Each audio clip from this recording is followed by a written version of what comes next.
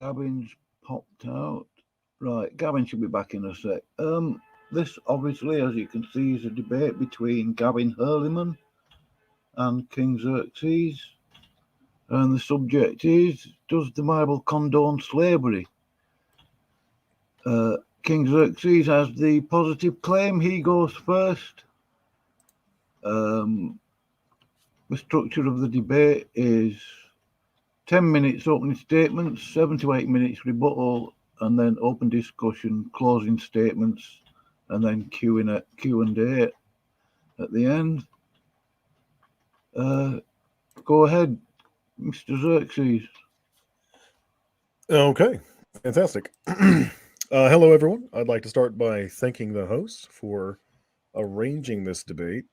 Actually, hold on just a second here.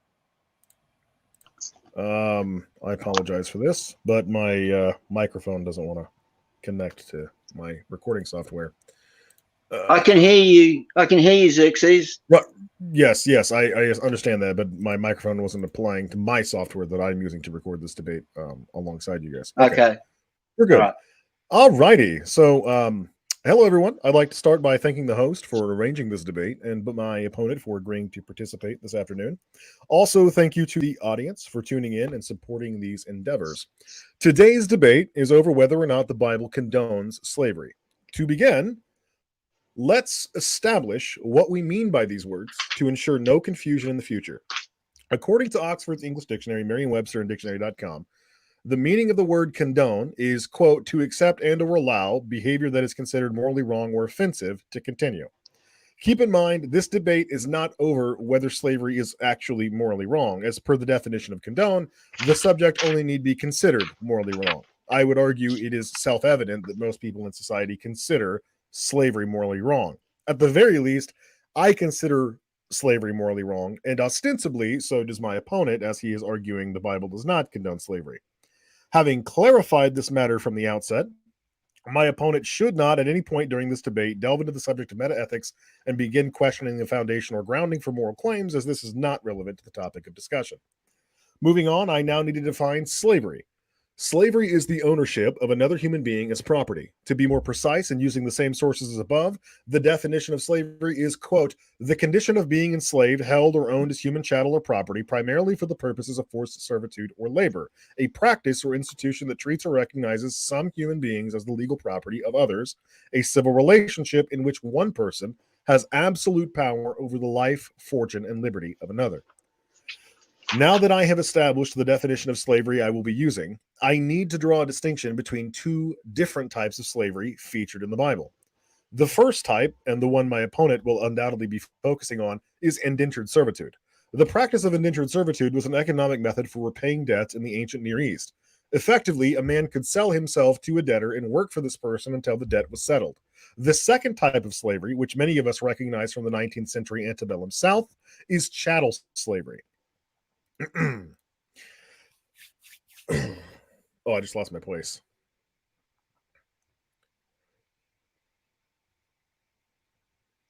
Chattel slavery is the ownership of another human being as a piece of property. The key distinctions between chattel slaves and indentured servants are the following.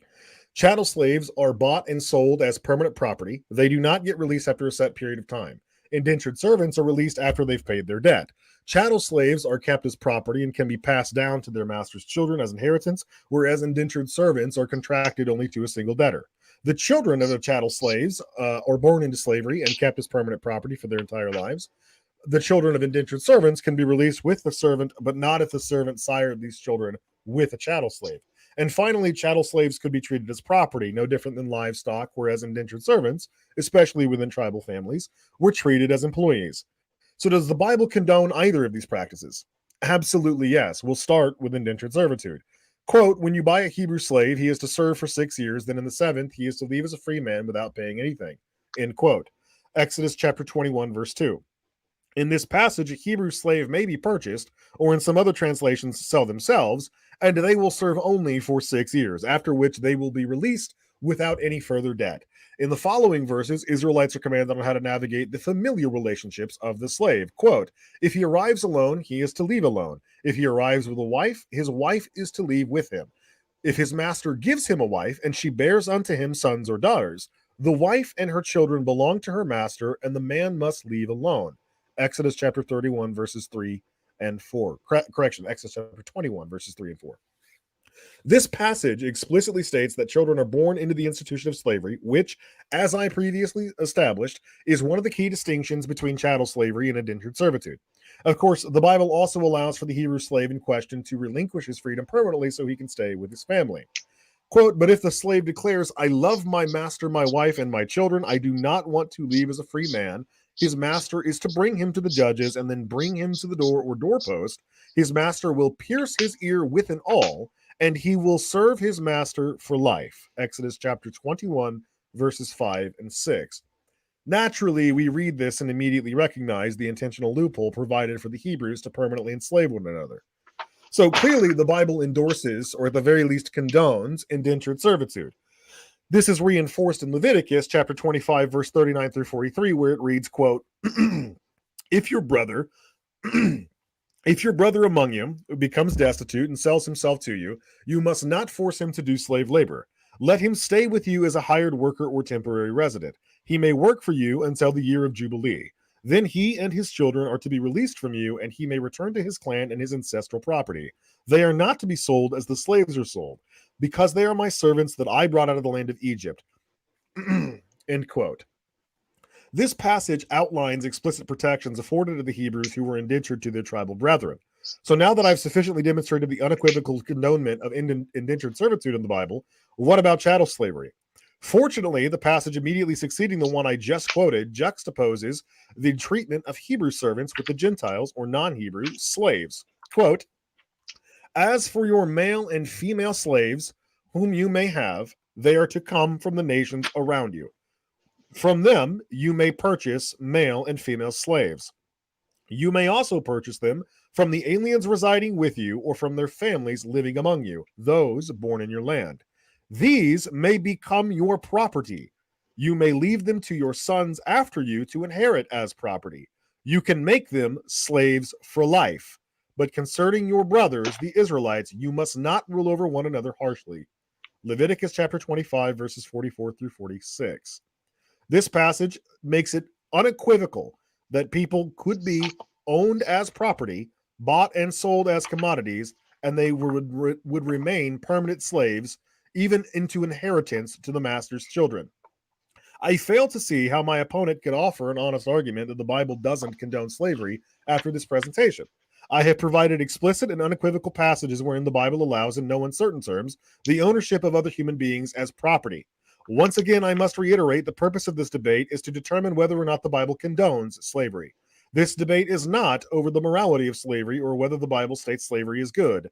Anything my opponent might offer to repudiate the notion that the Bible actively endorses slavery, as opposed to tacitly permitting it, would be a red herring and not relevant to my presentation. Other red herrings would include commentary as to the motive or justification behind the Bible's permission of slavery. Indeed, if my opponent wishes to make any such argument, he is effectively admitting the Bible does condone slavery, at which point the debate is over. But what arguments could my opponent offer that the Bible does not condone slavery? My opponent may recite Exodus chapter 21, verse 16, quote, whoever kidnaps a person must be put to death, whether he sells him or the person is found in his possession. Of course, this verse is not in any way admonishing or prohibiting slavery. This is merely outlawing the act of kidnapping a person, not the act of owning people as property or purchasing them from other lands, which is explicitly allowed in Leviticus. Furthermore, Deuteronomy chapter 24, verse 7 reiterates this law, but specifies that the law was exclusive to the Israelites regarding their conduct with each other. Clearly, the Bible does not outright forbid kidnapping, as we see in Deuteronomy chapter 20, verse 10 through 15, quote, when you approach a city to fight against it, make an offer of peace. If it accepts your offer of peace and opens its gates to you, all the people found in it will become forced laborers for you and serve you. However, if it does not make peace with you but wages war against you, lay siege to it. When the Lord your God hands it over to you, strike down all its males with the sword. But you may take the women, dependents, animals, and whatever else is in the city, all its spoil, as plunder. You may enjoy the spoil of your enemies that the Lord your God has given you, end quote. This passage also unequivocally commands the Israelites to forcefully take foreign people as slaves. If these people resist, the male combatants are slaughtered and their wives and children are abducted against their will and forced into bondage. To conclude my opening statement, it is abundantly clear that the Bible not only condones slavery, but in some instances actively commands the Israelites to enslave certain people. I have given overwhelming evidence to support my position, while also preemptively responding to potential arguments my opponent could make. Indeed, my opponent needs not only refute every passage I have provided, but provide passages to the contrary as well. For if he intends to defend the proposition that the Bible does not allow slavery, then he must provide clear instances where slavery is prohibited. I now turn the floor to my opponent. Good luck to you, sir. Hey, how's my sound? How's my sound, guys?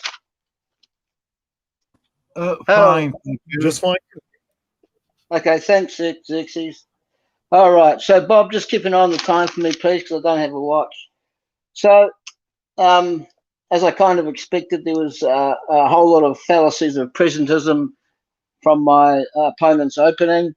So, there seems to be this common clique amongst atheists to say that God never disapproved of slavery in the Bible or never condemned it in any way. However, this is not actually true, and I will show that from Scripture. So the first thing we need to consider is, what was the role of a prophet of God in the ancient Near East? The prophet's job in the A&E was to speak the words of God's, and they were covenant emissaries. So basically, the role of a prophet was to enforce the covenant rules. When a prophet went to a nation and sought to have them uphold their side of the deal or their place in the covenant established by God, the prophet was speaking to the people, usually with disapproval from God, because covenants come with cursings and blessings. So God was using the prophet as a conduit. God was speaking through the prophet. So when a prophet turns up and starts announcing judgments on the nation, especially the nation of Israel, the people knew that God was speaking through the prophet and against them. So we have to keep this in mind when we look at these passages. Now, there is a wealth of pericope through the major and minor prophets in the Bible where God clearly condemns his people for their actions towards slavery. And God lets this be known unequivocally. Remember, the prophets are speaking the words of God. They are expressing God's moral approvals and disapprovals. That was the role of the prophet in the A&E. So with this in mind, let's look at 1 Samuel chapter 8, and we start at verse 20. So chapter 8, starting at verse 20. 1 Samuel chapter 8, we start at verse 20. Right. So Samuel, the prophet, says this: then we will be like all the other nations, with a king to lead us and to go out before us and fight our battles. When Samuel heard that all the people had said, he repeated it before the Lord, and the Lord answered him and said, listen to them and give them a king. Then Samuel then Samuel said to the Israelites, go back to your own town. So why is this important? Well, it's important because in the previous verses, God is speaking through Samuel, and he's dead set against the Israelites having a king. If we start at verse 10 of 1 Samuel chapter 8, it says this: Samuel told all the words of the Lord to the people who were asking him for a king. So Samuel says, this is what a king who will reign over you will claim as his rights. Remember, this is God speaking through Samuel. He will take your sons, he will make them serve with his chariots and horses, and they will run in front of his chariots. Some he will assign to the commanders of thousands and commanders of 50s, and others to plow his ground and reap his harvest, and still others to make weapons of war and equipment for his chariots. He will take your daughters to be perfumers and cooks and bakers. He will take the best of your fields and vineyards and olive groves and give them to his attendants. he will take a tenth of your grain, of your vintage, and give it to his officials and attendants. If your male and female servants are the best of, your male, my mistake there, your male and female servants and the best of your cattle and donkeys, he, being the king, will take he will take for his own use, and he'll also take a tenth of your flocks, and yourselves will become his slaves. When that day comes, you will cry out for relief from the king you have chosen, but the Lord will not answer you in that day. So as you can see, God was not overly enthusiastic about his people having a king, because God was their king. They didn't need a king, but the Israelites wanted to be cool and be like the other nations and have a king. So this is a clear passage from 1 Samuel that God is not approving of slavery, and he's trying to warn the people through Samuel, who is speaking God's words. Now, there's many more scriptures where God disapproves of slavery. I won't read them all out, but a lot of them are in the references I sent you, Xerxes, so you can you can fact check me if you like. So just to find out how negatively God is towards slavery, how negative he is towards slavery, let's look at Jeremiah chapter 34. Jeremiah chapter 34. Jeremiah chapter 34. And if we start at verse, say, 12. Start at verse 12. Remember, Jeremiah's a prophet, so he's speaking the words of God. God is speaking through Jeremiah. Then the word of the Lord came to Jeremiah. This is what the Lord, the God of Israel, says. I made a covenant with your ancestors when I brought them out of Egypt, out of the land of slavery. I said, every 7th year, each of you must free your fellow Hebrews who have sold themselves, right? Sold themselves into slavery. I said, have sold themselves to you. After they have served you 6 years, you must let them go free, right? Let them free. Let them go free after the 6 years. In the 7th year, they go free. Your ancestors, however, did not listen to me or pay attention to me. Recently, you repented and did what is right in my sight. Each of you proclaimed freedom to your own people, referring to the people he had as servants, the Israelites had as servants or eveds or slaves. You even made a covenant before me in the house that bears my name. That would have been the temple, because we're talking about Second Temple Judaism here. But now you have turned around and profaned my name. Each of you has taken back the male and female slaves you had set free to go where they wished. You have forced them to become your slaves again. Therefore, this is what the Lord says. God speaking through Jeremiah. And the Lord says through Jeremiah, you have not obeyed me. You have not proclaimed freedom to your own people. Now I proclaim freedom for you, declares the Lord. Freedom to fall by the sword, plague, and famine. I will make you abhorrent to all the kingdoms of the earth. It goes on about all the dastardly things that God is going to do to the people that have not upheld their side of the covenant. But for the sake of brevity, I won't speak about that. We need to flick over to Job chapter 31. Woo! How's the time, Bob?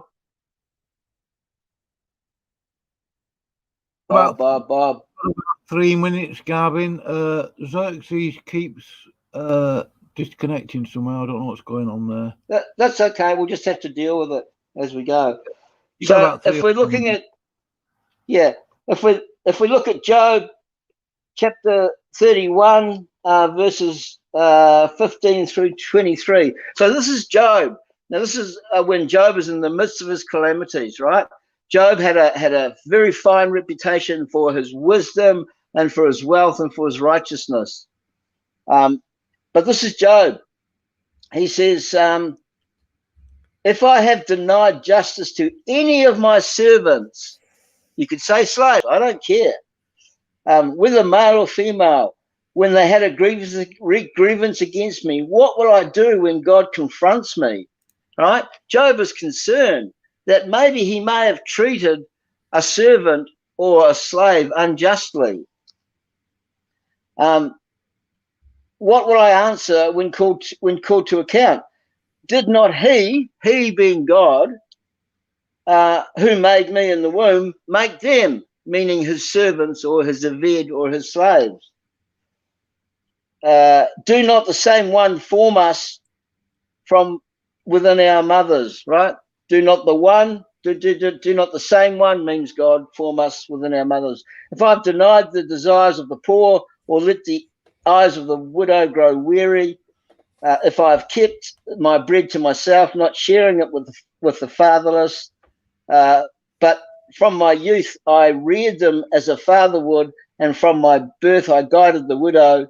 If I have seen anyone perishing for lack of clothing, or the needy without garments, and their hearts did not bless me for warming them with the fleece from my sheep, if I have raised my hand against the fatherless, knowing that I had influence in the court, then let my arm be wrenched out of its shoulder, and let it be broken off at the joint.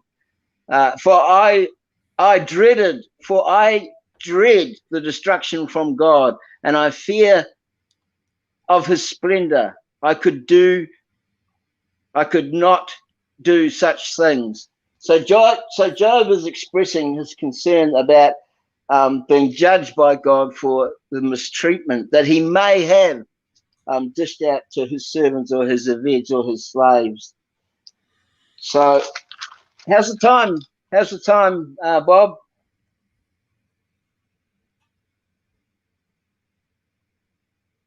Hello. About a minute or so, I think. Okay, so I'll finish off with this last bit. This is the last bit I'll finish off with. As I said, there's a ton of pericope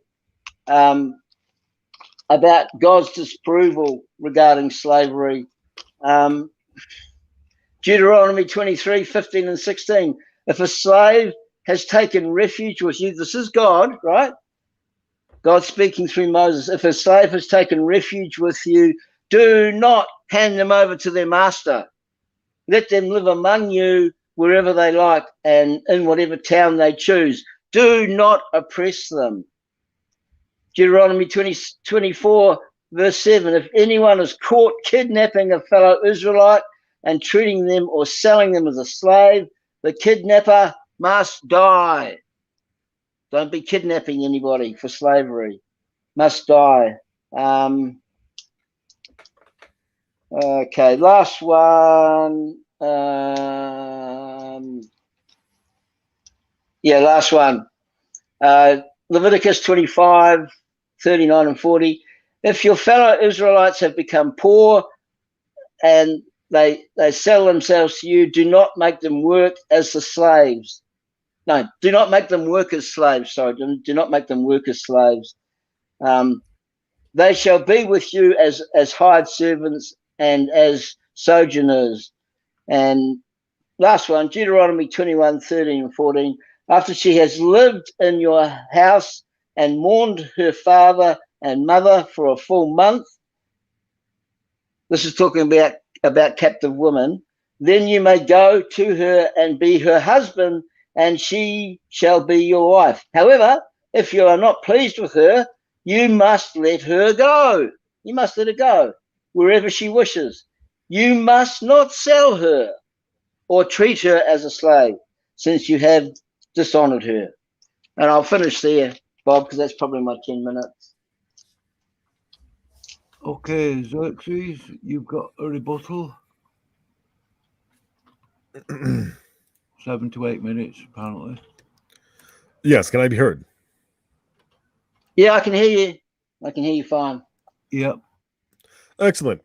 So my opponent touched on the subject of whether or not slaves were mistreated or somehow slavery wasn't that bad.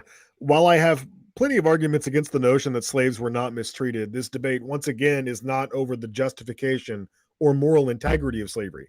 If the Bible doesn't condone slavery, my opponent would not be arguing for the benevolence of the institution as described in the Bible.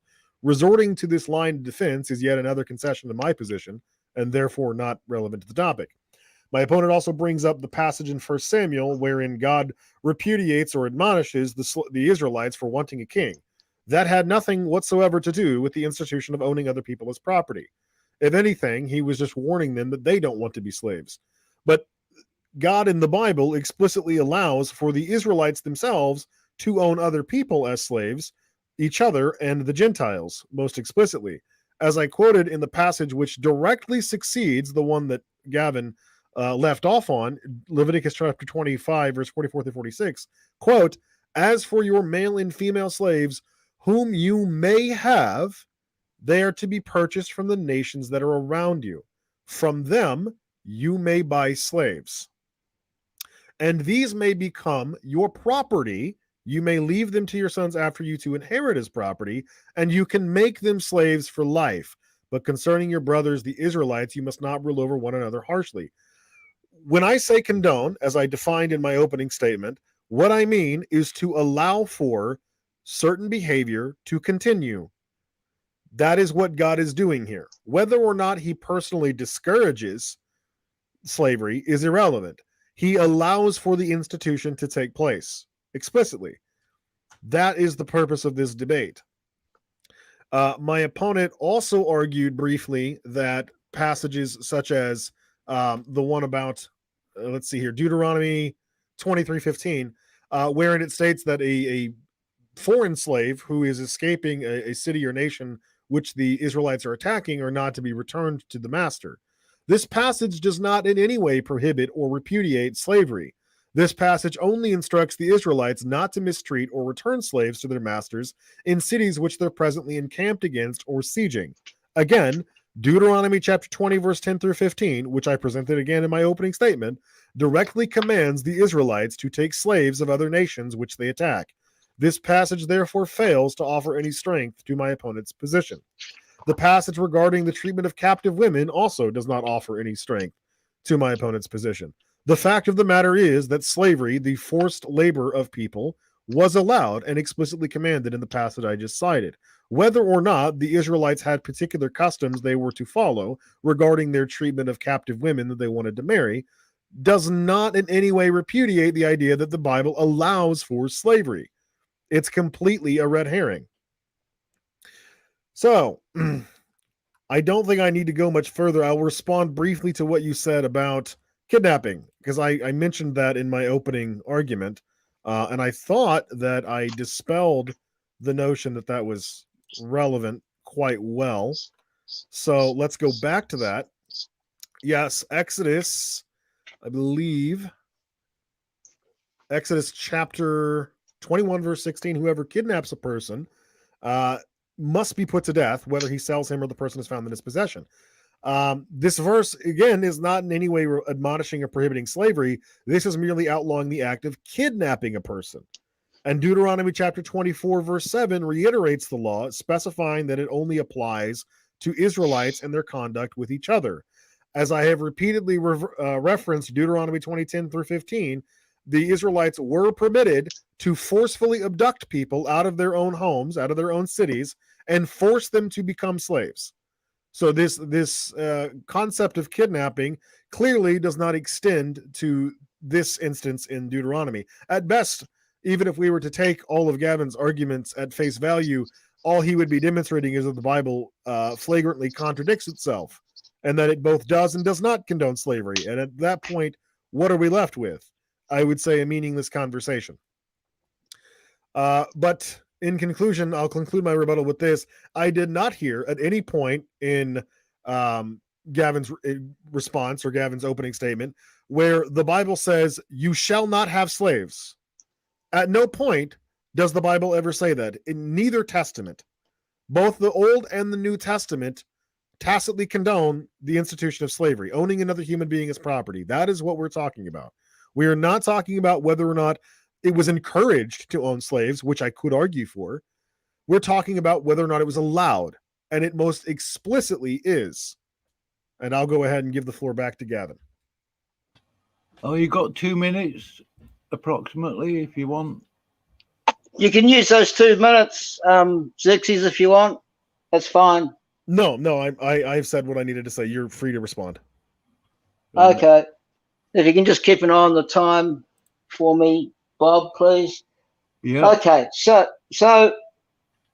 again, we see a wealth of statements which are just consisting of the fallacy of presentism. Looking back to an ancient culture 3,000-4,000 years ago through the lenses of 21st century culture is not a good idea, because in today's culture we live in what's called a low context society. Back in the ancient Near East, they lived in what was known as a high context culture or society. Now, my learned opponent mentioned many times that the Bible allows for the institution of slavery. I have no beef with that whatsoever, but allowing for the institution of slavery is a long way from condoning it. Now, let's just remind ourselves what the word condone means. It means to accept behavior that is considered morally wrong or offensive. Now, my learned opponent will need to cite me verses in the Bible where God condones slavery, where he approves of it, knowing that it is morally wrong and offensive. God warned the Israelites what would happen if they acquired themselves a king. He said, the king will turn you into slaves. And he was right. Imagine God being right. So we have to be very laser focused and targeted on this word condone, because that's the topic of the debate. Does the Bible condone slavery? No, the Bible does not condone slavery, nor does God condone slavery, because as I said, there's a wealth of pericope that points the other way. God allows for slavery, and in fact, if you wanted to be, sorry, just excuse me a minute. In almost every instance in the ancient Near East, the kind of slavery governed by the Old Testament was debt slavery, where an individual could offer their labor in exchange for an outstanding debt that he could not pay. In the majority of circumstances. So it was debt slavery. Also, too, when you were an Aved or a slave in the ancient Near East, there were certain protections afforded to you, and I'll just list them off. Now this is comparing an Aved, a slave or a servant in the ancient Near East, to a Roman slave or a slave during the antebellum period of the American South. An Aved in the Old Testament got holidays and time off. As a Roman slave, you got no time off. You were worked to the death. In the antebellum South, you got usually Sunday off to go to church. Amazing, eh? You're a slave and you got to go to church. In the ancient Near East, if you were an Aved, you were given plenty of food. You never starved. As a Roman slave, you were always hungry. You never had enough to eat. As an antebellum slave, usually you never had enough to eat either. As an Aved in the ancient Near East, you had legal redress. Redress. Not so as a Roman slave, not so as a slave in the antebellum South. In the antebellum South. You had women had sexual protection through the law as an event in the ancient Near East. You had no sexual protection as a Roman slave or a slave in the antebellum South. Could you be kidnapped? Could you be kidnapped into slavery in the ancient Near East? No, but obviously you could be kidnapped as a Roman slave, and obviously you were kidnapped as an antebellum slave due to the West African slave trade. Were you chained? Were you chained up as a event in the Old Testament? No, but you were as a Roman slave, and you were as an antebellum slave. Were you tortured as a slave or an event in the ancient Near East? No, but you were as a Roman slave, and you were as an antebellum slave. And were you physically abused as an event, a servant or a slave in the ancient Near East? No, because you had legal redress. Not so if you're a Roman slave or a slave in the American South. How's the time, Bob?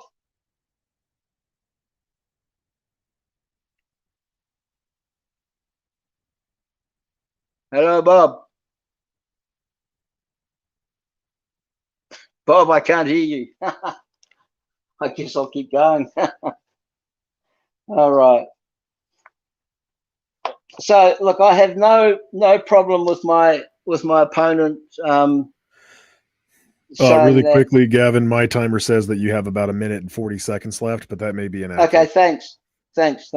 I'll just finish off here. So, look, I have no problem with my learned opponent saying that the Bible allows for slavery, because it does. But, let's be a bit real about this. We're looking back at the ancient Near East 3,000-4,000 years ago through the glasses of 21st century culture. We're looking back at a high context culture where in almost every instance the kind of slavery governed by the Old Testament was debt slavery. Individuals offered their labor or their expertise in order to pay off outstanding debt or some wrong that they had committed in society. And God certainly didn't condone slavery, because there will be lots of passages I'll be able to quote that point directly against him condoning slavery. So I guess I'll finish there. Yeah. Are you with us, Bob? Yeah, sorry about that. I had a pop-up and I couldn't get rid of it. I couldn't unmute my mic. No, that's okay. That's fine. That's fine. So, Xerxes, yes, your turn. Oh, I get. I think we're now into the.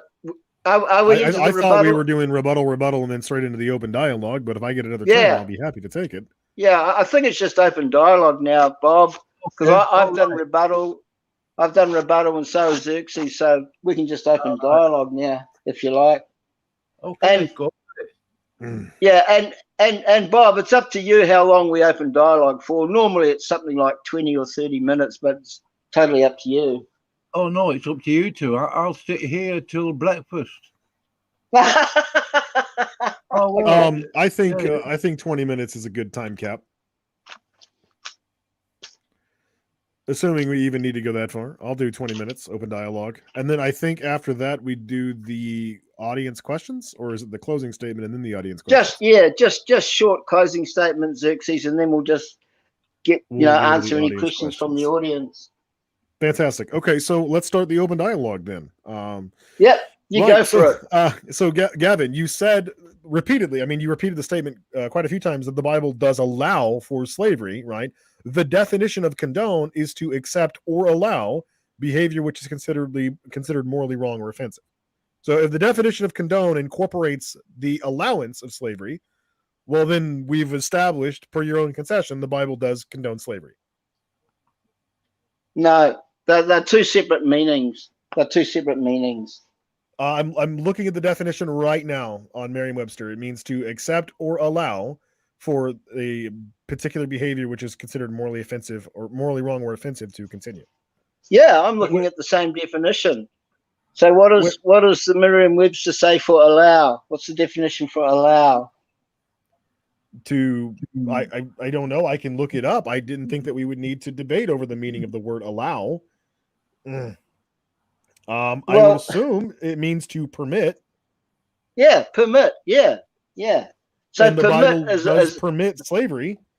Give someone permission to do something, and the Bible does explicitly give the Israelites permission to own slaves, to own other human beings as property, regardless of how they treated them. That's not relevant to the topic. That's not the debate topic. The Bible does permit the Israelites to have slaves. That is literally the debate topic. But does the Bible Gavin. condone it, or does God condone it? That's the answer what it means is to no. condone. No. The meaning of the word condone is to permit or to allow or to accept actions which are considered morally wrong or offensive to continue. That's right. And God does not condone slavery, but he allows it. He permits it, doesn't he? Gavin, you just said that's right when I gave you the definition of condone, and then you just said God does permit or allow slavery. To permit or allow something considered morally wrong is the definition of condone. Debate over. I don't see what you're arguing here. You're contradicting yourself at this point. No. Here's the problem. The problem is twofold. One is that you're committing a fallacy of presentism. You're looking back at the Old Testament 3,000-4,000 years ago, and you're looking at it through the eyes of 21st century culture, which is a low context culture, and you're looking back at the high context culture of the ancient Near East. That's not good. It's not good. So, okay, Gavin, once again, we're not talking about the moral justifications of slavery. So in almost every instance, the kind of slavery that was governed by the Old Testament law was debt slavery. This is not like antebellum slavery, like the American South, or like Roman slavery. Doesn't matter. Debt slavery.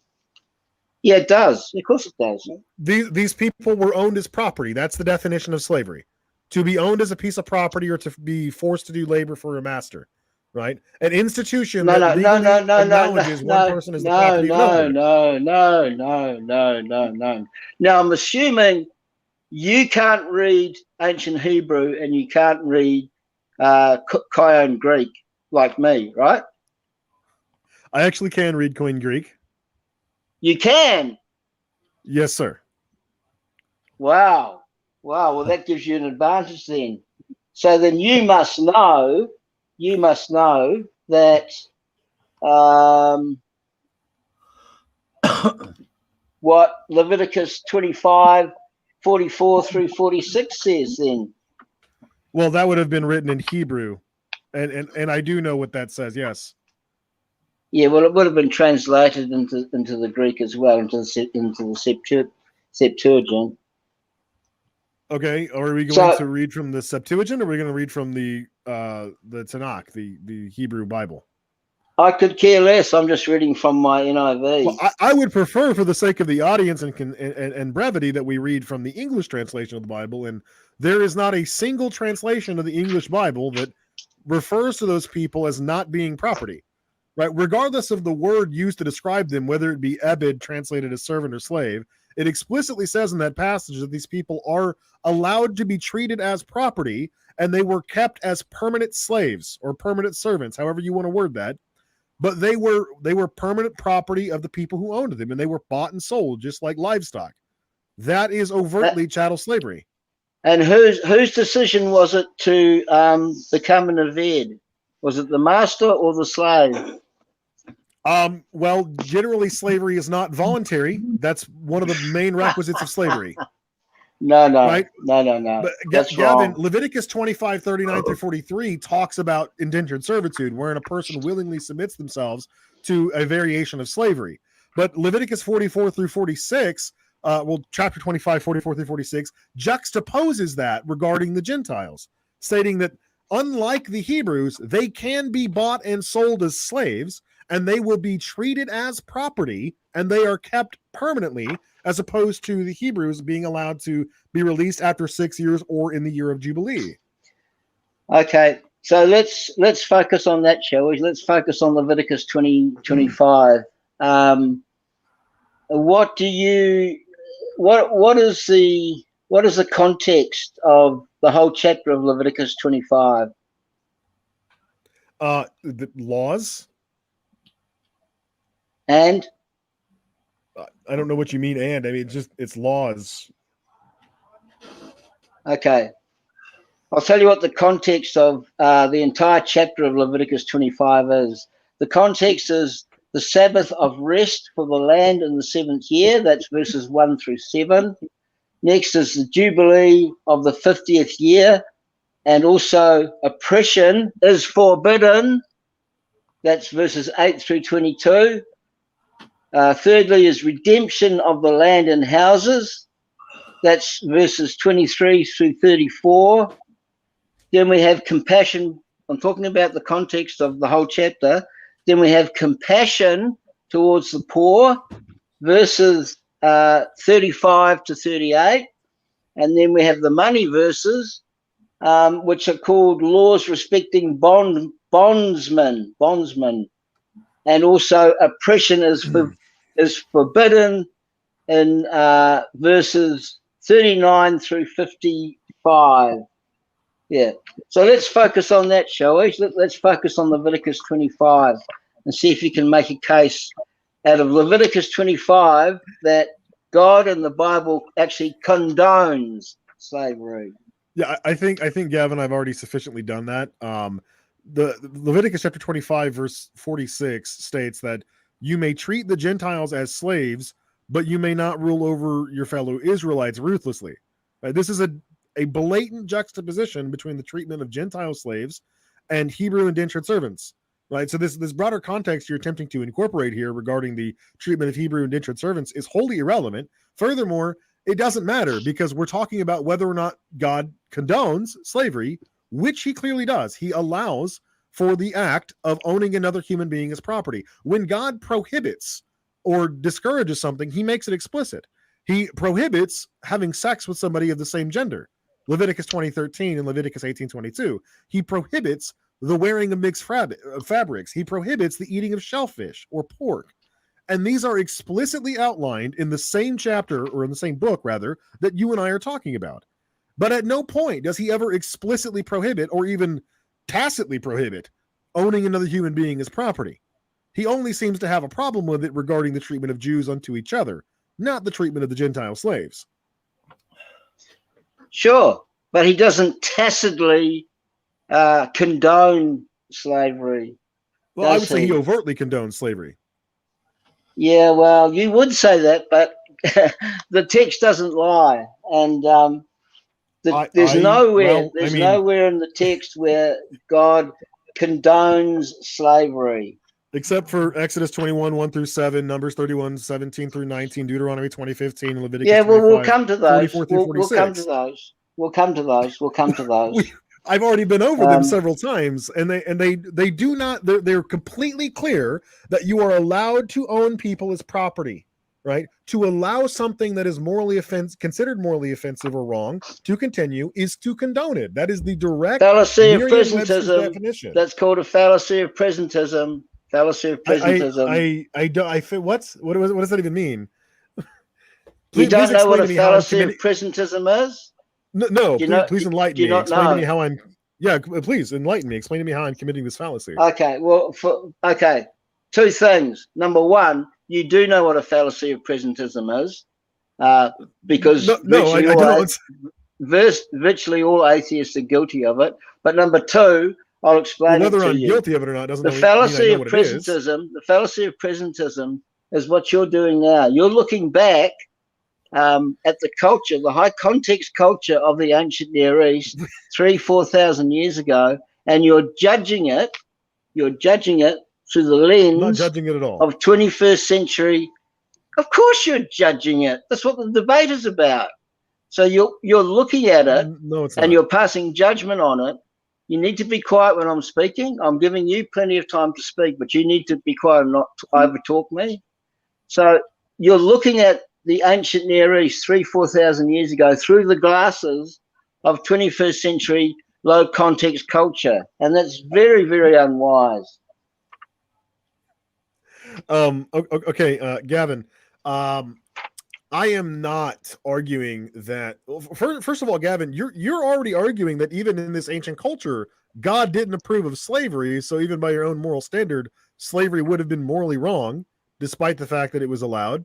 So it doesn't matter what time I'm in reflecting on this. I think it's self-evident that everyone, at least in the modern society, and from your own argument, you agree that even God, if he exists according to the Bible, does not morally condone, or at least morally encourage slavery, while he does allow it to be practiced, right? That is the direct definition of to condone something. You're saying God does not agree with the institution of slavery, but he allows it anyways.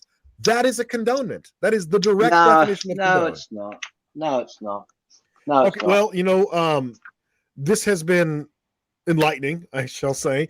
I don't think that we need to use the full 20 minutes because now we're just going in circles. So perhaps we should just move on from this to our closing statements. Wow. That sounds like a rage quit. No, I just don't want to keep saying the same thing over and over again. I say it condones it. You say it doesn't. I give you the definition of condone. You agree with the definition of condone. You also then agree that what happens in the Bible fits that definition, and then you don't agree that it's condoning. So I just don't need to continue on this merry-go-round. Like it's not productive. But you take it.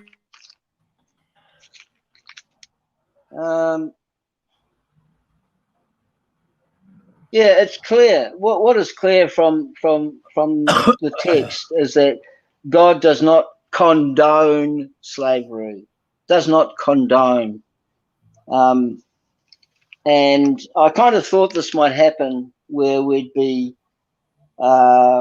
mucking about with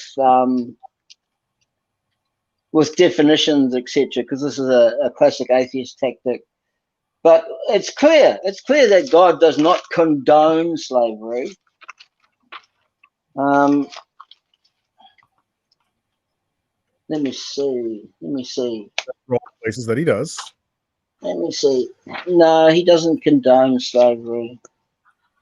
I mean, if I'm going to give you, I think we should start we're at the hour mark almost, so I think you should just go ahead and start your 5-minute closing. If you want to go first, if not, I'll go first. But if you want to go first with the closing, since I went first with the opening, then by all means, go ahead. If not, I'll take it for 5 minutes. Well, guess what? You don't actually run this debate, and I'm quite happy to keep making my case that God does not condone slavery. If you want to rage quit, that's totally fine. That's totally fine. Well, but Gavin, I'm going to keep making my case that sure, do that so God in the doesn't closing condone argument. slavery. So God does not condone slavery. You chose the topic, does the Bible condone slavery? And I'm making a case that God does not condone slavery. Well, we're not talking about God. We're talking about the Bible. Again, you are persistently refusing to debate the actual topic. You want to talk about whether or not slavery is morally justified, whether or not slavery is benevolent, whether or not God likes slavery. But none of that is relevant to whether or not the Bible condones slavery. And the Bible explicitly does condone slavery. So no, Gavin, I do not desire to continue on this merry-go-round. So, well, you can. Well, you're quite welcome to rage quit. You're quite welcome to rage quit. I'm not going to rage quit. I would just like for us to move to the closing arguments and then listen to the well, we'll move to the closing arguments and the questions when I'm ready, when I've made my case. So, all right. Okay, go ahead. Yeah, I know it eats you up inside, but you know it's just the way it is. So,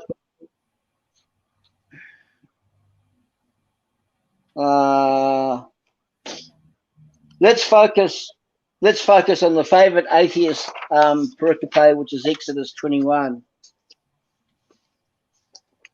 So, what do you understand the context of Exodus 21 to be about? Exodus 21 is regarding the laws of enslaving your fellow Hebrews.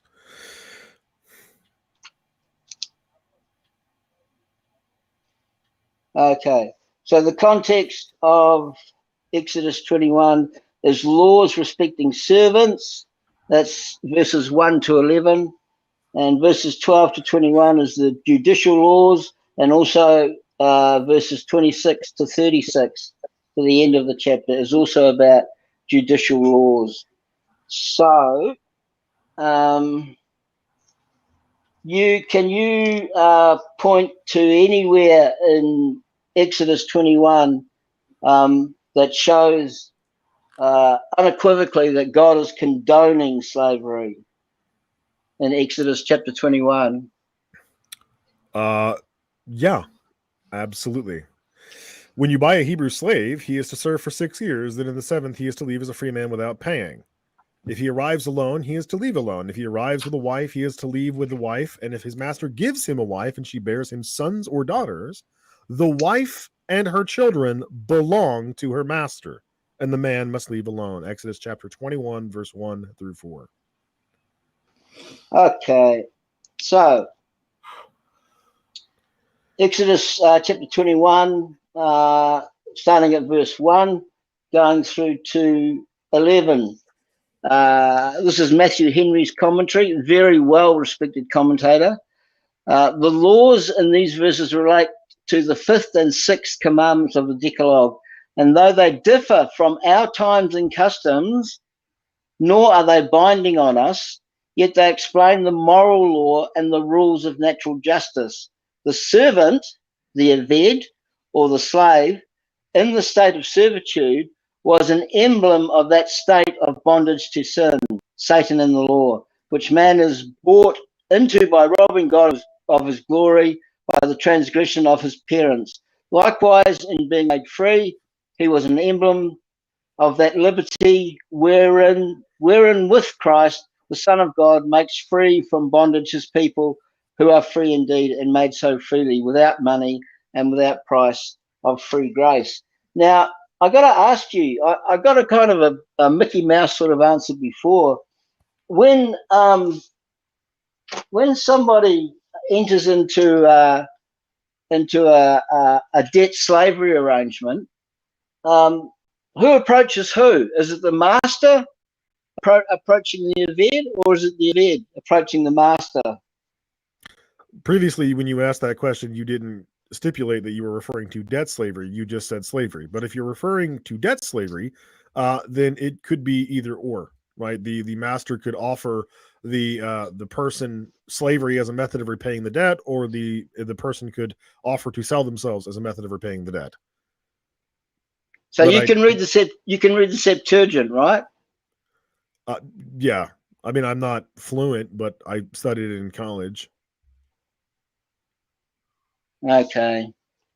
Well, in almost, not every instance, but in almost every instance, when dealing with debt slavery, it would be the Aved, okay, who would approach the master and offer his labor or his services in repayment for a debt. So yeah, almost every instance, yeah. But not every instance. So there are some instances where it's the contrary. But this doesn't have anything to do with the point of whether or not this is allowed, right? This is obviously allowed. You're arguing that this is in fact permitted, but somehow not condoned, which is just patently ridiculous. I hardly think so. You can't show me one scripture, one verse in the entire Bible where God says, I condone slavery, I approve of slavery. You can't, can you? Well, I also couldn't give you a passage in the Bible where it says that God condones pool noodles or diners or waffles. That's called an O.J. Simpson dodge, right? You're dodging more than O.J. Simpson. Yeah, you are. Because, Gavin, we're not talking about whether or not God condones slavery. We're talking about whether or not the Bible condones slavery. And the Bible does. It's one and the same. Whether it's perhaps God in your or the Bible, ideology, that's fine, but that's problematic for you because I have given you not one, not two, but 6 different passages wherein the Bible explicitly allows for the Israelites to own other human beings as property and to forcefully abduct them from their homes to do so. Oh, rubbish. I'm just not interested in squabbling over verbal real estate with you anymore. But to be fair, we have approached the 20-minute mark of this open dialogue. Yeah, and I'm still outlining my reasons why God does not condone slavery.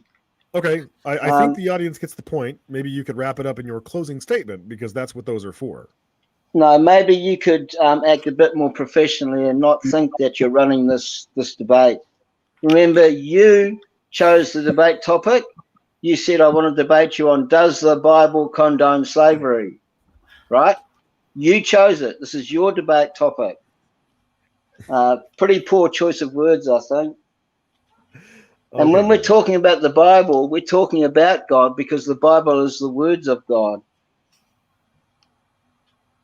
So what else in Exodus 21 do you see as God condoning slavery? But I need to give you another instance. We haven't settled the first one.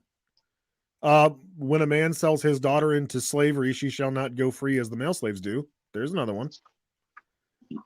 If the slave declares, I love my master, my child.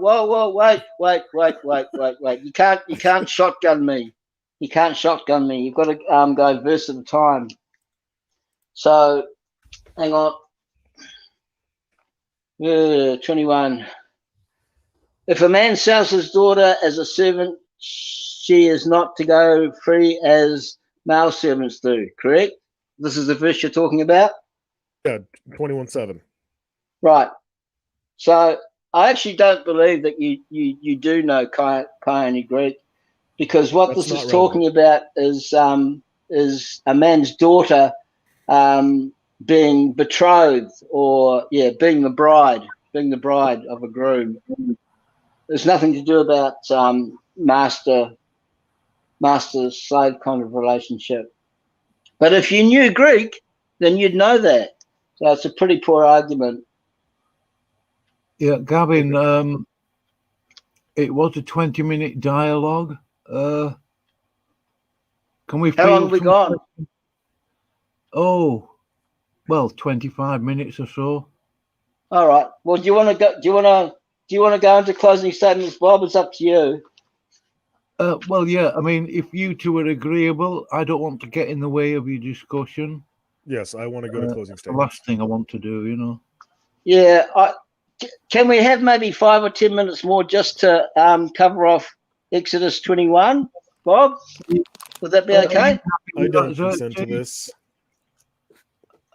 Are you happy with that, Xerxes? No. Okay. Of course you're not happy with it, because it exposes the fragility of your position. As you insist, I suppose.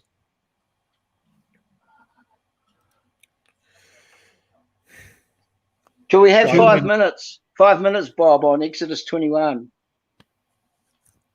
Will you do that, Xerxes, as a personal favor? Then Gavin is Gavin is free to make any arguments he wants about Exodus 21 in his closing statement. I am not going to continue participating in the discussion, so he's free to just talk to himself until such a time when we are allowed to offer our closing arguments. At this point, I am done. Okay. Right now, the audience is not holding you in very high regard, Xerxes. Refusing to participate is a sign of surrender. But anyway, Bob, just give me 5 minutes to finish off this nonsense about Exodus 21. So, sure, as long as that's your closing argument. You can be quiet, Xerxes. You're finished. You're finished. You said you're finished, so you be quiet, and I'll finish off with 5 minutes on Exodus 21, and then we'll go into closing statements. So this is a favorite chapter for the atheists, because they're blind to many things that the text says, particularly, say, Exodus 21 verse 12, where it says, anyone who strikes a person with a fatal blow is to be put to death. So if you're a slave owner, if you own a veg and you smash them and you hit them and kill them, you're going to be put to death. But if it's not done intentionally, if it's like a manslaughter type situation where there was no intention to actually kill somebody, then if God lets it happen, that person, the perpetrator, is to flee to a place that I, this is God speaking, I will designate. But if anyone schemes to kill someone deliberately, right, like plans to kill somebody, that person is to be taken from my altar and put to death, usually by stoning, which is gross as. Anyone who kidnaps someone is to be put to death, whether the victim, the person that's been kidnapped, has been sold into slavery or is still in the kidnapper's position. Is still in the kidnapper's possession. Here's a great one. Here's a great one that the atheists love. Atheists will say things like, if you're a slave master or a slave owner in the Old Testament, you could beat your slave to within almost an inch of their life and get away with it. But that's not actually true, because the text says in Exodus 21, verse 20 through 21, it says, anyone who beats their male or female slave with a rod must be punished if the slave dies as a direct result. What is the punishment for the slave master if he beats his slave and the slave dies? The slave master will get killed. He's stoned to death as well. But the slave owner or the Eved owner is not to be punished if the slave recovers after a day or two, since the slave or Eved or servant is their property. So if the slave recovers after a day or two, then there's no culpability on the part of the owner or the slave master. Then we go down to You got about a minute. more. Sorry? You got about a minute, Gavin. Okay. This will be the last thing. So then we go down to more judicial laws, and this is more in line with the Lex Talionis.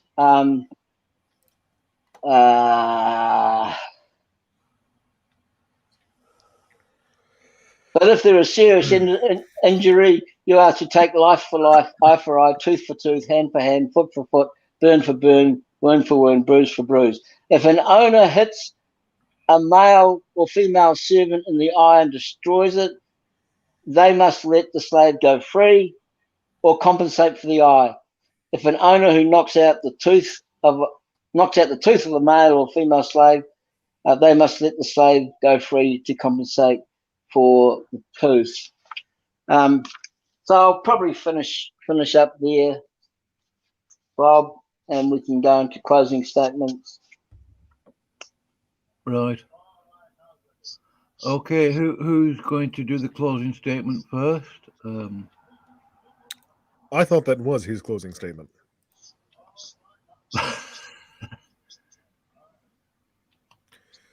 But I suppose let's hear your closing statement, Xerxes. I mean, if you need another 5 minutes to argue with yourself, feel free to go.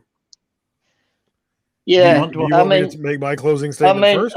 You can continue to be a smartass live on YouTube if you like.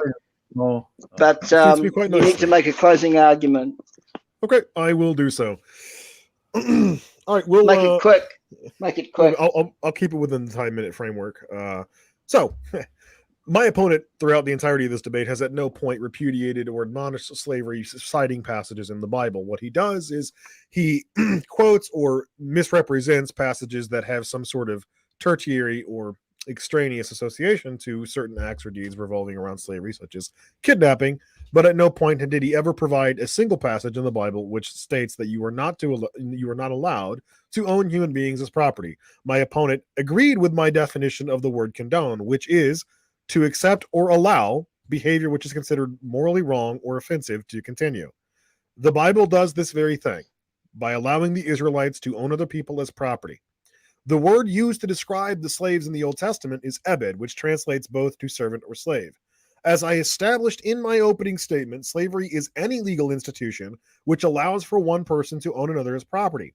Leviticus 25:44-46 explicitly states the Hebrews were allowed to purchase Gentiles, treat them as property, and keep them as permanent slaves.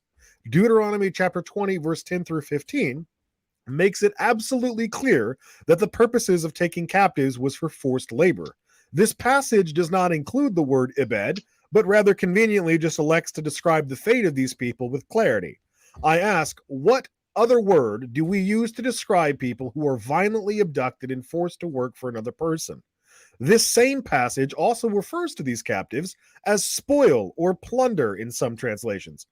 I defy even the mere possibility of a reasonable interpretation to the contrary. There exists no ambiguity behind these laws, which state in no uncertain terms that people may be owned as property and forced to work for their masters. This semantic ploy is at best a canard and at worst blatantly dishonest. My opponent deceptively liberates the word ibed from the surrounding context, which describes the specific conditions identifying this institution as slavery. Instead of addressing this context, my opponent would rather hide behind obvious prevarication in an indefensibly maverick definition of condone and slavery. If this embarrassing display of equivocation is all my opponent has left to offer, I feel there need be no further discussion on the matter. The breathtaking inanity of this argument is readily apparent not only to myself, but the audience as well. I wouldn't bother insulting their intelligence by entertaining this issue further. Your turn, Gavin. Okay, so the word is not ibed, it's pronounced eved. So I think you were being less than honest when you said you could understand or read Greek. The topic of the debate is, does the Bible condone slavery? So the Bible and God are interchangeable. They're intertwined. The Bible is the word of God. So when you say, does the Bible condone slavery? It's the same thing as saying, does God condone slavery? Clearly, there is a wealth of pericope that show that God does not condone slavery. And I've challenged my unlearned opponent to show me any verse anywhere where God says, I approve of slavery or I condone slavery. And my opponent cannot, because there's nowhere in the Bible that says that. In fact, God is displeased. He's not happy. He's not enthusiastic about slavery. And he warns the Israelites way back in 1 Samuel chapter 8 that if you have a king, then you're going to be enslaved. And God was right, as I said. My opponent ignores passages like Deuteronomy 23:15 that says, if a slave, and then in brackets it's got eved, has taken refuge with you, right? A runaway eved or runaway slave, do not hand them over to their master. Let them live among you wherever they like and in whatever town they choose. Do not oppress them. Imagine not handing a runaway slave back to his master. My opponent also ignores passages like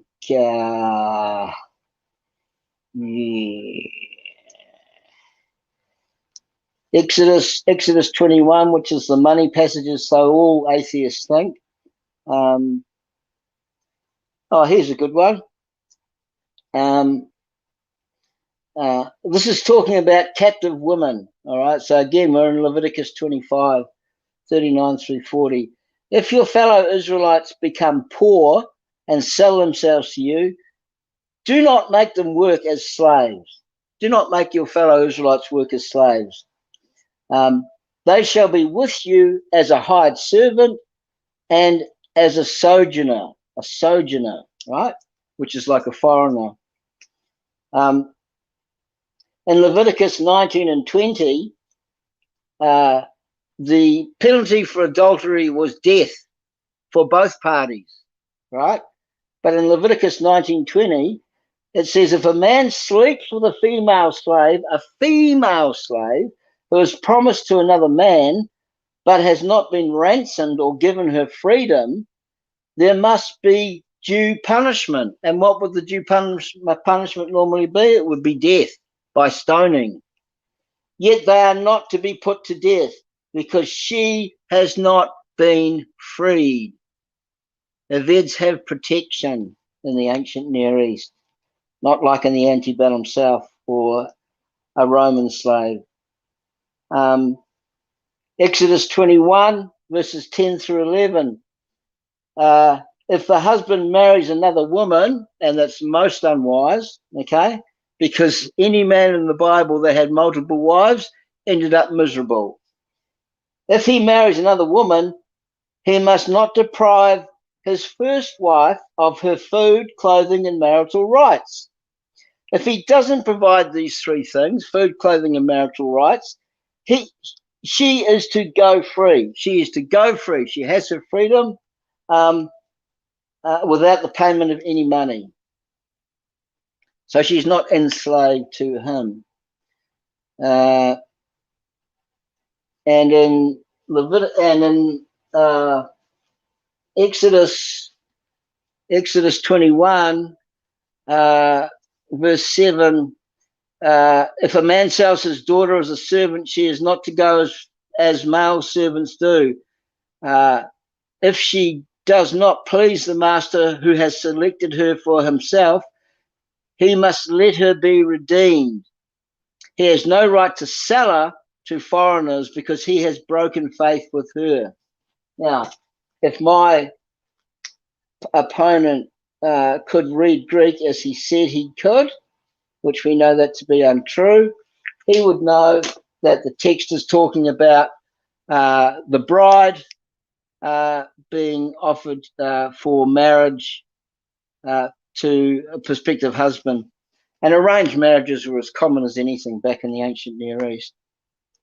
So I'm going to finish up with the fact that in almost every instance, not every instance, but almost every instance, the kind of servanthood or slavery that was governed by Old Testament law was debt slavery, where an individual would offer their labor or their skills in exchange for an outstanding debt that they could not pay. Now, that sucks from our perspective in the 21st century, but indebted servitude was part of the economic fabric of the ancient Near East 3,000 to 4,000 years ago. It was normal, it was accepted, and nobody was looked down upon if they were an eved or if they were a slave. And Yeah, Gavin, it's not. I think your 5 Sorry? minutes is up there. Can we go to questions? Okay. Yeah, I'll stop there. I'll stop. That's fine. I'll stop. I'm sure somebody's going to ask you a question that will allow you to finish what you were saying there. Okay. No. Can I just one more sentence? So, in the ancient Near East, debt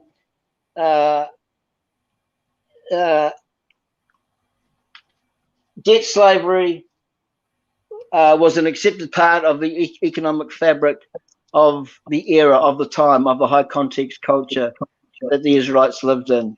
And I'll finish there. Yeah. Well, we do have slavery still today, don't we, in Africa, Libya? And I would argue, actually, that we've still got slavery in modern society in the work. Yeah, we do. We do. I mean, you go to work and earn, what, $300 a week, but you're actually really earning about 1,000. So, I mean, it's like... Yeah, but there's still sex slavery that goes on, particularly in Europe, Bob. And also, military conscription. If you really wanted to drill down deep into it, military conscription, the draft, is a type of slavery, because not everybody who gets drafted actually wants to go to war and be a soldier. No, they don't. They'd prefer not to be. Yeah, I actually agree with that. Yeah, and I got to say, I do believe that. I mean, we could argue about the definition of slavery, indentured servitude. I do believe sincerely that it actually saved a lot of lives in those days. Absolutely. Really, a lot of lives. I mean, if there was a war between like Israel and, I don't know, Babylon, they certainly took a lot of slaves. Yep. And if you had to leave Israel, where are you going to go? Egypt or Rome? Good luck. Good luck. You know, well, good luck.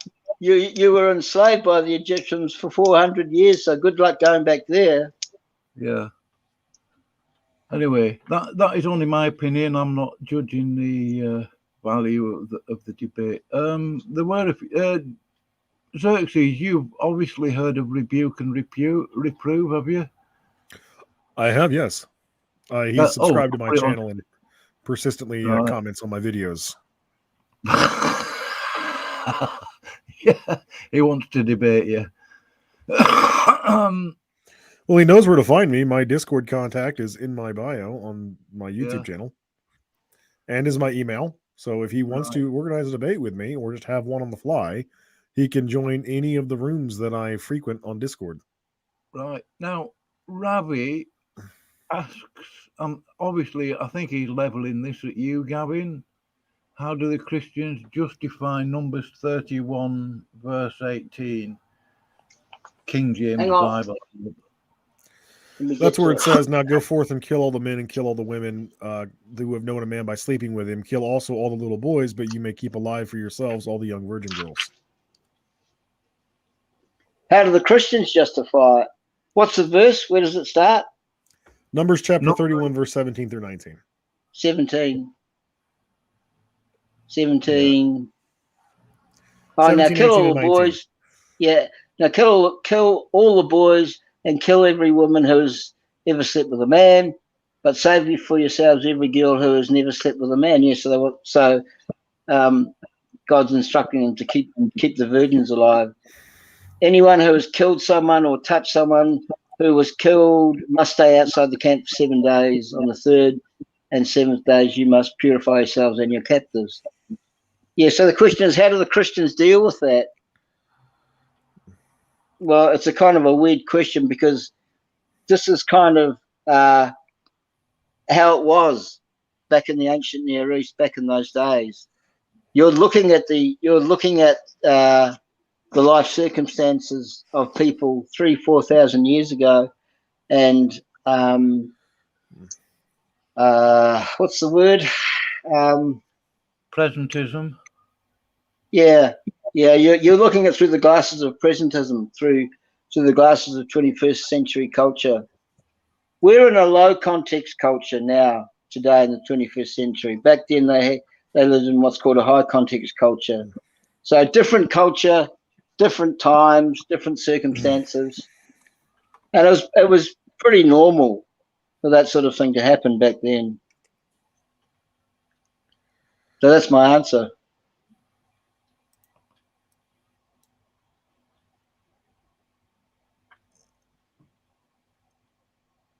Right.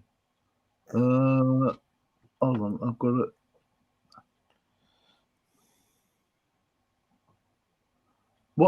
I'm not 100% sure what moral relativism is, but I think I can explain that, Bob, if you want. Morality based on an individual's particular relative view, worldview. Is that it? Yep, pretty much, yeah.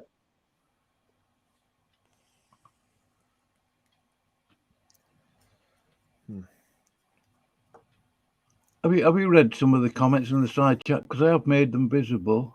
I can't see them, Bob. I can't see them. I can see them. Oh, well, I'll go through. There's quite a lot of them. Is there any questions? Is there any questions, Bob? Or Xerxes? Andrew Graham, obviously Kenny, rebuke and reprove. I don't know of any others. I think Mike here. I'm not sure. If they've got questions, Bob, just fire them at us. Oh, he's Dave. They're not so much questions, just.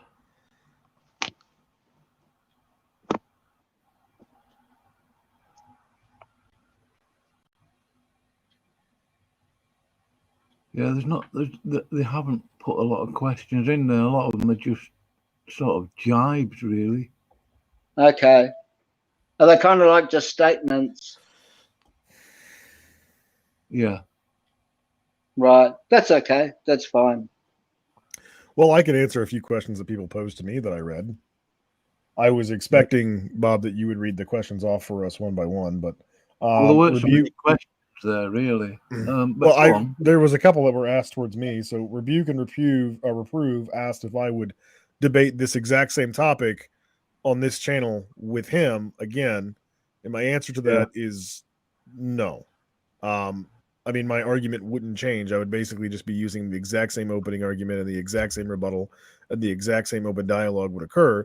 If Rebuke and Reprove wants to debate me on the subject, I mean, he's welcome to come into the Discord and debate me, right? We can go on neutral ground where I don't have any like mod powers or anything, but I'm not going to waste the audience's time with this exact subject again. I've said all I need to say.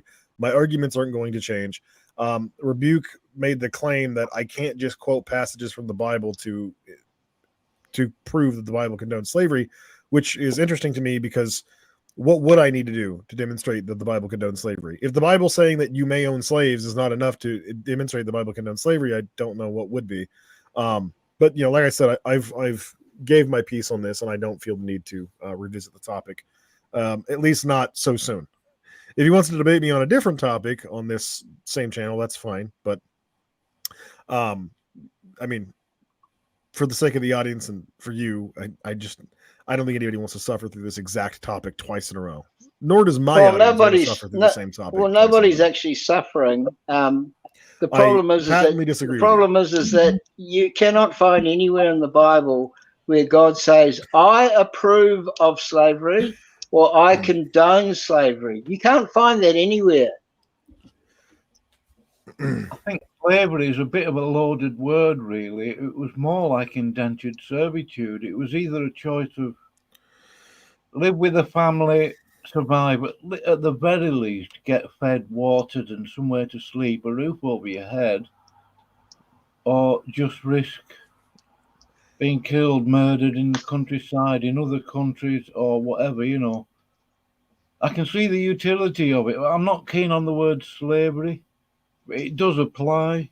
Indentured servitude is a bit closer. But I mean, there were very rough times then. I mean, the whole,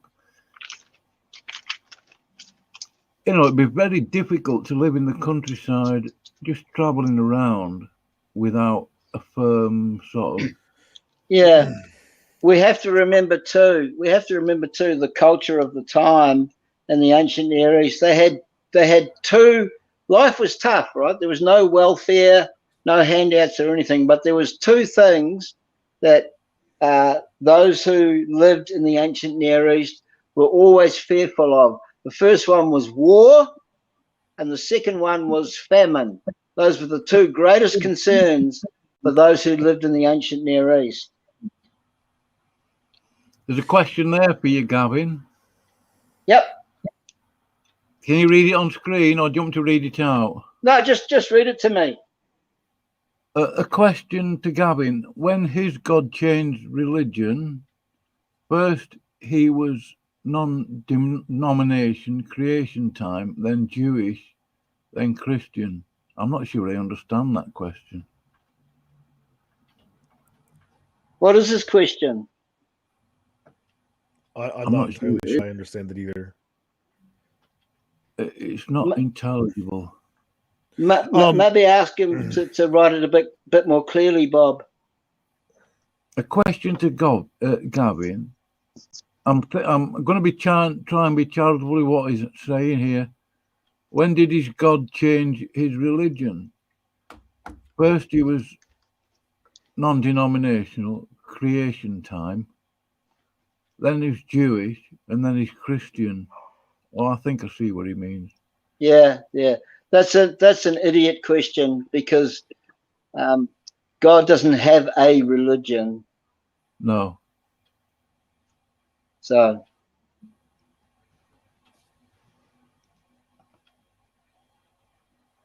Yeah, I think there is a qualitative difference between slavery. See, when you say the word slavery, I hate to use the word conjure, but when you use the word slavery, it conjures up all sorts of idea of people chained up, you know, their hands and feet chained and just being abused, starved, made to work to death, and then dumped.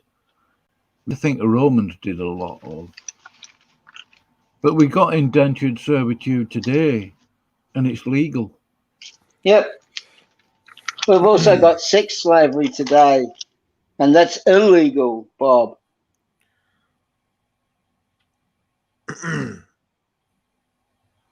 Yeah. Okay, so do we want to go into the vote now and wrap it up? Yeah. No more questions, Bob? Doesn't appear so. Rob Reed is saying you lost, Xerxes, when you defined condone as accept or allow.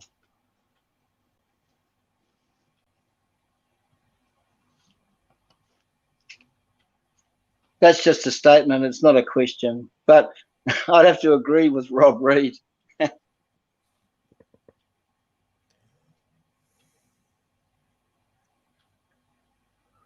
Yeah. Well, I can't think of anything else to say. I know. Are you sure you can't see the side chat, Gavin? No, not on my phone, He's on brother. a phone. He wouldn't be able to see it. Oh, right. Okay. If anyone's got a question, maybe if they typed it in capitals, it would be easier to see, Bob. Yeah. Well, what Andrew Gray is asking, what impact does this have on the gospel? Is it a question for me? Yeah. Bob? Yeah. Yeah, I'm assuming so, yeah. Okay. What impact does the fact that God doesn't condone slavery have on the gospel? It has a very powerful effect, and it demonstrates that the Imago Dei is something that God takes really seriously, that everybody is made in the image of God. However, this is not how the atheist sees other people. I'll give you an example, and this is the hard-nosed atheist. They're not actually atheists; they're like anti-theists. They're direct polar opposites to theists, particularly on places like Clubhouse. But I'll give you two situations where a hard-nosed Clubhouse atheist would put little to no value on the life of these two people. One would be a really elderly person who lives in a rest home and hasn't had any visits from family or friends for a long time. And that person just dies quietly in their sleep. There's also the example of an unborn developing child in the womb of its mother, and that child gets aborted. Now, in those two instances, the hard-nosed Clubhouse atheist would place little to no value on those two human lives. But the theist is different. We put infinite value on the life of anybody, everyone and everybody, no matter what their station in life. So are we done? Because no, look, you can be quiet. If you want to rage quit, you can go away if you want to. We're not even. But here's the thing. Don't overtalk me. Here's the thing. The Imago Dei stares back at you every morning when you look in the mirror. Why atheists can't see that is beyond comprehension. Okay. I'll yield there. Well, I'm going to go back to the Discord server. If anybody wants to hop in and chat with me there, I welcome it. Off you go. Goodbye. Bye. Good riddance. Thanks, Bob. Can you hear me, Bob? Hello, Bob. Sorry, I'm muted. Bob. Yeah. No, that's okay. That's called a rage quit, Bob. That's the atheist rage quitted, so I automatically get the win.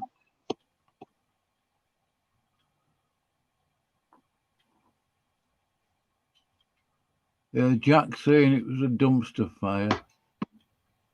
Hardly. Yeah, I've Hardly. seen Jack Burton on Clubhouse. He's Who said that? Who said that? Jack Burton. Oh, okay, I don't know him. I don't think that was a dumpster fire, Bob. What do you think? No, I wouldn't say so. Another thing I would point out is that the Christians are slaves to Christ rather than slaves to the world.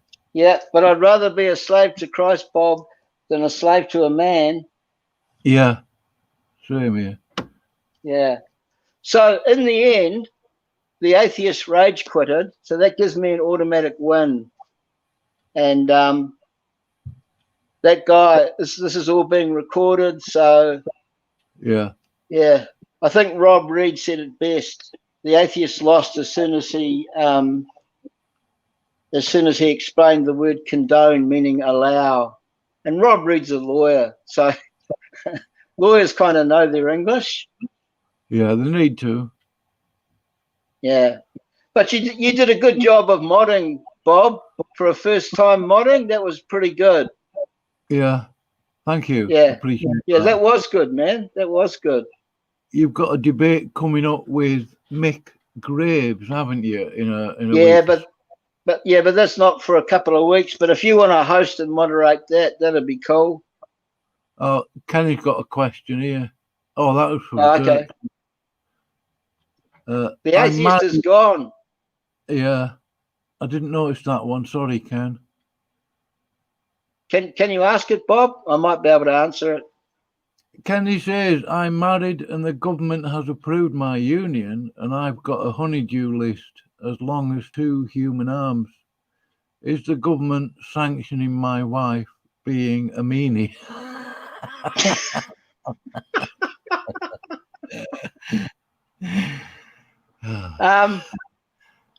Okay, I'll answer the question seriously. God is sanctioning your marriage, Kenny, as you well know. I mean, it's like the student talking to the master here. God is sanctioning your marriage. Your union was a declaration, a covenant made before God, as you well know. And I think we should all thank God in our prayers for Mrs. Tammy Rhodes, because Mr. Kenny Rhodes would only be half the man he is today without his lovely wife. Yeah. Jack Burton quotes Leviticus 25, verse 44. Your male and female slaves are to come from the nations around you. From them you may buy slaves. Yeah. I mean, even in this country, when somebody bought a slave, I think they were better looked after than those people in the workhouses in England in the 18th. Yeah, that's true. Yeah, look, that's true. And look, for Jack Burton's question, nobody's denying that there was slavery in the ancient Near East, Jack. But the debate topic is, did God condone it? Did he approve it? No. There's no scripture anywhere in the Bible that God says, I approve of slavery or I condone slavery. In fact, God highly disapproved of slavery. That is clear. But there is a utility to it, Gavin. I mean, we use that word slavery so quickly. Yeah. I mean, as I said earlier, I don't want to keep repeating it. It did save a lot of lives. Certainly did. You know. Certainly did. And you're right, Bob. When you take into consideration the culture 3,000 to 4,000 years ago, no welfare, no government assistance. You had to fend for yourselves. That's why it was called a high context culture, where the emphasis was put on the family, the wider community, and the wider body of Christ, because you needed each other to survive in those times. Well, Paul said it well, didn't he? But given by the Holy Spirit, if you don't work, you don't eat. Yep, that's right. That's right. That's right. Yep. Good. Good spotting there. Good spotting. Yeah. I'm sure I saw a news unit in here earlier. I don't know where. Actually, that's the first time. Is it the first time? I'm trying to think. I think that's the first time an atheist has ever rage quitted on me. I'd have to think hard. But that's not good form. To rage quit is not good form. At the very least, you should see a debate out to its finish. Even if you're losing, you know, you lose in a gallant, gentlemanly way. You don't just spit the dummy and throw all your toys out of the cot. Yeah. Dr. Kenny Rhodes says, does the Geneva Treaty condone war? Well, it probably doesn't, but we're still having wars. We are. We are. Yeah.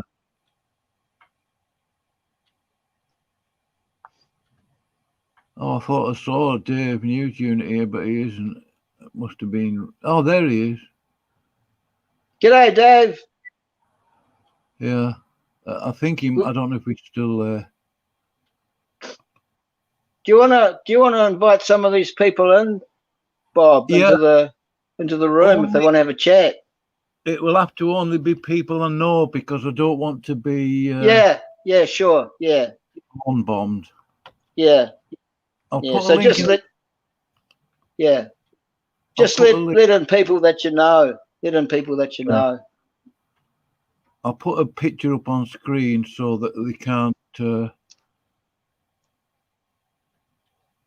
Oh, actually, Bob, Yeah. this is the second time. This is the second time somebody's rage quitted on me. The other person was Nicholas Whitmire. Oh yeah, I remember that. And Jesse Camping was moderating that debate, and Nicholas Whitmire rage quitted. So this is number 2. Yeah.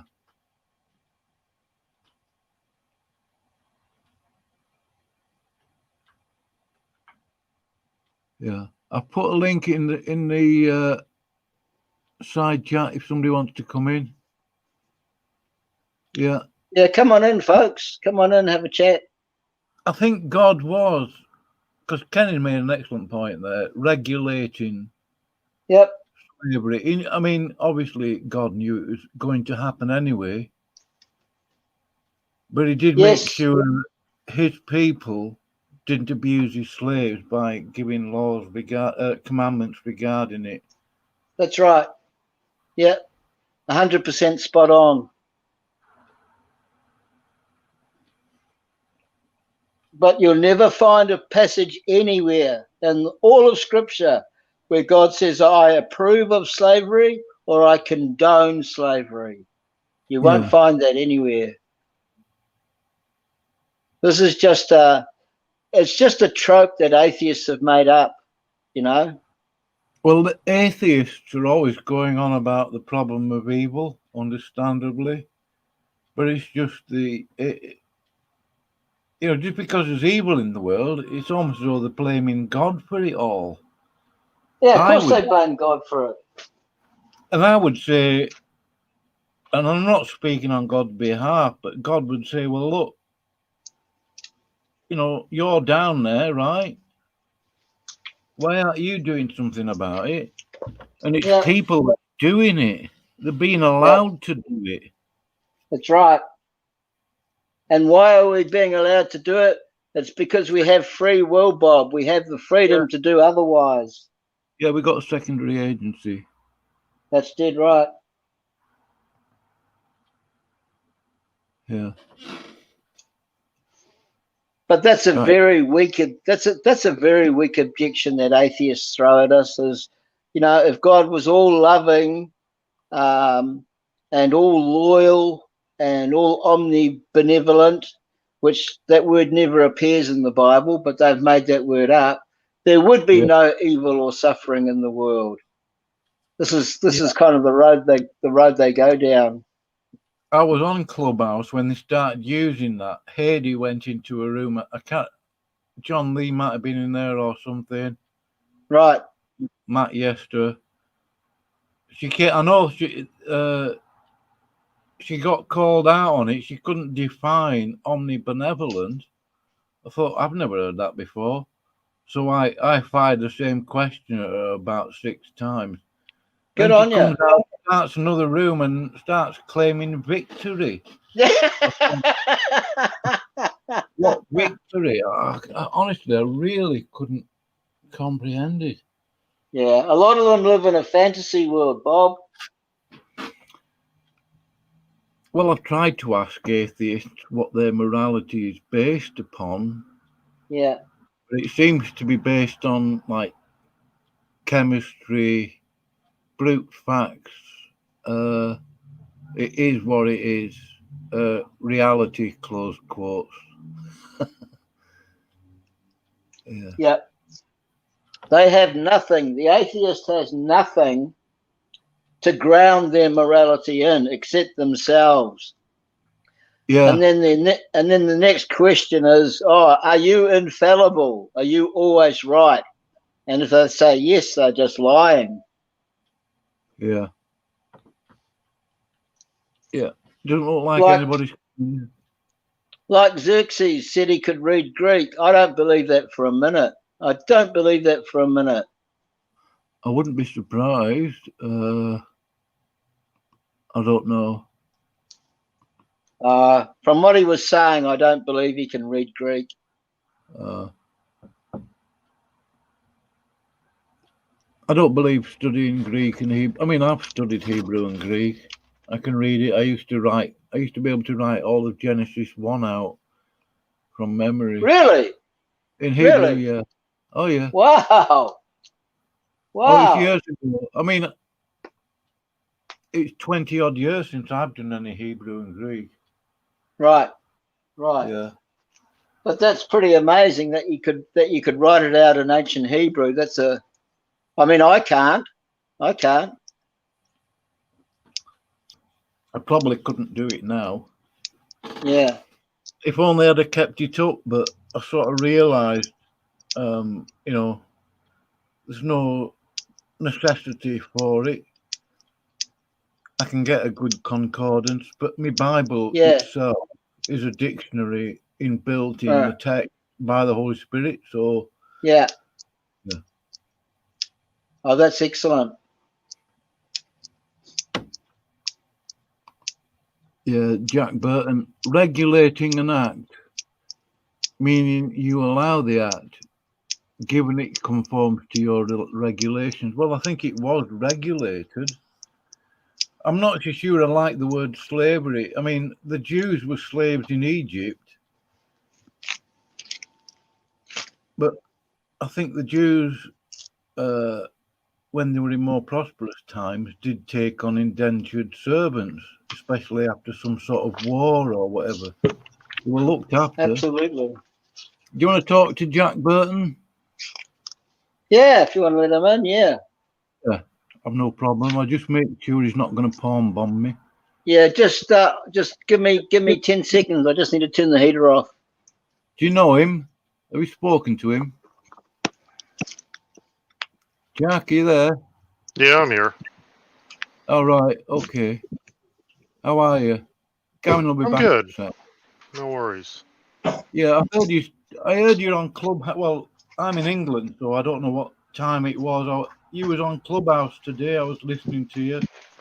I think we're talking to Darth, weren't you? No, I haven't talked to Darth in a while. Who was it then? I don't know. I can't remember. Yeah, here's Jack. Hello. Hello.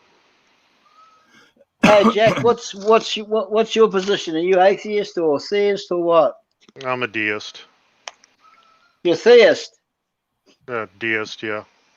Theist, cool, man. No, what did you think of it?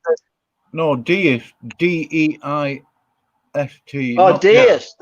Oh, deist. okay. What did you think of the debate, Jack? Well, it seemed like a concession from the get-go because we're laying out the rules for slavery.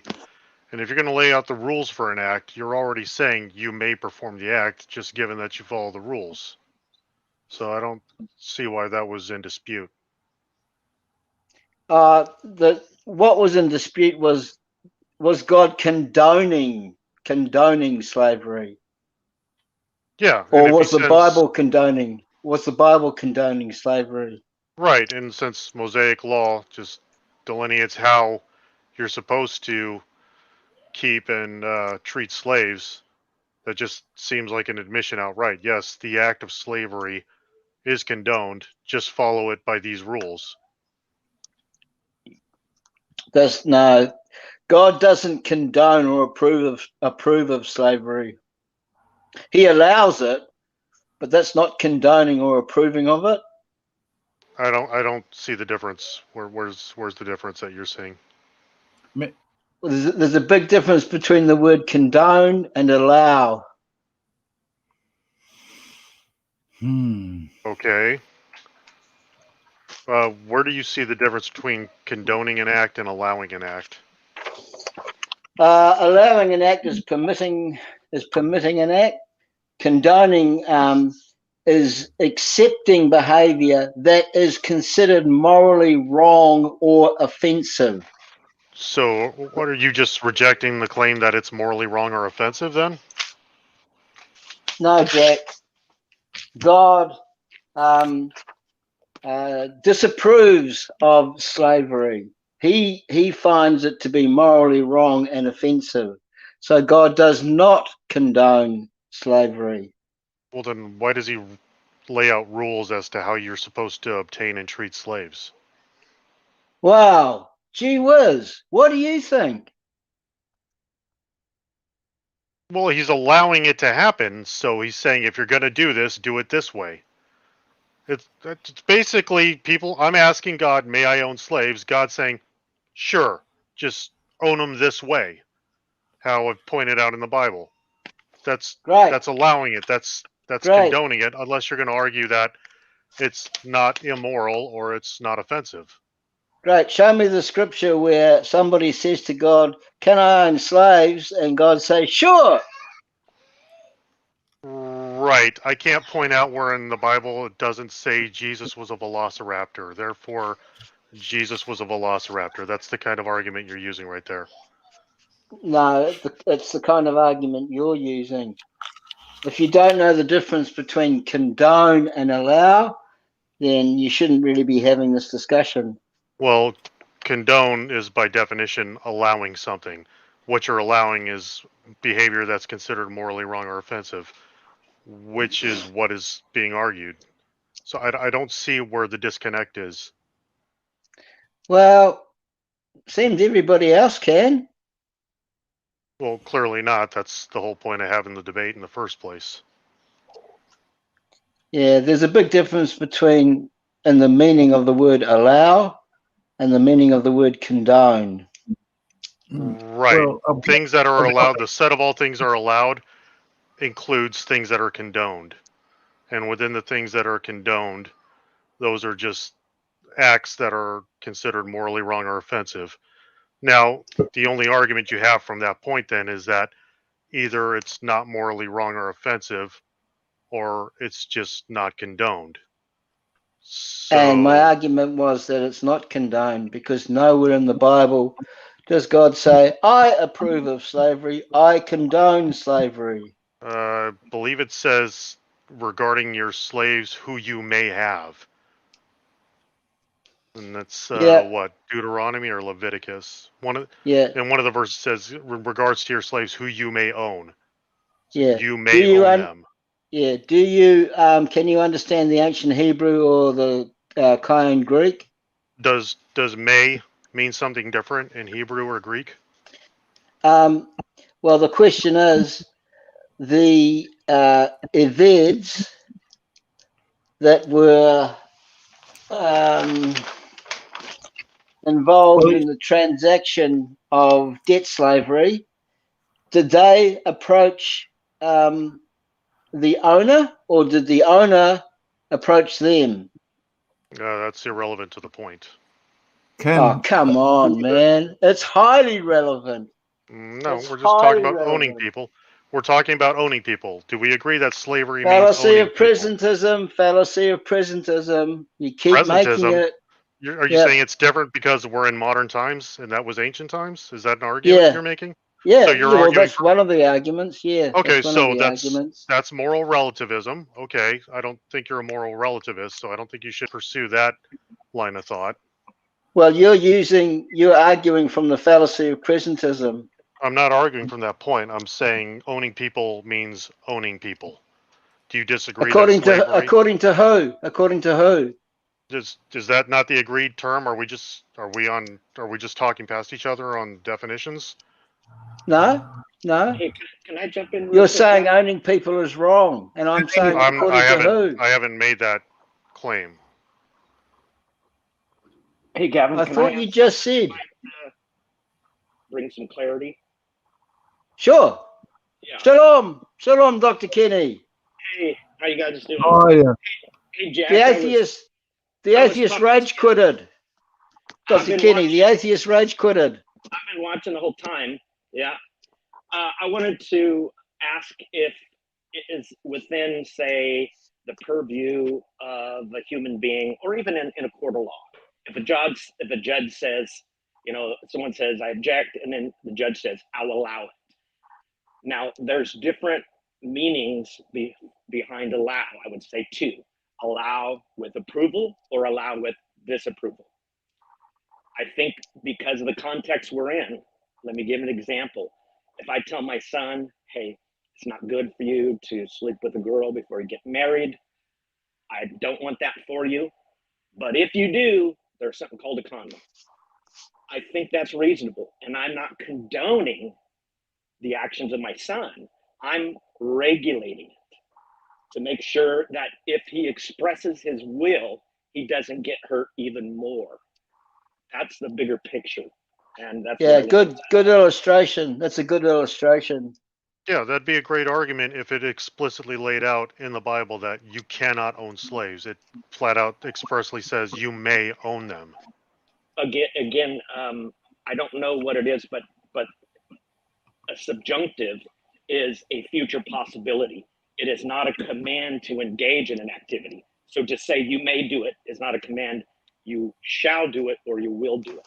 Yeah, it's saying may, unless you want to argue the translation is off, but I'm going to argue for the way language is used, and if or may, those are helping words for subjunctives, which is an expression of a desire or a will or a possibility.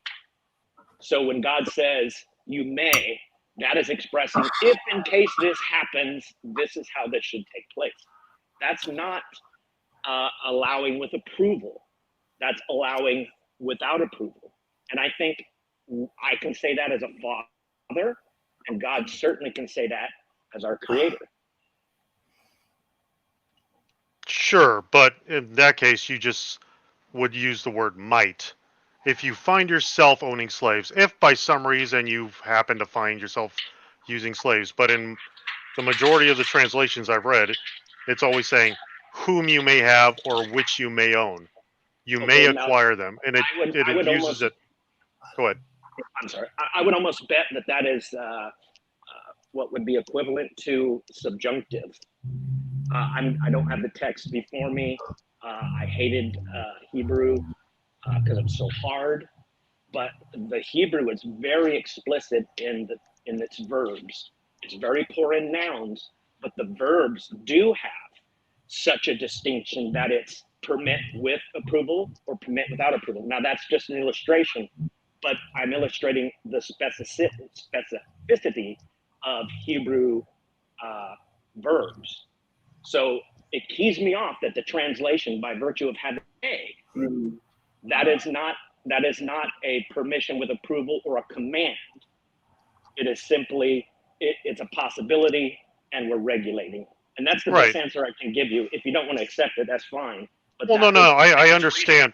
No, I understand. Linguistically, your argument does make sense if that's the actual context it's being put in. But like in specifically Leviticus 25 where it's using may, and it uses it repeatedly. Not we just once can or twice. figure this out. We can figure this out by simply looking up and seeing what the tense of the verb is. Yeah, Leviticus 25, 44 through 46. Like may comes up. I'm using No, NASB, but no, I'm not talking about may, because may is a helping verb. Okay, it's not going to be translating one word. There's not going to be a one-word correlation between may necessarily in Hebrew. Now there is in Greek, but I'm just saying that because verbs are very explicit, when we do helping verbs, shall have been, which would be future perfect. Okay, the Hebrew is very explicit in the kind of action. I mean, there's activity where there's causal from the outside, causal from the inside. I mean, it's very, very specific in the kind of action. So I think you have to take that in consideration and not use this word may as seeing it as a command, but I think it's probably a subjunctive, or what would be, well, it's translated with English.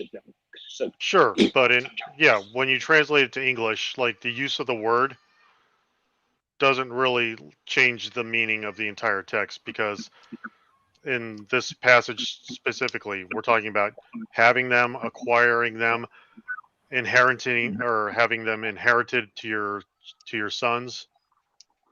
It's to be not honest with saying you, it's not telling you that what you have to do. It's saying this is allowable. These are all. If you find yourself owning slaves, this is what is allowed to be done within the purview of owning slaves. Well, because we've exhausted my knowledge on Hebrew verbs at this point, and I don't have anything in front of me, I'm just kind of, just ate lunch. I can't argue any further with you, because at this point you're arguing from your ignorance and I would be arguing from my ignorance. Right. The way to fix this is to look at it in a Bible program, see what the parsing is, and that'll tell you exactly the type of action, the kind of action. And we'll see if it's a command or a subjunctive, as I'm suggesting. And I mean subjunctive in English terms.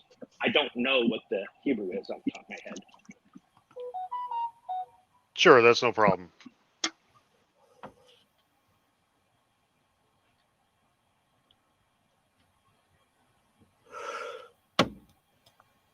How are you doing, Ken? I hope you're well. I have my ups and downs, as usual. I'll feel good for a couple hours, and then I'll, feel horrible for a few hours, and I'll feel good, but my body's just, trying to repair itself, because I'm totally off all pharmaceuticals right now. So my body is shocked. I was on pain medication for 15 years, or 20 years, actually, between 15 and 20. So, and I would say my dopamine levels are so low that I'm really struggling with feeling depressed. So I kind of just want to go hide in a corner and lay down, but I know that's not good for me. So I'm trying to keep busy, keep my mind off my discomfort. We're praying for you, Dr. Kenny. Don't worry. We are praying for you. Yeah, I can feel the prayers. I really can. I know that sounds strange to an atheist, but I can feel, the desires of well-being for me, and I feel God answering those on behalf of those requests. I really do. Yeah. Everything is going to be fine. It's going to work out fine. And I know what you're experiencing. I've felt that. And at times it feels like you're always going to be in this valley, but you actually are not going to be always in the valley. Yeah, it's been 18 months every day, except for, I'd say, the last couple of weeks. I've had a break. Yeah. But it's still about, every other day. And now it's like I stay up for like 24 hours or 36 hours, and then I'll fall asleep for 12 hours. It's really weird. It's like my system is so off. I can hardly do anything. Yeah, when I was very unwell, Kenny, I had about 4 years of it, 4 to 5 years of it. Yeah, I wouldn't wish this on my worst enemy. I wouldn't No. even wish it on Rob Reed. I wouldn't wish it on praise. I wouldn't wish it on praise, Kenny. Oh, that's funny. No, I'm trying to reach out and be more cordial and Yeah. I was going through a hard time, man. I mean, things could set me off really easy, and when you look at the context, it's like, I wish at times I wouldn't have blew up the way I did, but Sure. gosh, I can't do anything else but say, hey, I've got some struggles, medical struggles right now, and people are poking at me, and people I love in a way that's so disgusting. I don't even know what to do. It almost makes me feel like I'm going crazy. I want to rip out the sink and smash the toilet, like Johnny Cash does. Yep. Because it's like the injustice is so much. Yes. And people won't pause enough to even care to listen. Yes, sir. And that's why I'm reaching out to Rob, even Thicky. I mean, I want to see if these guys are real. I can tell you right now, Thicky's not real. I don't know about Rob.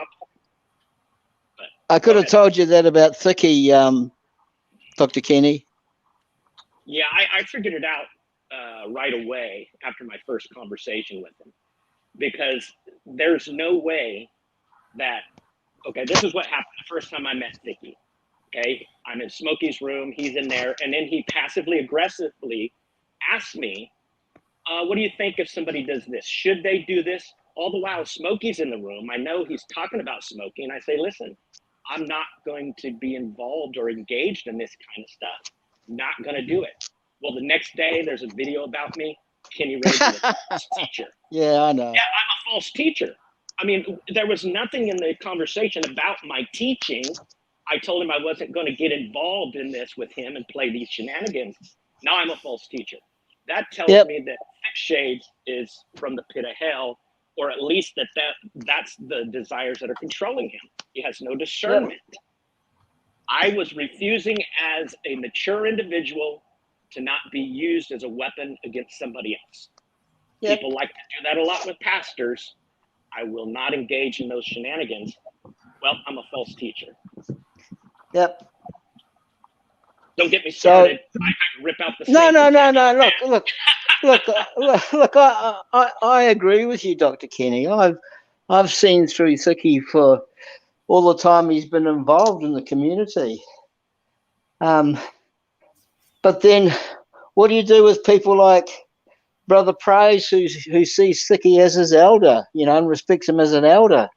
Well, I would say that Praise is not only non-discerning, but is mentally worse off than even I am right now.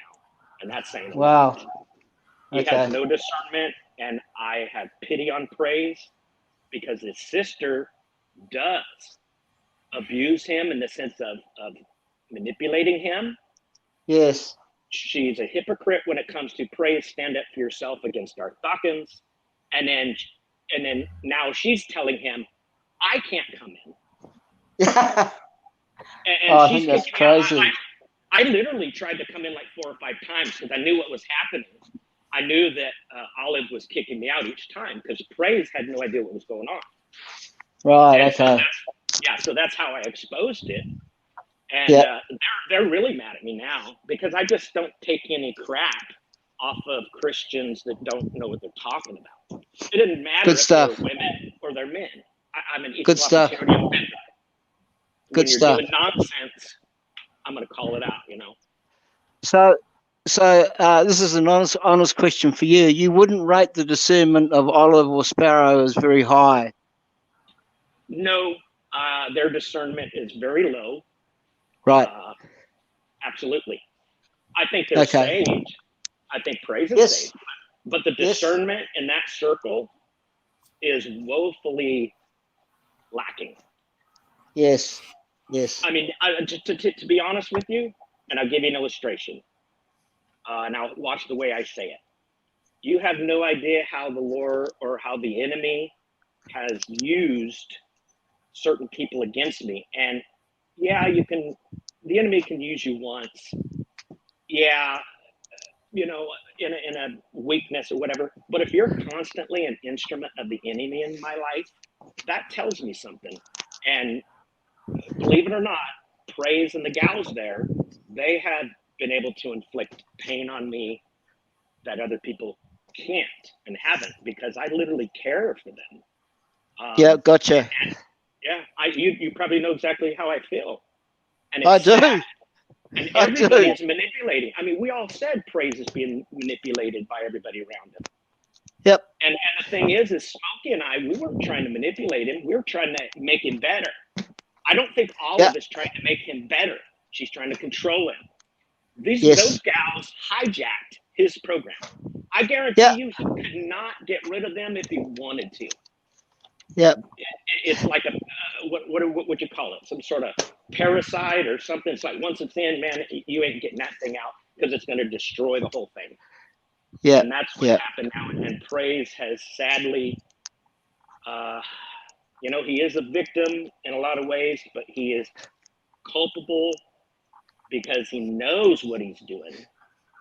And he gets a lot of fun out of poking and digging in to really, here's the thing. I know when the enemy is messing around in the church, because if somebody doesn't like the pastor, it's like, okay, leave. But when they leave and rip other congregants away, that's the work of the enemy. That's right. That's dead right, sir. The enemy always rips and always tears. That's right. So this guy, this atheist today, he's the only atheist that's rage quitted on me. But I've actually been rage quitted on by Nicholas Whitmire, so I've got 2 rage quits to my credit. Yeah, you might even join the 5 Timers Club. I don't know. Smokey might be the president of that one. I don't know if I've ever had anybody rage quit on me. I don't pay a whole lot of attention, but I don't mean that in a bad way. It's just I don't remember. Sure. But yeah, it's interesting. And I think why he did that, King Xerxes, he came off as a very articulate and informed person, but you caught him on a very simple philosophy 101 mistake, and it embarrassed him. That's what happened. Right. Because it all comes down to, just like Rob said, allowing is not approving. I mean, if allowing was approving, then they would be the same words. Yes. They're not even synonyms. They're not even synonyms. No. That's right. So it's like you can't equivocate allowing with approving. They're 2 different words, 2 different concepts. That's right. I mean, that's right. Learn to communicate, learn language. Of course, I'm speaking to the choir, but because I got the biggest problems, with, at least gaps myself. I always felt sorry for George W. Bush, because I was prone to doing that stuff all the time, every Sunday. Right. Misspeaking.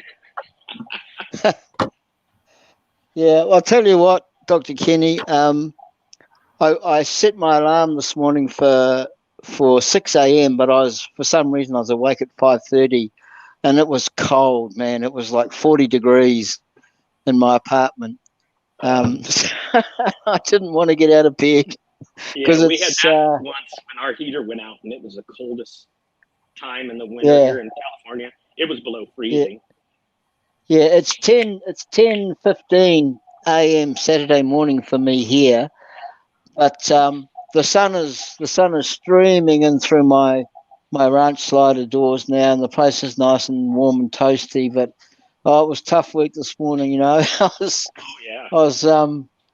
trying to get the place warm and trying to last minute go over my notes and all this kind of thing. And that's the first debate I've had on slavery. You did a fantastic job. You really did. Oh, thank you. Great. Thank you.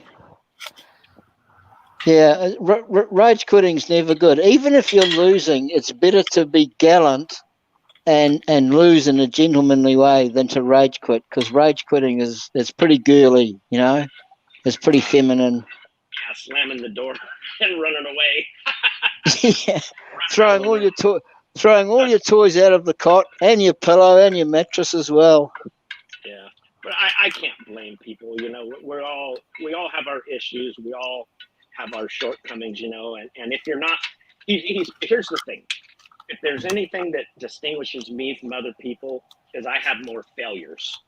So it's pretty easy for me now to say, yeah, you know, I screwed up. I misunderstood the term. Man, I you know, it's easy for me to do that because that's the story of my life. But Yeah. King Xerxes, he sounds like a very sharp guy. I don't know how old he is, but this may be the first time he's made such a slip in definitions, and it's embarrassing. Right. It would have been. I would have had a lot more respect if he would have said, "Hey, you know what? You're right," but he doubled down on it, and that's when he lost. That's right. So doubling down and then rage quitting is you lose by a wider margin if you double down and then you rage quit.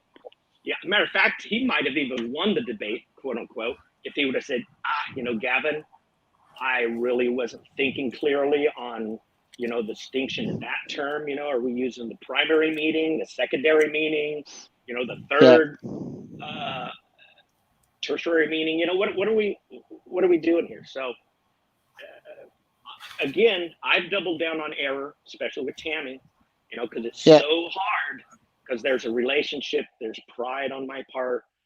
Yes. And, it's hard for me to say, especially when she's yelling at me and I say something stupid, and it's like, just to have the control to stop right there. That's why Proverbs says the man who can rule his tongue is mightier than the conqueror of many cities, huh? Exactly. And out of the mouth, the abundance of the heart comes out of the mouth. Right. Yeah. Yeah, that's the one. So I couldn't even see the chat because I'm only on my mobile phone, Dr. Kenny. So I don't know how many were there, but you know, he chased me for the debate, so I'm reasonably okay with how it turned out. Yeah, I really learned, you know, quite a bit from what you were setting forth, because frankly, this subject doesn't really interest me because I just think it's red herring. But sure. It is important, you know. I mean, even Ken Samples covered it in his new book, you know, a chapter on it. It's very important topic, but I'm just so not interested in it. But that's just me. Yeah, I know. Well, I'm the same with eschatology, Dr. Kenny. I can't stand anything to do with eschatology. Oh man, it's so, you know, I am I'm not a progressive dispensationalist, but I get what they're saying, but I'm not a total classical dispensationalist either. So I kind of float in between Charles Ryrie and, you know, Saucy and Brock, I forget the last name, Daryl Brock. Yep. Yeah. So I vacillate between those things, but I have prophecy so memorized, and I did it like 20 years ago, 15 years ago. I just don't study it anymore. It's like I studied it, you know, because that's kind of what was expected of, you know, the pre-millennial dispensational kind of, you know, theology where I came out of. But it was like, no, you dispensationalists are focusing so much on eschatology, you're leaving out theology proper. So I thought myself as a dispensationalist, which is simply just the, you know, normal historical grammatical interpretation of the text, you know, when the plain sense makes common sense, seek no other sense. Yeah, I'm with you. And that has to do with context and axiomatic, you know, meanings and definitions and stuff. And so that's my position. Well, people like me who are committed to it, we're always, you know, Bible in one hand, newspaper in the other. I don't like that. I get you. Yeah, you're looking for modern day events to stick into Revelation, and it's like, right, that's not the way it works. Of course. Yeah, of course. So I haven't taught prophecy in probably about 15 years, 20 years even, maybe. Yeah. I got pretty tired of hearing from people, Christians, that the Ukraine-Russia conflict was the beginning of the end times. Yeah. There's just conflict like that has happened every generation over there. Yes, If sir. you wanted to make that kind of statement, those kinds of events have been the beginning of prophecy for 2,000 years. Yep. Wars, rumors of wars.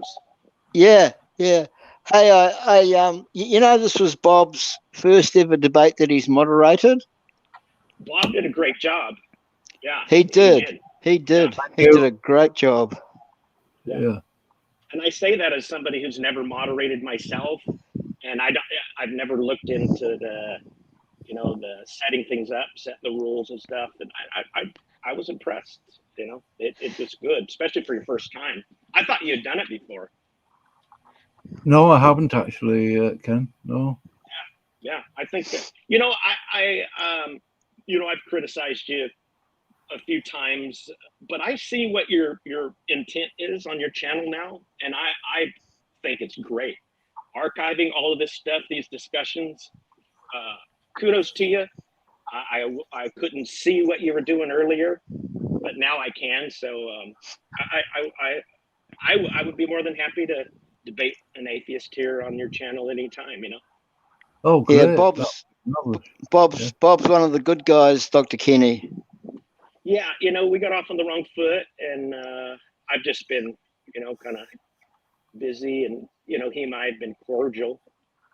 Sure. I've had a chance. I'm not perfect, and we all know Gavin's not perfect. Oh yeah, that's well known. There's been whole streams done about my imperfections. yeah.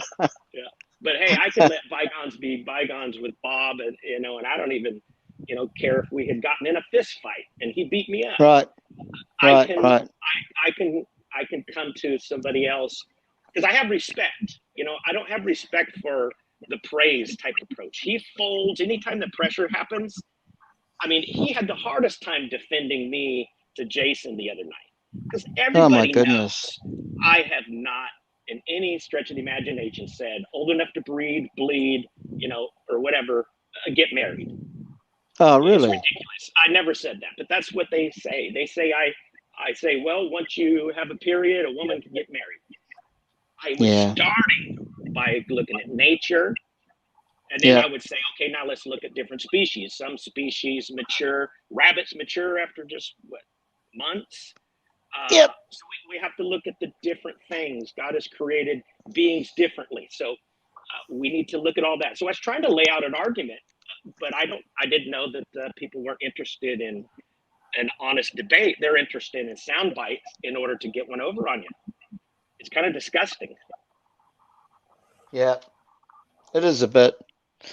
It's pretty lowbrow, isn't it? Oh, absolutely.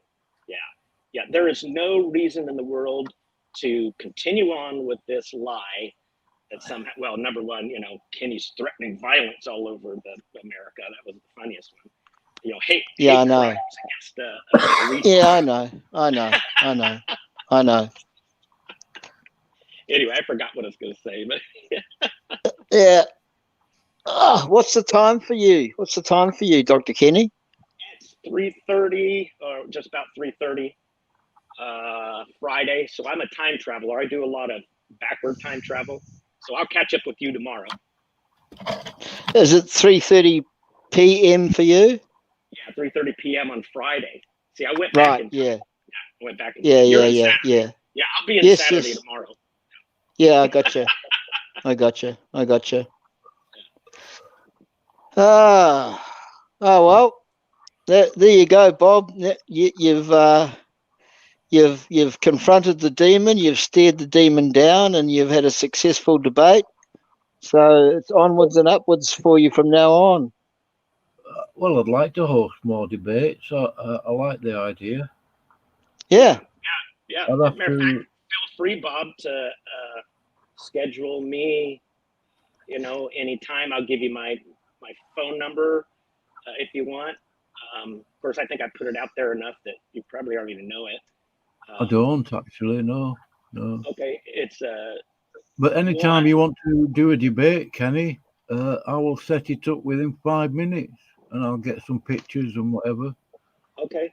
Well, just to tell you, I'm better at like spur of the moment stuff, because planning it causes anxiety in my sense. So you just find an opponent, give me a range, say like a week ahead. All I need is a good week, just to gather my thoughts and then go for it. I could even just a day. I've done even that before. I put my email in the private chat. Okay.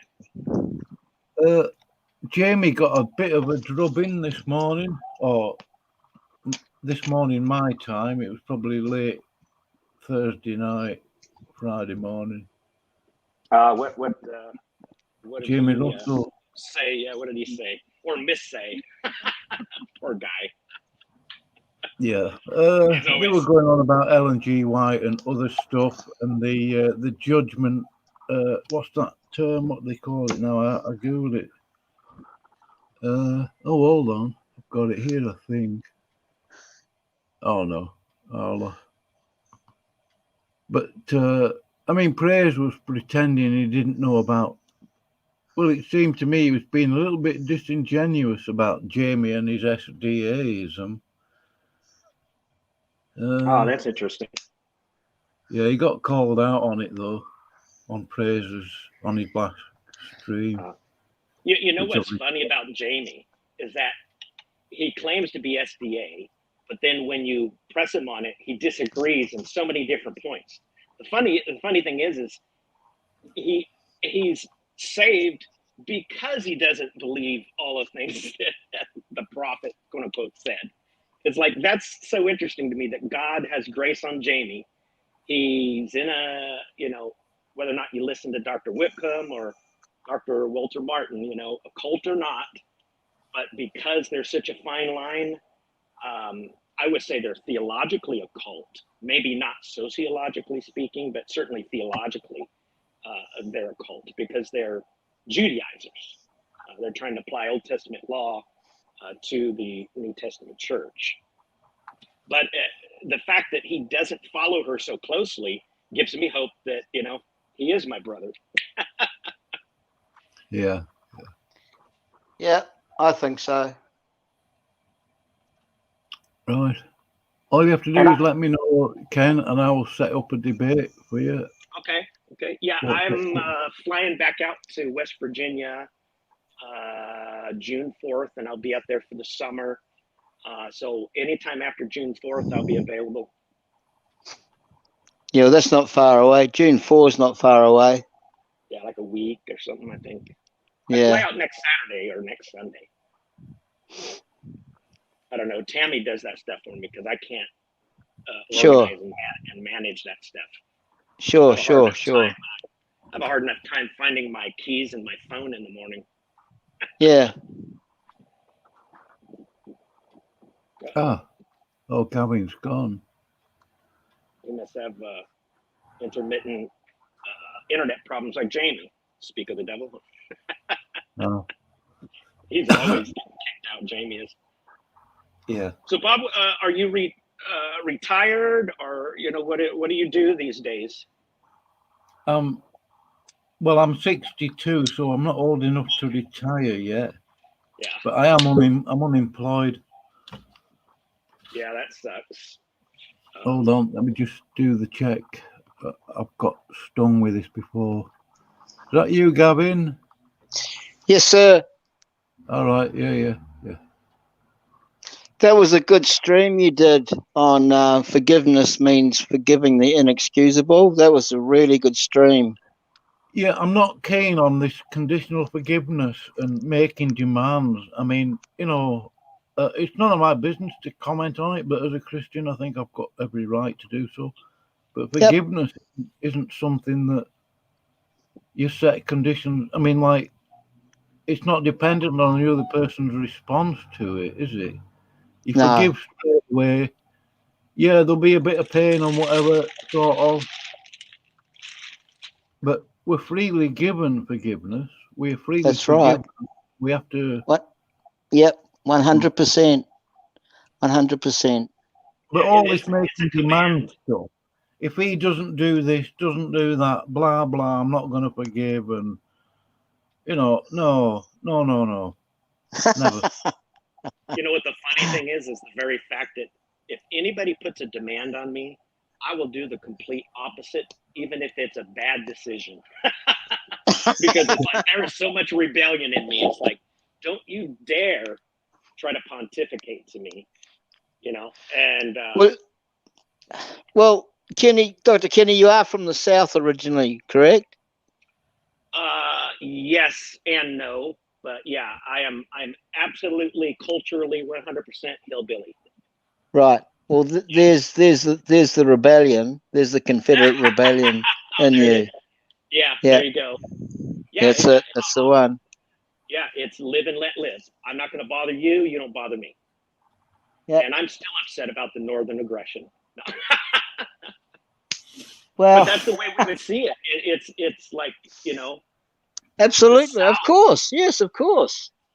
It's like, why are you meddling in my business? It's almost like the overreach of the federal government, and states' rights. And ultimately, the Civil War was about states' rights. We would say that the formal cause was states' rights, but the matter at hand, the material cause, was slavery.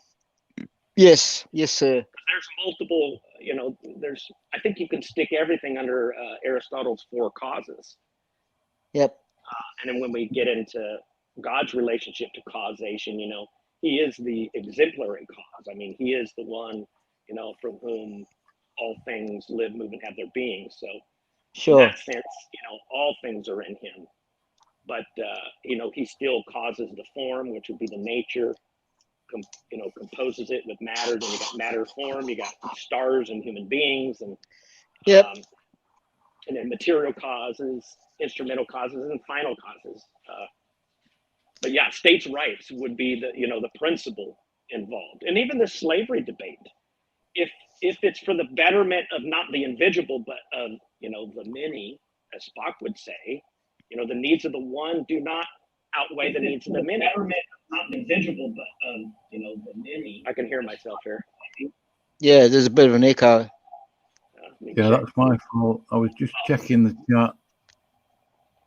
Yeah, but and let's look at it like this, and I'll use an illustration just because it popped in my head. It is not a good thing by itself for there to be people like myself on the spectrum. But when you put us who can't function in daily life, but we're daydreamers, we are the ones who come up with the plans. We're the theoretical physicists. And then we let the experimentalists take our thinking and then run with it. But for me, I would rather be one of the 95%, because it's been like hell for me, especially just finding out that there was something wrong with me, because I was treated like I was normal, but I wasn't normal. I look normal, but I'm not normal. And so you can't discipline neurodivergence out of people. So correct. This has not been a good thing for me. I would much rather be like Elon Musk, could do things with the intellect. I can't hardly do things with my intellect because I'm just so stuck in the clouds. But Dr. Ross says that there is a 5%, 5% of the population are neurodivergent. And for the good of the many, I was born into a world providentially where God is in control of all this stuff. He knows, when I was going to be born, to whom, all of that stuff. But still, in a bigger picture, and I don't think God necessarily meticulously chose that, I would be born and, to teenage parents, and there'd be issues. Right. When I was a baby and all that stuff. Because those are secondary agencies that are allowed to move. And God will intervene through prayer in those secondary causes. In my book, I mentioned, Hezekiah's illness and did God change his mind, what's going on there. So we need to make those distinctions of God being the the primary mover, and then us being secondary movers, secondary agents in that relationship. Yep. Yep. But anyway, absolutely. For the betterment of society, you need people that are the daydreamers. They just sit around and think. And that's what I'm best suited for, to sit around and think. If you try to get me to clean the kitchen, I'm going to break something. And I'm going to have a hard time even getting it started because I don't know where to start. Right. It's the practical steps that my brain doesn't do. They say I don't have an executive function, which means I can blurt out things without thinking. I make a decision to do something and forget that I've got my plate of food on my lap, and I stand up and the plate goes down. That kind of stuff is a daily occurrence for me. It's not fun. Or at least I'm not having fun anymore. I'm not having fun anymore. It's like, Lord, do something, please. I know those feelings, Dr. Kinney. But there is good news. There is good news, and the good news is that those feelings. Well, yeah, you are, but that's beside the point. But the good news is those feelings or those stumbling blocks, they will become less and less, and you will start to feel far more in control of yourself. It'll take time, but it will happen. Yeah. I mean, going through these withdrawals have made my ADHD nuclear. Yeah. It's just caused me to be in the middle of a sentence and then go off into another sentence, not even remembering where I was, but trying to keep on talking so I could remember where I was and catch up. I've done that numerous times today. Yes. Just giving filler words and trying to figure out where I was going, and boom, pick back up. Yeah. Anyway, I'm done complaining about life. Life is good. Well, there is good. Well, there is good news, Dr. Kinney, and this is something I always. This is my 100% failback safety mechanism. If that Roman cross from 2,000 years ago taught us anything, it taught us that God isn't removed from our suffering. He's not removed from our emotional, our psychological, or our physical suffering, because he's been through that. He's experienced it. So he's easily able to justifiably offer us his love and his compassion, and in the long run, hopefully the strength to overcome. Yeah, absolutely good. So that gives me a lot of comfort, Right. Yeah, I have a lot of hope because I know there's an end to this suffering. It's just been 18 months, and I'm psychologically tired. Sure. But I think, Kenny, in 24 months' time, you'll be better than you are today. Much better. Oh, I'll be ruling the world in 24 months. Yeah, probably. We could be building nuclear warheads in our garage and sending them to thick shades. I know it.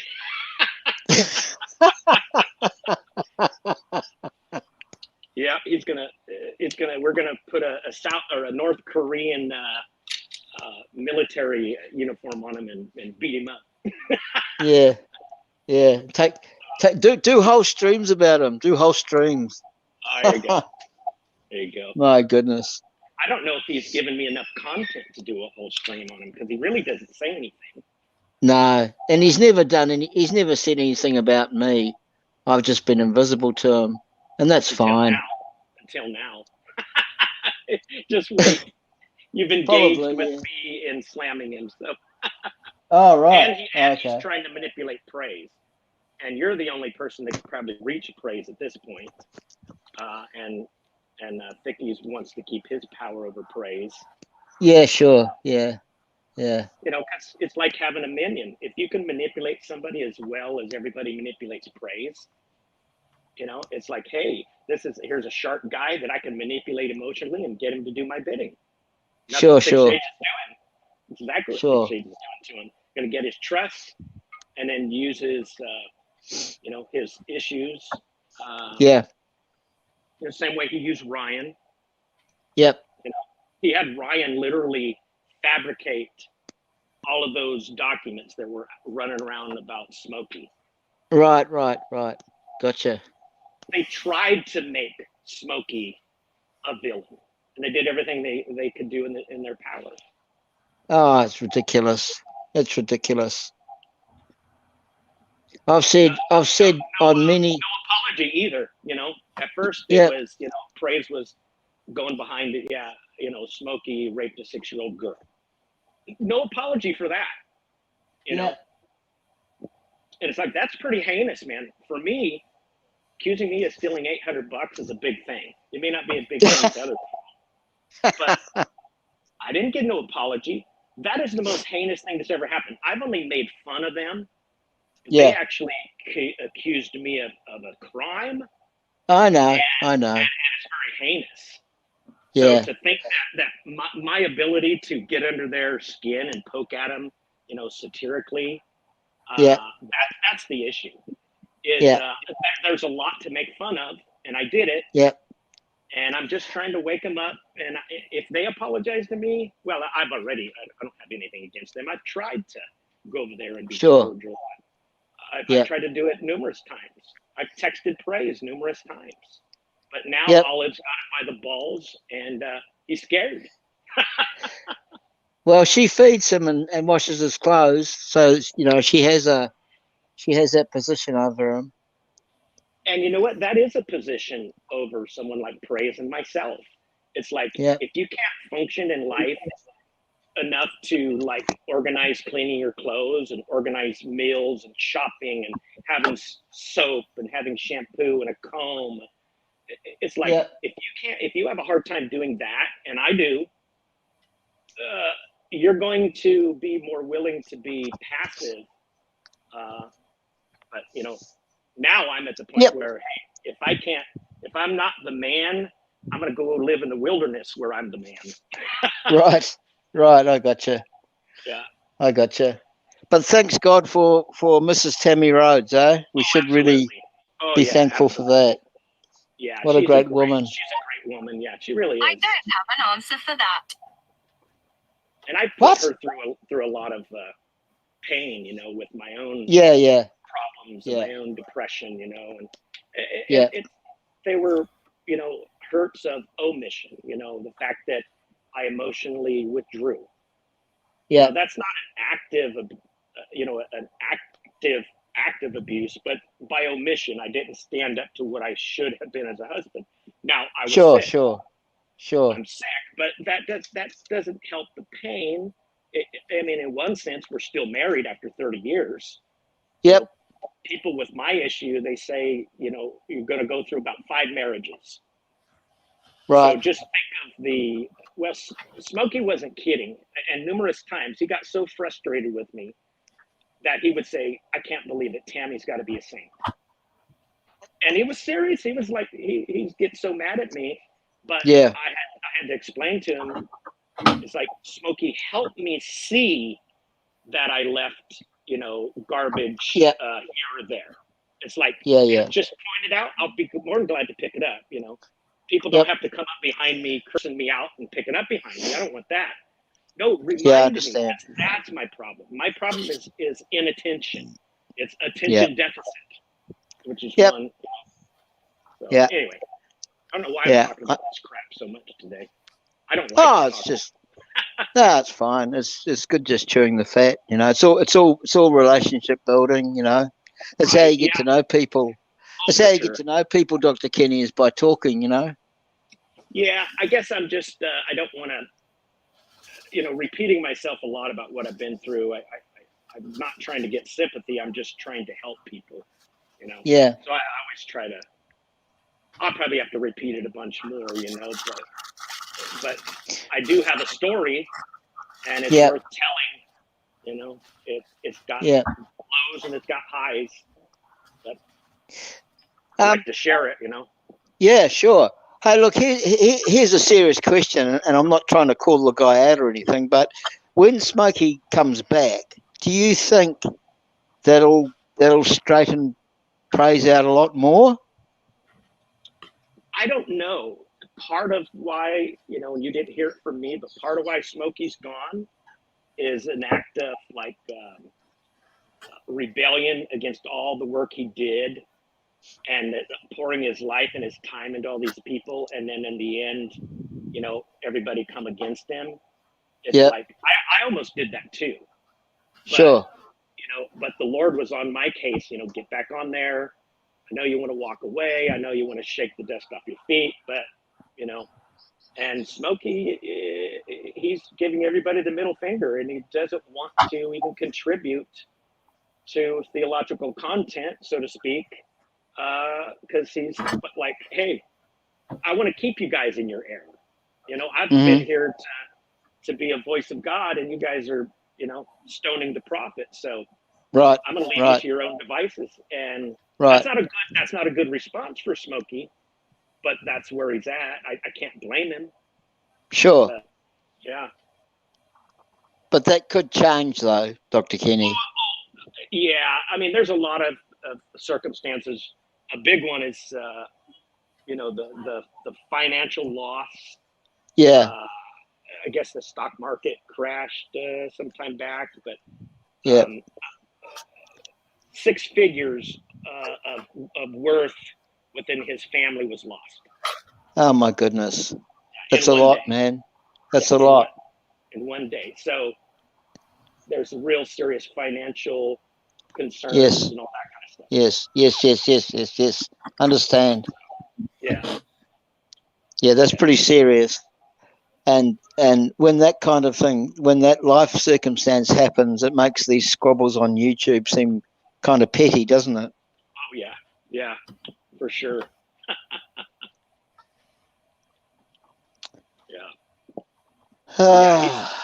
He's self-employed, so he would work, get his work done, and he'd have lots of time, but now he's going to work 24/7 to catch up. Sure. We spent a lot of money driving across the country too, so. Yeah, understand. So he shut his business, part of it down, for 5 weeks, and and then the stock market, and just a perfect storm, Yeah.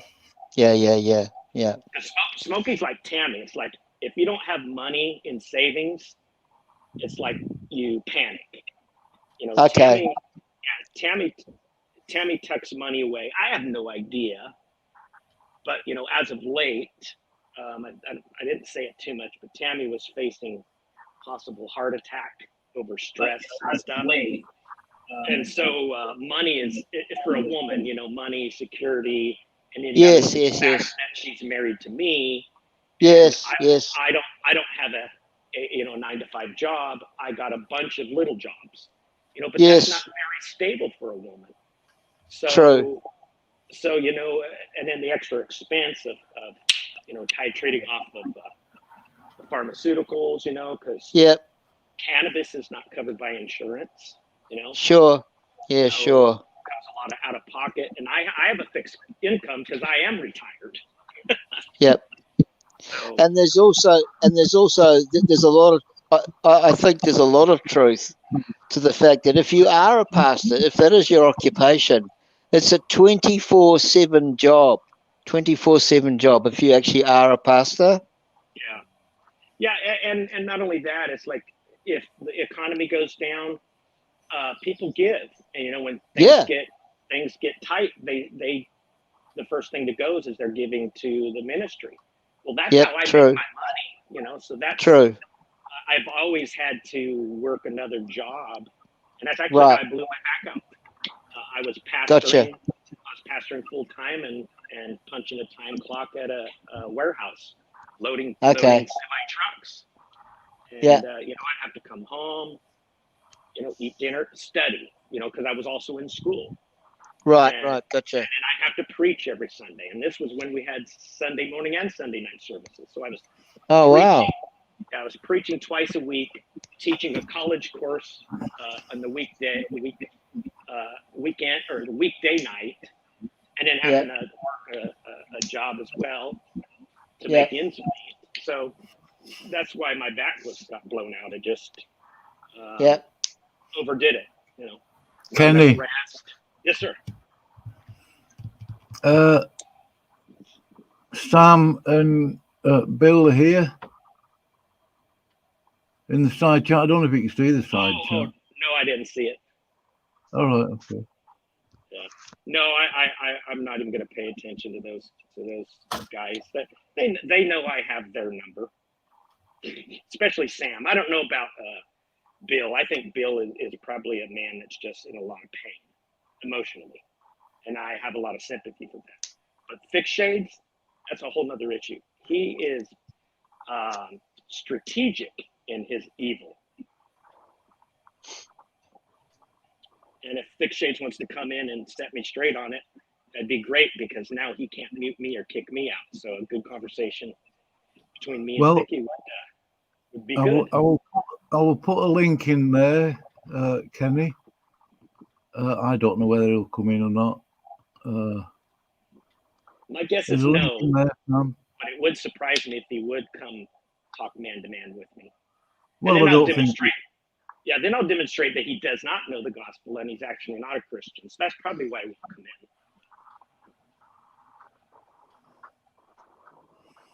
in. Link's in there, Sam, if you want to come in. Oh, I Hope he does. I might be marked, and what to say, mark and avoid. Avoided.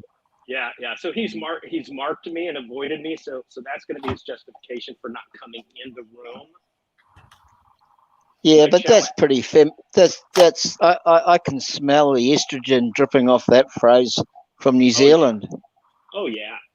I overheard that on Praise's channel the other night. You know, mark and avoid, that kind of thing. And he said he wouldn't come on my channel because that would be not avoiding me. But I could come to his channel anytime and talk to him. That sounds not only like a vagina, but that sounds like a dumb man as well. Yeah, well, this is neutral ground. This channel is neutral ground. Hey, what's up, Bob? How's it going? I'm fine, thank you. How are you? Good, fantastic. It's kind of early. I thought I would just come on by now that I have Kenny Boy here. Yeah. What's going on, Kenny Boy?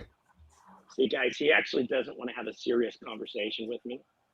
Oh, shut the heck up. So look at it. Look at what you are the one who cannot even address other people properly.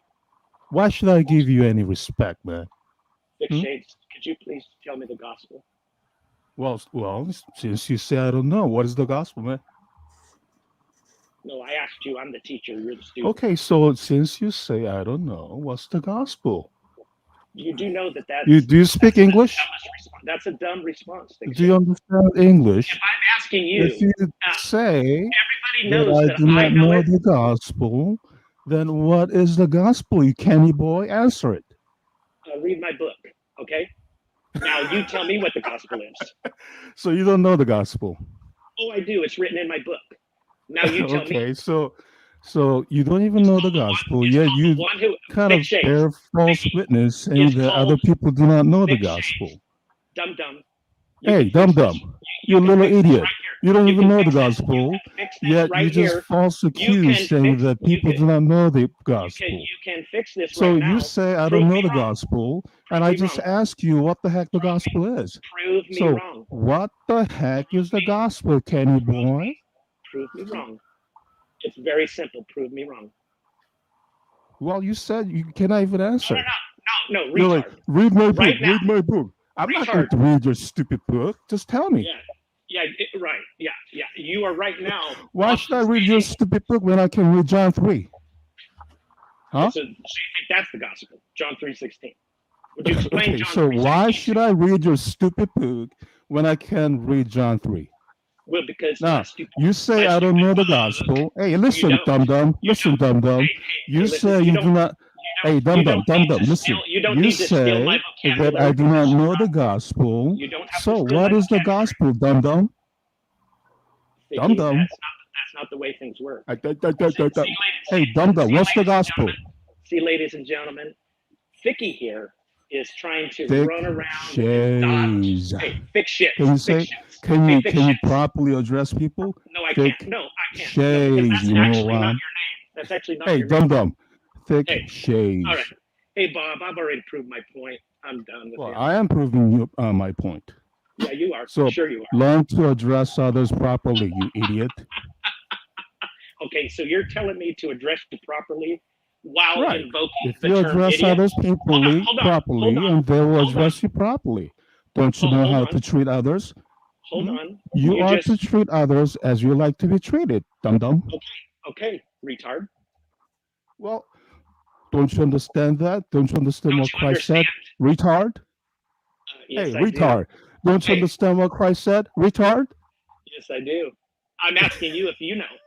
Because I don't want you to parrot me. Because if I explain the gospel to you, you're just going to parrot it back. I want to know now. Okay, so if you know what is the gospel, man? What is the gospel? Oh, my goodness. You know, you are not 3, nor are you a junior higher. So that doesn't work. Okay. Answer the question. You said. Prove me wrong. Answer the question and prove me wrong. You said that I do not know the gospel. So what is the gospel? Hey, retard. What is the gospel? That is not what how is the this gospel? works. Hey, retard. Exactly. What is it? What is the gospel? Don't you know how to take your own stupid medicine?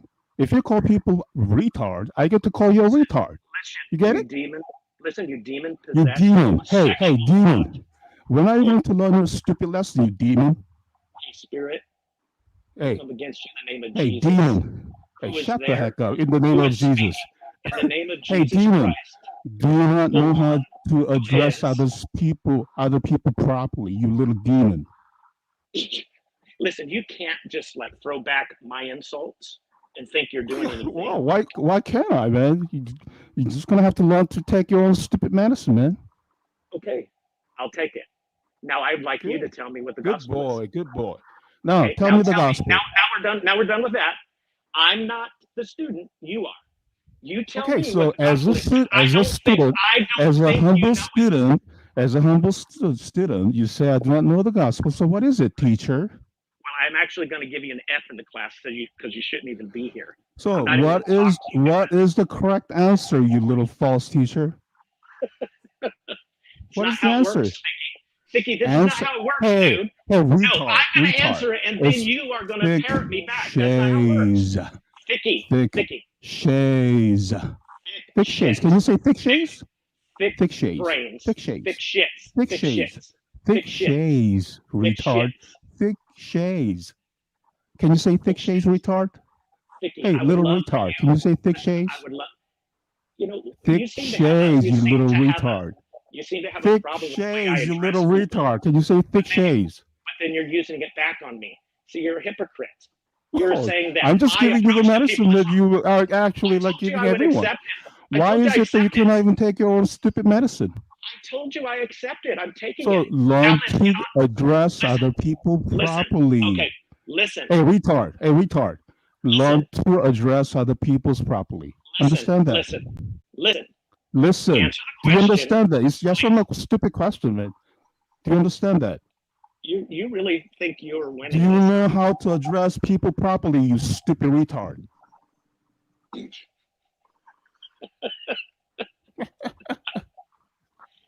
Oh my gosh! You got to be. I rest my case. Giving you the same medicine. You cannot take it. I've already told Poor you. bastard, man. Poor bastard. I'm taking it. Hey, listen.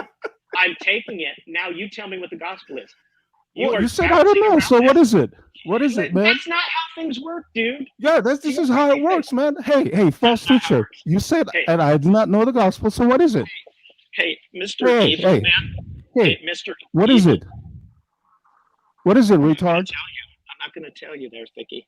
Well, yeah, that's your problem, retard. Do you really think? You still do not know how to address people properly, huh? Okay. Hey, retard. You still do not know how to address people, huh? Listen, sir. Would you please answer? Sir, would you please? What's the gospel, man? You don't know the gospel? Sir, what's the gospel, retard?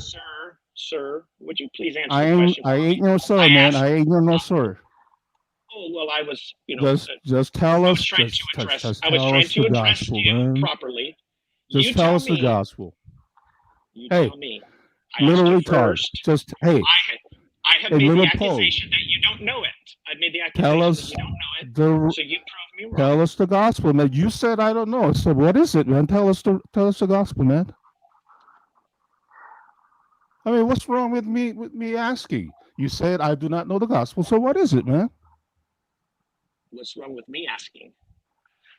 Well, you said already that I do not know. So what's the point of asking me something that I do not know? So what's the gospel?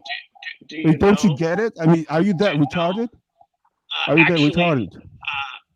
There are varying senses of the word no. Just tell us simply, man. English. Just tell us simply so I could learn. Hey, I could learn it, right? Just tell us. Freaking retard, man.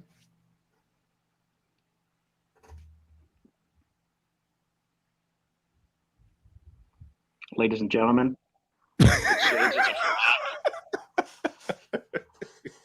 you're so busted, man. You're such a false teacher. Get the heck out of here, man. Man, anyway, it's been fun, Bob. Thanks for the wrench. I gotta go and talk to my girlfriend. Yeah, I hadn't realized that you didn't have one. I honestly didn't know. Well, is that the girlfriend? Well, yeah, I had it, but I don't know. Maybe it was the computer. I'm talking to Bob, you little retard. Can you shut the heck up? Hey, butter retard, shut the heck up, man. I'm talking to Bob. Hey, retard. You know, thick shades, man. It's thick shades. You understand thick shades? Can you say thick shades? Do you have a problem with TH sound? Thick shades, man. Even this Asian can pronounce TH sound. Thick shades, man. Thick shades. Thick shades. Showing your ass, and I'm done. Thick shades. You cannot even tell us any of the gospel. That's your stupid problem. And call yourself a pastor, you idiot. Get the heck out of here. Anyway, I gotta get going. Have fun, gentlemen.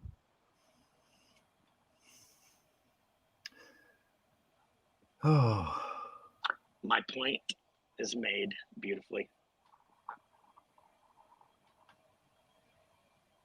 See, praise, that's the kind of person you are claiming as a brother in Christ. I don't understand the anger, Ken, really. Well, I do understand anger. I'm a bit of an expert on it. I used to be. Right. Sort of. I just don't... I'm not having a poke at anybody. I'm not white knighting. I just don't... I don't understand the anger so much. I don't know what's... I'll tell you why. Because I have his number. He's not a Christian. He's actually a demon worshiper. And I could probably prove that with a little time, because I know some things. I know some things about his supposed connection to Smokey's supposed victim, and let's just say that area has a lot of witchcraft in it, and this has been from the beginning to destroy the gospel, to take down a voice that was making a difference. It's very wicked, and everybody saw. He tried to turn it around on me. That's not how things work. This is not junior high. He could have proven me wrong at any moment by just laying out the gospel and proving that he's a Christian, but he won't do that because I have his number, and I've messed up his whole little shindig here, and he's kind of angry. That's my assessment. I could be wrong, but it's pretty clear he doesn't know the gospel. Pointed that out conclusively and tried to have a cordial conversation. He starts in on his nonsense and showed his ass to everybody.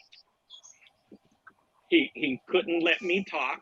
He wanted to talk over me because he knew I was making points. So, these are some wicked people. I don't know what the payoff is, to be honest. I don't know why thousands of dollars were spent to follow me and Smokey on the East Coast. But there's something really weird. You don't do that for no reason. It has to be deeper, and we know Scripture says we don't wrestle against flesh and blood, but against principalities and powers. Immediately, he starts calling me a false teacher. I don't think I said anything about the gospel or my theology. You see, he has no content. It's all false accusation. It's all posturing. It's all jumping, dodging, whipping. You know, do I think he probably said, oh, I got to go spend time with my girlfriend? You know, that wasn't something that needed to be said. He could just say, hey, you know, I don't have time here. He wanted to specifically try to plant something. Oh, well, you know, Vicky says he has a girlfriend. He's not gay. Kenny's wrong. The dude is a homosexual or a bisexual. I have his very words. It's on my channel. It hasn't been edited. The audio has not been edited in the sense of changing the message and the sentences of which Vicky is saying that he's a homosexual and that it's a beautiful thing, homosexual love. The guy is a fraud, and I don't know why people are buying it. The discernment level, once again, on YouTube is disgustingly, dangerously low. Amazing.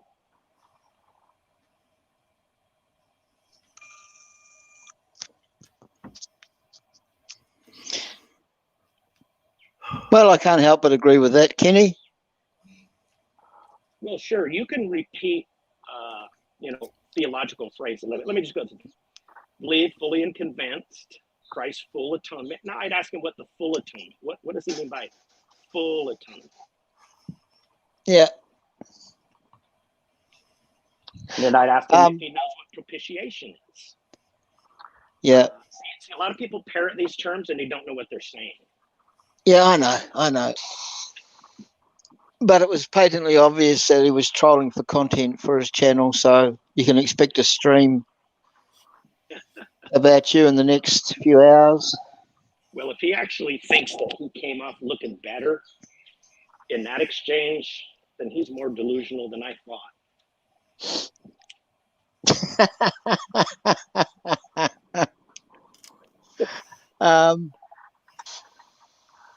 Yeah, I know. They're all pretty much delusional. Yeah. Hey, Cheryl, I don't have doctored audio. I see where they put the video behind there. But if you listen to the audio, I know how to edit. And, well, I'm a musician. So you, and I know you are too, if this is the right person I think it is. Now I forgot what I was going to say because I looked at my phone. But It was something about a doctored video or something. Right. Something was doctored.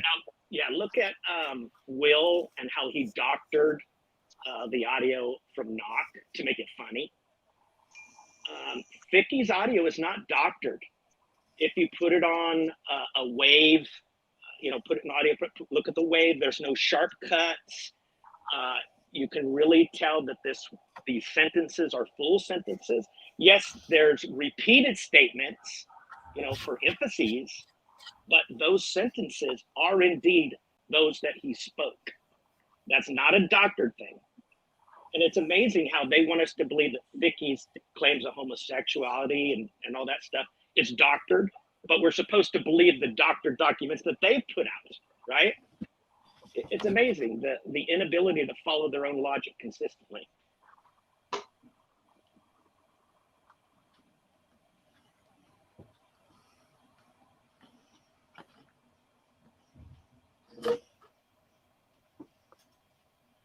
Yeah, it's amazing. Yeah, Vicky's it's doctored, but Smokey's was real. And Smokey is this person no matter what. Oh, but we literally have the audio of Vicky saying these things. It's his voice. We know it. There are no cuts in the articulation of his voice. You know how he drones out, oh, dude, why discuse?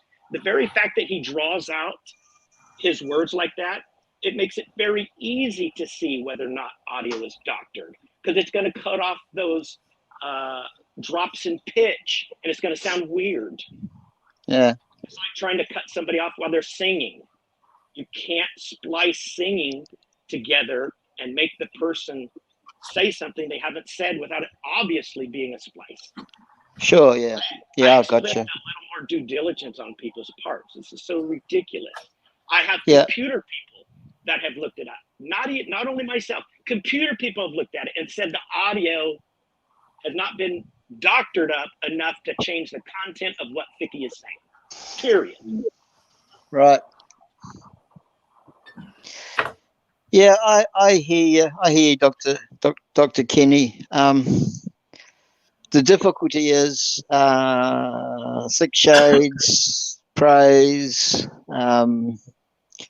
those kind of people. They have got a niche following, and when you have a niche following, they'll follow you straight into the pit of hell. Because you believe the propaganda, you believe it. But it shows a great lack or a very low level of discernment. I couldn't trust praise as a friend, to be honest. Maybe I shouldn't say that. Oh no, well you can say that, Bob, because I can say that with full justification. I can never trust him again. For 2 or 3 years, Gavin. I've only known about you over the last 18 months or so. But yeah. You've been But friends long. yeah, you don't do things or make streams about former friends the way Praise has done. That is him being led by the nose by his sister. Well, every stream he does is exposing your semi-nakedness, which I think is just totally ungodly. I mean, why? It's childish. It's junior high mentality. He might be stuck in that mentality. I'm not pointing a finger. You know, he's got some problems, man. Well, he's able to express himself without that. Oh yeah. It's an emotional problem. It's not a intelligence problem. He can be very smart, be able to articulate himself, but be like a 12-year-old kid inside, and have that kind of processing. Yeah. I mean, for me, you can be, you know, as error-filled and human as all get out, and that's fine. But when you're like thicky and you're deceiving and you're meticulous in your evil, that's when I get concerned. I mean, I am concerned about praise, but he doesn't have evil intent. He's got messed up emotions.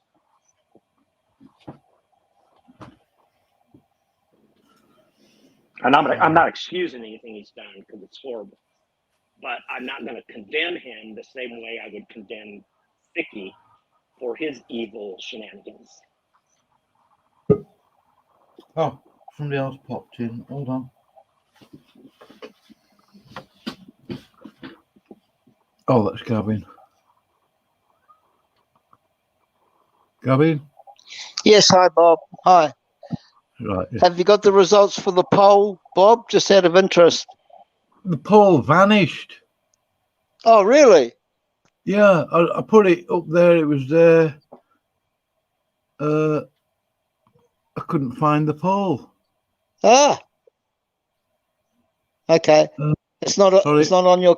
It's not on your community page? I didn't put a poll on there, but I will do. I'm going to. Right. The poll was already set up on this stream, and then when I came to it, I didn't have time to sort it out. Okay. No, that's fine. That's fine. It was actually a good idea. I think it was a good idea. It was something novel. Yeah. So yeah, I thought it was a good idea. Before instead of like 2 or 3 days ago. Yeah. Yeah. But no, good idea. That was good thinking. Yeah. Because during the debate they could change the vote, couldn't they, and whatever. Oh, of course they can. Yeah, of course they can. But you're getting kind of a live response, which is really good as well. Yeah. I'll have that nailed down next time. Yeah, that's fine. That's fine.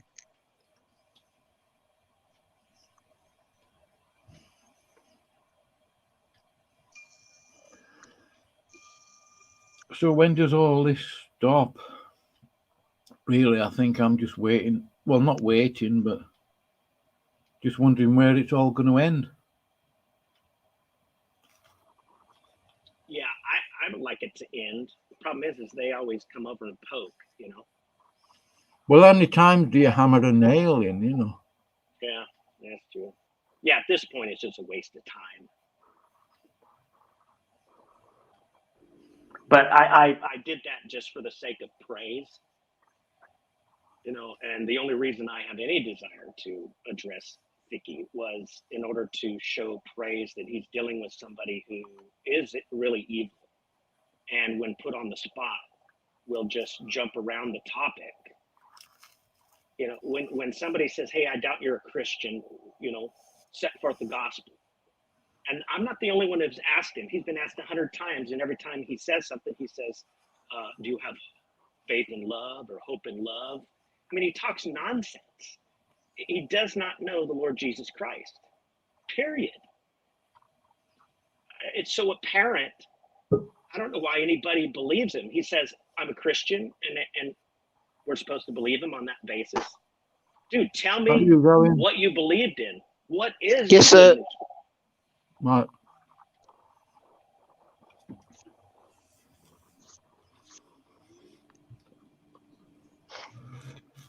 I've got to step away for a minute, guys.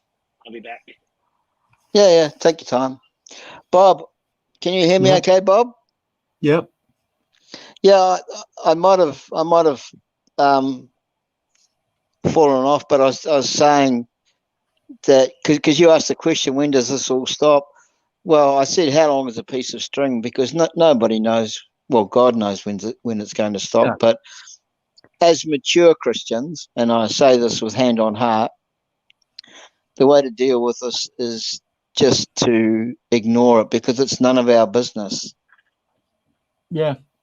And there's far more important things. There's far more important things that God has got planned for us to do than squabble like high school teenagers on YouTube. Yeah. And it gives the atheists a laugh, doesn't it? I mean... Of course it does. Of course it does. I mean, it's up to praise who he has in his channel, but he's getting...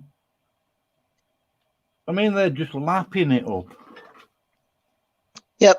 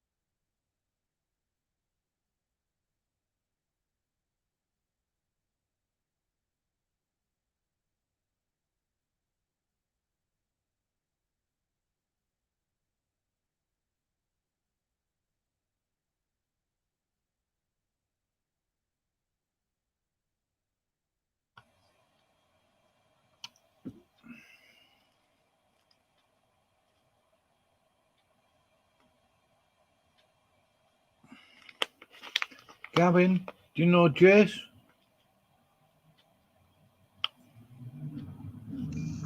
Yeah. Are you there? Yeah. Do you know Jace?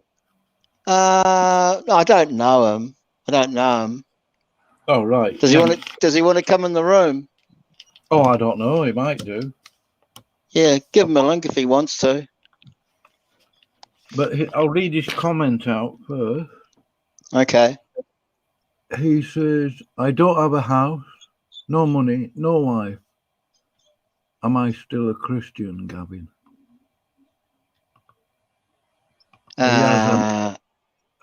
If you believe in the Lord Jesus Christ, then you are a Christian, Jace.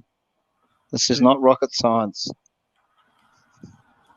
He did have a bit of a heated discussion with Kenny the other week. Oh, well, he should come in the room then.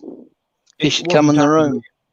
He wasn't being angry and hateful, I don't think, but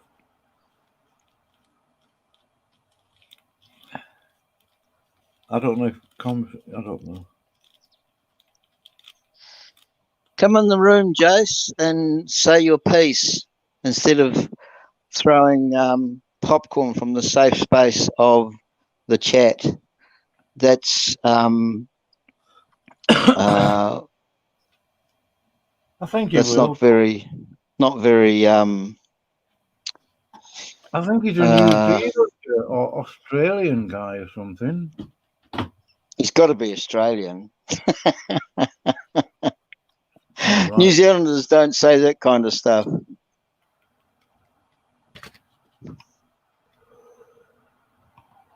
Well, I put the link in there, Jace. Gavin's here. He's willing to speak to you. Come on, Jace. Come on, Jace. Back your mouth.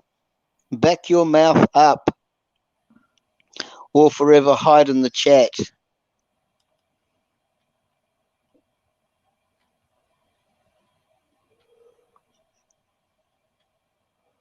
Yeah. Well, no, I don't think he's a hateful person, Gavin.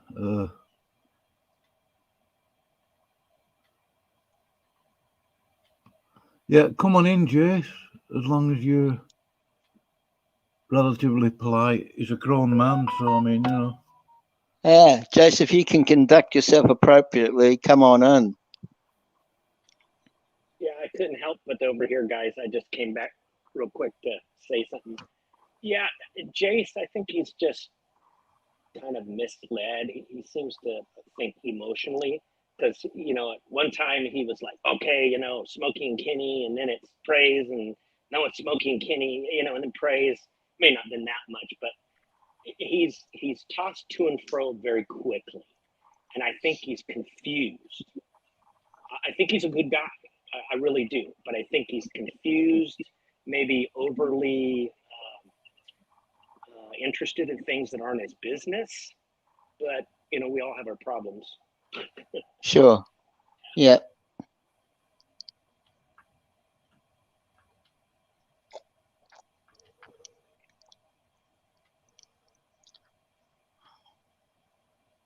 Yeah, Good News Gospel says, Gavin Hurlimann, March 18th, 2022.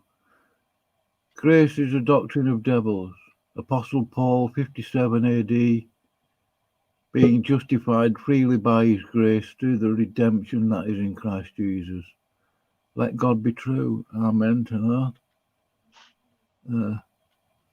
I don't know what he's meaning by that comment, but Good News Gospel, you can come in the room if you have a beef or you have an issue you want to talk about. Jace, is that you, Jace? Yeah, it is, Bob. It is. Okay. I haven't muted you, so... Good evening, gentlemen. Hey, Jace. I am actually a Kiwi, Gavin. You're kidding me. I am actually a Kiwi, Gavin. Are you serious? I live about 200 kilometers away from you. My goodness. So I'm what's your actually, issue? What's your actually, issue? What's your issue that you would ask me such a stupid question about being single, having no house, no money, no wife, and are you still a Christian? What a silly thing to say. well, why would you ask that? Well, basically, a little while ago there, I heard you with praise proclaiming that he wasn't a Christian because he lives in his mom's garage, that he doesn't have a wife, that he doesn't have a job, that he doesn't have money. And I think that is a stupid thing to say, that someone is not a Christian because of those reasons. And I heard you say that, Gavin. I think what you think you heard and what was actually said are two different things. What you meant, you mean? Yeah, well, I beg to differ. You may have not meant that, but that is the way that it came across. Well, the way that it comes across is just totally subjective, Jace. You know that, eh? Well, it is subject to the person listening, yes, I agree. Yeah. So would you agree? Would you agree with me that a man should be able to lead a home in order to be able to lead souls to Christ? Well, a man, if he's married, needs to be the head of his home. He has to be the priest in the home, right? That's a dodge like O.J. Simpson. I'll ask my question again. Would you think that a man needs to be able to lead a home before he can actually lead souls to Christ? Okay, so when you say lead a home, what are you implying there exactly when you say lead a home? There's no implication. It's black and white, simple as. Are you talking about leading the home in regard to how to maintain a home, how to pay your bills, how to keep things tidy? Is that what you're talking about when you say lead a home? Are you talking about the people in the home? Meaning, wife, children. Bob, you would know what I mean by a man has to be able to lead a home. Well, you know what that phrase means, eh? If a steel man, Gavin, I wouldn't want to do anything else. I think what he's saying is, if you're going to be a pastor, ideally, biblically, you need to be married, hopefully with children, before you take on a pastorship. Okay, I know. Okay, I know plenty of pastors that are not married.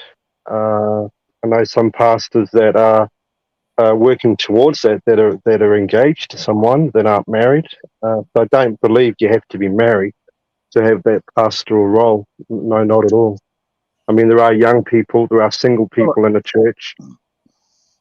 Yeah, but I think the reasoning behind it, speaking biblically, is that if you can look after a household, you can certainly look after a local fellowship in terms of pastorship and stuff. I mean, I wouldn't say you shouldn't be a pastor just because you're not married, but ideally, because it can be a little bit awkward if you've got a pastor who's single, with the women in the... Oh, I absolutely agree with you there. Yeah, I don't believe that is that is appropriate at all. A male single pastor, actually in a place of ministering to women on their own. I agree totally with that. I don't know. I mean, it's something we could discuss for hours, but yeah. But I mean, to be fair again to Gavin, he was responding to Praser's attack on himself, and he was just, I don't know, pushing back a little bit. I do fully agree with what Gavin said in regard to the shenanigans and the stupidity and the back and forth and the tit for tat. I mean, there's a lost, dying world out there. There's people that are in absolute getting destroyed, you know, and having silly little arguments back and forth is not conducive to the gospel and to being a witness for Christ, you know. No, well, what's happening, Jace? And I'm not having a go at Priest because he's not the only one, and I may have been. Oh, I forgot what I was going to say. Yeah, that's it. Yeah, the atheists. I made this point about half an hour ago. And lapping it up. They're taking the mickey. I mean, they've got atheists going in there, Jace, chipping in on. Well, I know it's not a church. Chipping in on church business. It's between the Christians. It's no business of any atheist being involved in that discussion. Yeah, I mean, I haven't been in Praise's channel talking for probably 2 weeks now, simply because I see some of it as being quite unfruitful. And like I said, the backwards and forwards, the tit for tat, you know, they're laughing at everybody and laughing and I don't know. I'm a house flipper, you know. I'm a hard man as far as, you know, my work goes, you know. Quite busy in what I do, so I don't really have time to, you know, to be backwards and forwards and laughing at everybody and taking the piss out of everybody. And you know, this is not what the gospel's all about. I mean, it's about upholding the truth, yes, but there's a way to do that, and there's a way to do that biblically, and I just don't see that a lot of the time, and I find it really tiring as well, listening to it.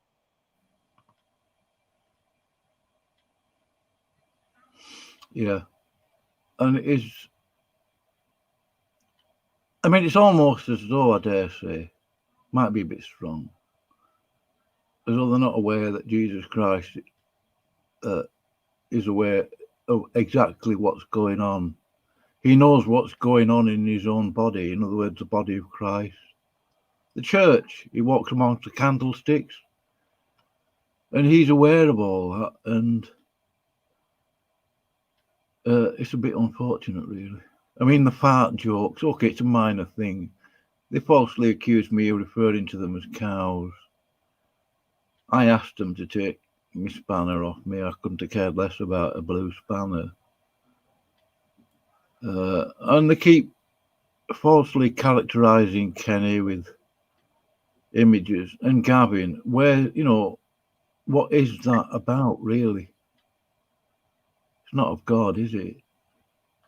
No, it's not. And as far as Kenny goes, you know, he's going through a lot at the moment physically. Obviously, he's coming off a lot of stuff. You know, addictions, that kind of thing.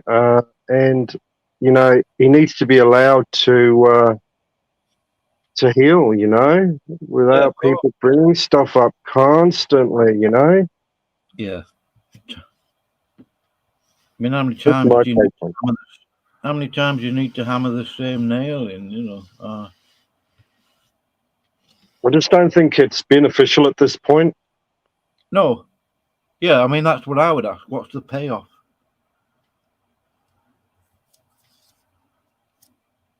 Yeah.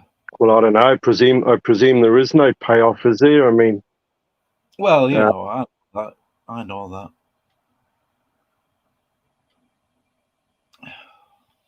So anyway, Gavin, are you still there?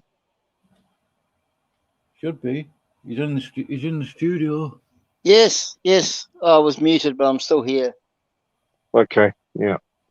I don't mute anybody in the studio. I wouldn't do it. Yeah. So, Bill is saying silly arguments are wrong. Defending the bereaved, the victim, the broken, the gentler vessels are far from silly, though. I can't disagree with that. Defending the bereaved, absolutely.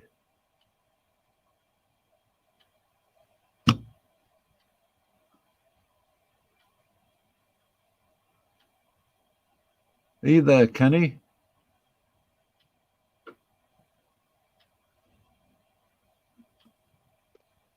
So how have you been doing, Jace? What's it like living in New Zealand? Well, I'm quite like I said, I'm quite busy at what I do. I've never been handed anything on a silver platter. I've always had to work. I'm sorry, I'm still busy. I've always had to work for everything that I've got, and over the last few years, I've been able. I mean, Gavin can attest to this. I've been able to take advantage of the rising housing market in this country, and I've tried my hand at relocating a couple of houses. That have come from. One actually came from Auckland all the way to where I live in Rotorua, which is quite a feat to move a house like that on a trailer. But I've done that twice now, and I've taken advantage of that to try and get myself in a position where financially I'm okay. But I'm not to a point where a lot of people have to work all the time, and it's about money, greed. And I don't believe as a Christian we should be living our life like that, because what has eternal value is far more important than what has temporal value, as far as I'm concerned. But I'm doing it just to get myself in a position of being hardworking and being comfortable, I suppose. And now hopefully I can help others as well, Bob. That's the plan. It's weird, that, moving them big Jace, houses. if you moved a house from Auckland to Rotorua without it falling off the truck, that is a magnificent effort, because that's not an easy thing to do. No, it was actually done as a two-piece move, because there are house movers that are okay. I actually bought the house off Trade Me, Gavin, from a developer. Nice. who was developing the land into flats. So I bought it off him, and then I paid someone to move the house from Auckland to Rotorua as a two-piece move. So they brought it here. I got someone to ram some foundations in, and they put the house on it, and I helped join it back together and tie it down, and I'm renovating it at this stage. Nice 100-year-old Californian bungalow, with all the LED-light windows and all the high ceilings. Mate, that is going to be a sought-after house, I can guarantee you. So this is the second time I've done this. Now, I actually did the first one. Have you heard of Ford Block in Rotorua, Once Warriors? Yeah, kind of. Yeah, yep. Yeah, so I did my first one in Ford Block a few years ago. Amongst the gang members who all helped me actually in getting all fixed up. So that was quite an experience hanging out with those guys. Awesome. Did you pay them for the work they did? Yeah, paid them. Yeah, cool. Paid them for helping me out, and So So anyway, so that's a little bit about me anyway. And my faith is extremely important to me, because without that, I'm pretty sure I wouldn't be here, and I wouldn't have the skill that I have now. Right. Yeah, I hear you. I hear what you're saying. And I know you've been through a lot too, Gavin. I've done a little bit of research on you, and you've been through a lot as well, in your life. But we grow from it, and we move on. Yeah. But I'm pretty happy with how things are now. Looking at where the next challenge is going to be. But it was good. It was good to have that debate. Did you listen to the debate at all? Yeah, I had to listen to it. Yep, I listened to it. What did you think? Because I'd welcome your critique and criticisms and recommendations, because I'm always looking to get better, or trying to get better. Well, I basically just thought, it was a bit of a muddle up in regard to, if people can't even define, get the definitions right and get on the same page as far as what the definitions of those terms mean, then that's not a very good foundation, really, is it? Sure. But I kind of thought that I kind of thought that the word condone would be a stumbling block, because he challenged me to a debate, and I said, sure, I'll debate anything you want. What do you want the debate topic to be? And his email was, I want to debate you on, does the Bible condone slavery? And I thought, perhaps you haven't thought that one through kind of properly enough. So, but anyway, at least he, you didn't ask him to debate that. He asked you to debate that. So yeah, that was his choice. Yeah, he chased me, and that was his topic that he wanted to debate. So I think that the use of condoning was probably shouldn't have been used. Probably should have come at it from another angle, I think. Yep. But that's what he wanted, So, but the thing is, Jace, even if you're losing in a debate, you never rage quit, because it's a really defeatist kind of action, If you're losing, then you lose gallantly, You lose with your head held high, and you take the knocks, and at the very least, you can learn from that experience and get better. But he just quit, and that'll be the eternal record. Yeah, well, it's an emotional response, isn't it? I mean, that's what that was. 100%. Yep, spot on. 100%. And you're not going to win any brownie points emotionally rage quitting like that, which looks to me as what he did. Yeah. Sure. Yeah, but I think we got to take our hats off to Bob, because that was the first debate that Bob's ever moderated, and I thought he did a really good job. Yeah, I agree. Did you say much, Bob, during the debate, or because I didn't hear the whole thing of it? Did you come in and say much or not? Not really, no. I mean, I don't think it's. I think it. If no offense to you, Gavin, if it was more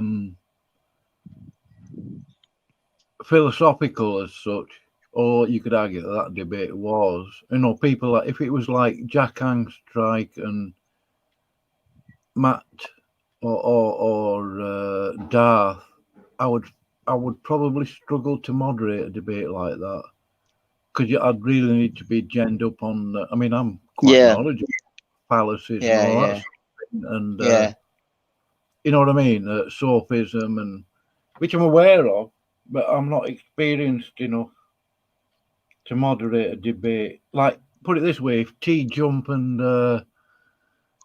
some famous atheist, so-called, wanted to do a debate on my channel, I would struggle, because, I mean, T-Jump is pretty brutal, sort of. Yeah, he is. I wouldn't want to debate him. I couldn't. I don't know. I mean, I noticed though that you guys didn't actually really talk over each other, which was really good. Yeah, tried not to. Yeah. Because you didn't have any time limits on your particular topics, did you? We had the debate structure, and I really pushed this hard, because I didn't want it to turn into a dumpster fire. I wanted a really structured debate, Jace, to avoid it falling into a dumpster fire. So the structure was this: it was 10 minutes opening statement from each person, then up to 8-minute rebuttal or cross-examination from each person, then an open period of discussion, and the time limit on that was to be set by Bob, He could have let it go for 20 minutes, 30 minutes, whatever. And then there was to be a 5-minute closing statement from each party, and then just Q&A from the audience. And I really, really am glad that we had that structure, because I think it could have got a lot messier. Because it got a little bit messy in some areas, but because we had that structure, that tended to keep things fairly on course, or running fairly smoothly. And the fact that Bob hardly said anything or had to say anything was a good testimony to having it structured like that. No, I thought it was. It definitely didn't become a dumpster fire. It was just, you guys were able to rein it in and come back on track, which I thought was awesome. I mean, you don't see that on a lot of debates. You see a lot of debates where they do become like a dumpster fire, and everyone's arguing and and trying to talk over each other, and everyone's everyone gets emotional with it as well. And before you know it, the debate's over and the audience is going, "What happened?" Yeah. Or sometimes the debates, they get personal. There's personal attacks thrown at each other, and that's awful. That's terrible. We're freaking adults, man. We're not high school kids. I know.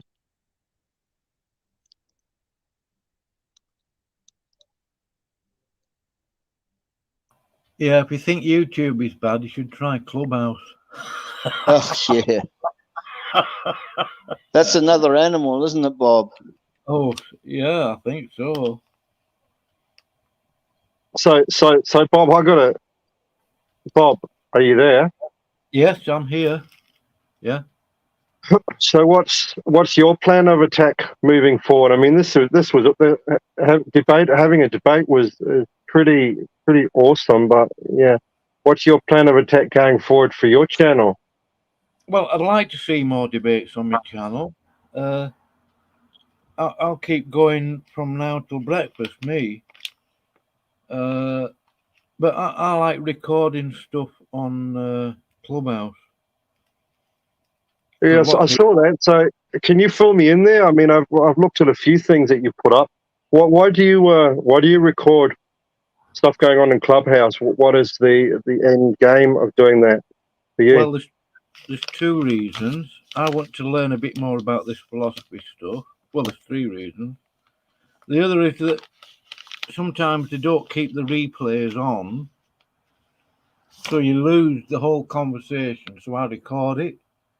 And the other thing is, a lot of people on YouTube don't actually bother with or actually go on to Clubhouse, and so they can listen to the stuff that's going on Clubhouse on YouTube, and I can listen to it again. I'm not actually a debater. It doesn't really interest me that much. The apologetic side of it, to give a defense for my faith and to be able to being able to share the gospel is really important to me. But I'm not a debater as such, and it's not really my thing. I'm more inclined to want to grow in my relationship with Christ and learn how to discern and be led by the Holy Spirit and grow into what God's called me to do, which is not debate. I can say that in a nutshell. Right. The thing is, I have had this discussion with another Christian. See, the problem with talking to atheists, because obviously we want to see these people get saved, they're going to come out with all sorts of stuff at you that a lot of Christians aren't sort of prepared for, because they will tear you a new hole if you let them, if you don't know what they're on about, what they're saying to you. Yeah, that's true. That's true, Bob. It's pretty brutal on Clubhouse. Oh, yeah. But that is a sort of... See, that's the sort of thing I mean, I have witnessed to people before. I've got into a lot of trouble over it while I was in jail witnessing. I've got a lot of grief from the Catholics. But you get attacked from every angle, Jace, and it's hard work as well, actually. Because if you're witnessing to people, you've got to be able to, or willing to, make sure you can respond to all things, give a reasonable answer for the faith that you have in Jesus Christ. And they're going to throw all sorts of questions at you. People don't realise that evangelising, witnessing to people is actually not hard physical work, but you've got to be on the ball. You really it's a lot harder on YouTube because because you can't see the other person, you don't know the other person's life, you don't know anything about them, and you're not trying to reason with an atheist who doesn't even know you is extremely difficult, I would have thought. It is, I think so. Because a lot of atheists, the ones on Clubhouse that I've come across, I mean, there obviously are one or two stupid ones, but most of them, I would stay away from trying to get into a debate with them, because a lot of the time they will actually try and run ring around you. So, but that's why I'm learning all that stuff. It's quite clear. I mean, some people like debating, and there is a place for it. Don't get me wrong. There is a place for those apologetics. And look at Paul. Paul was very familiar with Plato and Aristotle, I think. He went up Mars Hill, didn't he? And he started from, I'm going to preach to the unknown God. But those people were Greek, Roman philosophers. These Greco-Roman dudes. Yeah, that's it. And so he was able to debate with them, and they wanted more answers from him. But yeah. And the ironic thing of it too is that you would have thought, Paul being a Jew, God would have called him to preach to the Jews, but he didn't. He did the total opposite and called him to preach to the Gentiles, didn't he? Paul was also a Roman. 100%. He was also a Roman Jew. He had Roman citizenship. That's why he was able to appeal to Caesar. Yeah. As far as in men goes, the foolishness of things, people would have thought, well, why didn't Paul preach to the Jews? Why did God send him to the Gentiles? Simply because the foolishness of man is what God sees, and he is, no, I'm going to do things very different here. I think he might wisdom of men. I think he might have kept Peter out of Rome for a reason. Yeah. You think about it. Because Peter wasn't the first pope, so-called. If we'd have claimed that in Rome, he wouldn't have seen breakfast. No, he wouldn't have. No, he wouldn't. No, I don't think so. Anyway, I'm saying sometimes we think we can be wise in our own eyes, and as a result, God says the wisdom of men is foolishness to God. Is something like that. Anyway, can you elaborate on that, Gavin? Is that what it actually says? Can you hear me? Yeah, I can. Yeah, it's just in 1 Corinthians, Paul says, for the message of the cross is foolishness to those who are perishing, but to us Christians who are being saved, I emphasize who are being saved, it is the power of God. Because I'm not an OSASer, Jace, I think I am being saved, but I'm not saved yet. Okay, so you believe we're in a process? Yep. Yeah, I think so. Do you know what? I've pondered this quite a bit, and you know, when I stand before Jesus Christ on that day, I don't think he's going to. There's a whole lot of. He's not going to ask me if I'm flat Earth or whether I'm globe, or you know. I don't think those things are important, but things like OSAS, once saved, always saved. I think it's really important to have the right biblical foundation there, because it dictates how you're going to live your life as a Christian. Yeah, I agree. Yeah, I agree with you. I can't disagree with that. So if you think you're once saved, always saved, then it's like, hey, well then I can pretty much do whatever I like because I'm saved, and so there's really no need to try and self examine yourself, and there's no need in growing in the grace of Christ because hey, you're saved anyway. Yep, 100%. Agree with you 100%. And also too, Jace, if once saved, always saved was actually true, and I don't believe it for a minute, then there would be no need for the wealth of warning passages there is in the Bible about falling away from the faith, you know. There's tons of passages about different people falling away from the faith or following demons or following the teachings of deceived men. There's tons of those passages, and they're in there for a reason. You know, they're not just in there to take up space on the page. They're in there for a definitive reason. I just think that, no, I'm not even focused on that. Simply in Christ, you know, asking God to create a clean heart in me and to renew a right spirit within me, and to live my life, you know, with that in mind, is really what it's about for me. You know, whether I'm once saved, always saved, or whether I'm not saved, or whether I am saved, or is not really the question for me. The question is am I in a right state with Christ, and where is my heart, and am I living for Him, or am I living for myself? And that's really it in a nutshell. Yep, you got it. I don't think Kenny totally understands where I'm coming from, but that is how I live my life. Yeah. Well, I think just talking with Kenny over time is probably going to be beneficial for you both, because that's how you get to know somebody, is by talking with them, you know.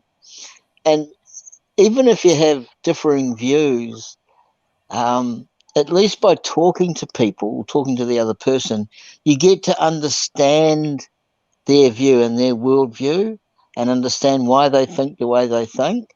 Now, you don't have to necessarily agree with it, but learning why they think that way, it's important, man. It's really important, because whether we like it or not, when we're in Christ, we are all spiritual brothers and sisters, you know, and you can't get to choose your family, you know.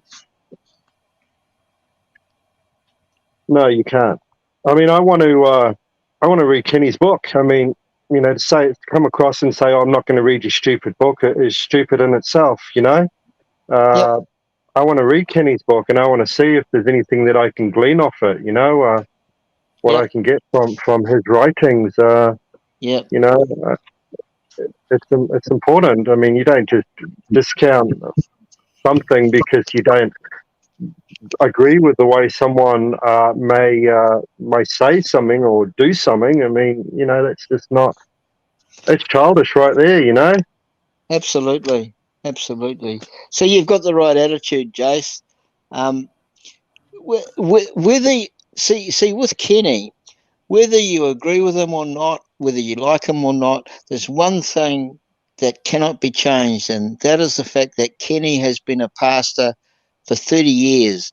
Now, when you know very well that as a pastor, when you're a pastor, you get to experience the whole gamut of life. You get to experience tragedies, people that have got terminal cancer, and people dying before what we think their time is. But you also get to experience the magnificent highs that people go through, like the birth of a new baby or a wedding, engagement, this kind of thing. You get to really experience life. And Kenny's done that for 30 years. So by that measure, he has my respect, regardless of what I think about him as an individual. You're talking about how he lives his life and the things that he's been through. Is that what you're talking about, Gavin? Yeah. Being a pastor for 30 years exposes you to the worst things in life, because everybody dies, but also the really happy, joyous things, like weddings or the birth of a first baby or engagements, this kind of thing. You get to see all of the worst of life and also the best of life. Gavin, in that kind of role. Sorry, Bob. Sorry, I didn't mean to interrupt. Can I read this comment? No, I was finished. Can I read this comment out? I don't know if you can see it on screen. Sure, yeah. Grace Saves says, wow, Gavin is a blasphemer, denying the Lord that bought his children with his blood, rejecting God's promise to lose nothing. Why have you got this damnable heretic here, Bob? Well, Grace Saves, I don't know if you watched the beginning, but this was a debate on does the Bible condone slavery. He's more than welcome into my studio. He's being polite. He has a right to express himself on the basis of scripture. Okay, you might not agree with everything he says. Nobody's asking you to. But we're discussing stuff like that because we're grown men. I don't think, I do not believe that Gavin is a damnable heretic. That's a bit strong. Yeah. Do you want to come in, Grace Saves, and possibly want to talk to him, Gavin? No? Yeah? The problem is when the common theme seems to be, if you don't agree with something someone says or does, then there must be a heretic, I mean, that's a common theme. I mean, that's not even an argument. That is just like, well, I'm labeling this person as a heretic, so you essentially don't give that person an opportunity to unhereticize themselves because you're already convinced they're a heretic anyway. That's a great phrase. Unhereticize themselves. That's a great phrase. Yeah. But you don't learn anything by not talking to somebody who disagrees with you, do you? I mean, if they're going to be polite and you have a conversation with them, you can discuss things through like that, through scripture. Yep. And the only way to get to know somebody is by talking to them. And as far as Kenny goes, and you're talking about pastorship and for 30 years and everything that he's done, to me personally, that's not where I see Val. I mean, there's pastors everywhere. There's bad pastors, there's good pastors, there's pastors that are not really pastors at all. They're pretending to be pastors. That's not where it is for me with Kenny. I look at Kenny and I look at what he's had to overcome in his life with his disabilities. The fact that he spent decades basically studying to show himself approved, wrote his book, all those odds that he's had to go through, all the things he went through as a child, having to deal with his family and his father, all of that stuff means more to me with Kenny than anything else. Yeah, well said. Well you know, said. because I've been there myself. Maybe not to the extent Kenny has, but I've been there myself and had to overcome a lot of different things. You know. Yeah. So that's where I relate to with Kenny. I don't even know if he's listening to me, but you know, this is where it's at for me anyway with Kenny. Chase, how long have you been in Rotorua, roughly? I came over to Rotorua when I was 13. Right, okay. I was actually born in Wellington. Born in gotcha. Wellington. Went to, you know, basically had a mother and father who, my father ran off on us, me and my sister, when we were babies. My mother decided to run off on us as well. We went into foster care for a few years. And then from there, we went over to England to live with our grandparents. Wow. And came back when I was 13. Wow. To live with a father. Yeah, to live with a father who I didn't know at 13, who was abusive. Yep. And a stepmother who really didn't want us. I'll bet. I'll bet. And also met my mother for the first time when I was 21. Oh, my goodness. Wow. Wow. How was it meeting your mum? Was it a bit weird? Oh, well, it was extremely weird because all we really did was get together and got stoned and drunk and went out and partied. Oh, goodness. Oh, okay. You know, because that's what we did. But as far as a mother figure goes, well, obviously I don't have that bond with her. Sure, yeah, I understand. And she lives in Australia anyway, so yeah. Right, gotcha. So and I've been in New Zealand ever since, traveling around the world a little bit, and you know, teaching English all over the world, and I've done a little bit.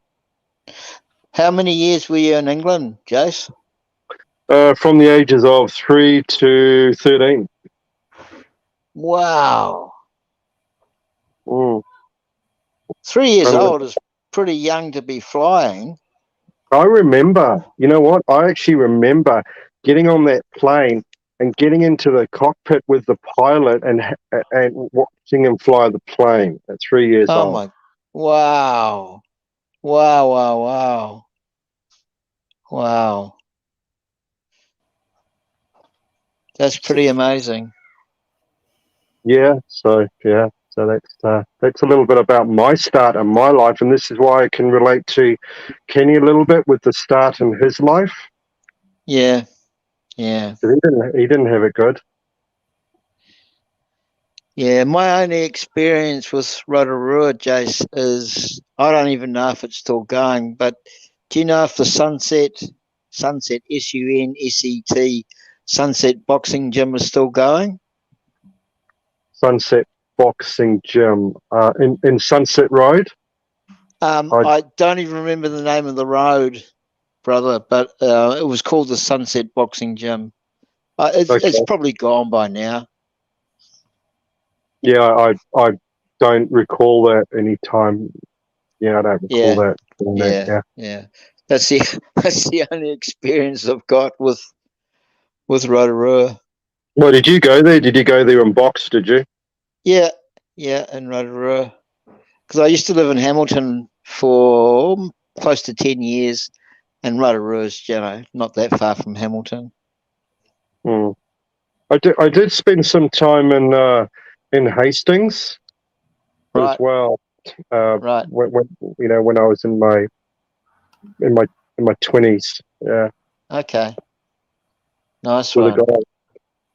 I ended up becoming a martial artist, and there's something called Tenshin Pai, which is Celestial Mountain School Kung Fu.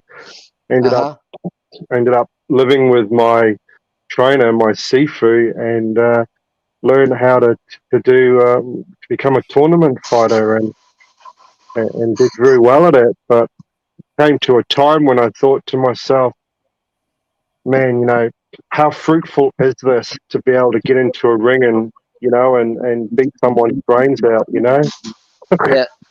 Can you remember what years those were for you, Jace, roughly? The years with what? The years when you were fighting, when you were tournament fighting. Okay, probably from the ages of, so I did it full time, so I wasn't working. Yeah. Probably from the ages of 22 to 29. Right. And what years, like, what can you remember the years, like, was it the 90s or the 2000s or the 80s, or It would have been it would have been the 90s, yeah. Okay, Yeah. gotcha, all right. It would have been the 90s. Why is that? Well, I'm trying to, because I was a professional boxer through the 80s. I had my last professional bout at the end of 89. So yeah, I was kind of finished by then, but I was 30 years old as well, Jace, and Yeah. it's a long time to be blocking punches with your head, Yeah, well, there's brain damage is a very real thing, No, I know, I've got it. I've got it. I've got the diagnosis and the medication. Oh, really? Oh yeah. It's because, well, especially, I mean, on the MRI scans, they've shown me the results of the MRI scans, and with the frontal lobe, that's like where your forehead is. You can see on the MRI there's just a lot of dead tissue, but that's to be expected with boxing, because you've got your chin tucked in, and if you're really good enough, you'll be able to slip the punches that come at you. But if you're not that good enough, you kind of just tuck your chin down even more and take the blow on the forehead. So my forehead had a machine gun hammering for a good 10 years, because you can't always dodge everything. No, unfortunately, you can't. No. Yeah. We got told, your head was like glass and treated as such. Yeah. Well, I mean, even now in Auckland, I just coach boxing and Muay Thai, but I still train with the guys because I really enjoy the training. I really enjoy it, but I also do it because I'm like 62 now, but I enjoy the training, and I still train with the guys and do everything that I tell them to do, because I try to be an example or try and be inspirational. But when it comes to the sparring rounds, it's only body sparring and kicking into the legs and that, for me when I'm in the ring, because they know I'm old, and they know that I'm kind of pretty worn out. So there's no head punching or anything like that. So kind of lucky that way. It's good for fitness anyway. Heck yeah. Yeah, is it ever? I used to love chain punching, doing chain punches when I was fighting, because you would you tire yourself out within 30 seconds. Yeah. I'm trying to think of some names that might have been around when you were competitive. Well, the guy from I'm thinking too. There was a couple of really good MMA martial artists in Rotorua back then. I can't think of MMAs, but mixed martial arts. Right. I don't think who they were. But the guy that I actually taught off, his name was Kati Yanuia. He was actually he was taught by a Chinaman, but he was actually an Islander. Okay. Yeah.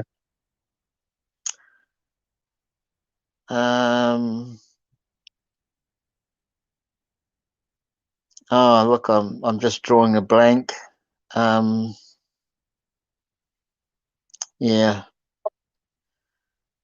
I'm drawing a blank on names. Yeah, I do that all the time. Yeah, Yeah. I call them senior moments, brother. I have them frequently, like every day. Yeah, Bob, you know that. Bob, you know that feeling. Bob, having a senior moment. You If mean Bob's when you still forget listening? stuff and things like that? Well, yeah, you walk into a room and you think, I came in here for a reason, but I forget what it was. Yeah. Oh, I get that. Yeah. Yeah. Definitely. So I haven't actually. So Bob, are you there? Yeah, I'm here. You know how you were talking about fart jokes on Fraser's channel? Oh, yeah. I mean, that was just a symptom. I mean, that's the tip of the iceberg, really. But yeah. Yeah. So that's just. I don't know. Maybe it's American sense of humor. Mm. I don't know. I mean, I'm an American, and you know, so a lot of it's like, oh my goodness, what the heck's that going on? You know. So, but yeah, that was just more a humor side of things, I suppose. Oh, I've got a sense of humour, you know. But I mean, we're talking about Christians in there. What is the? I mean, how is that glorifying Jesus Christ? I Well, don't that's the thing. It's not glorifying Jesus Christ, but it's a I don't know. It's comedy, perhaps Comedy Central. Well, yeah. No, I do see the lighter side of it. I just don't see the application. Yeah, I know what you mean. Yeah.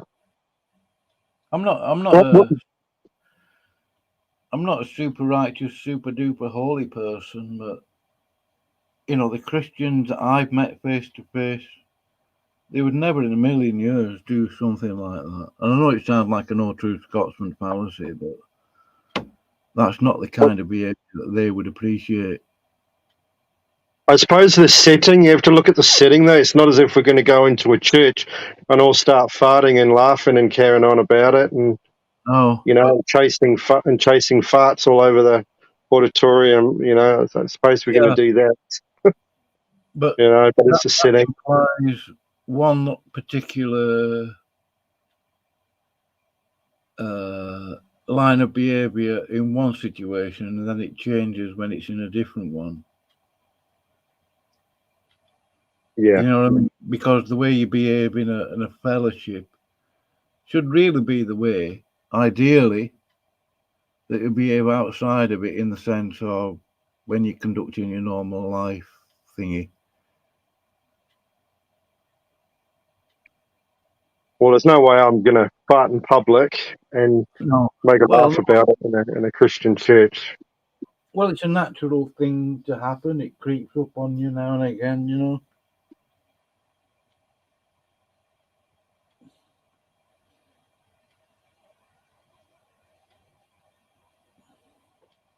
And I think we've got worse things to worry about with church rather than, you know, just look at the state of the church in general, and it seems to be a shadow of what it once was back in the book of Acts, you know. I see it watered down.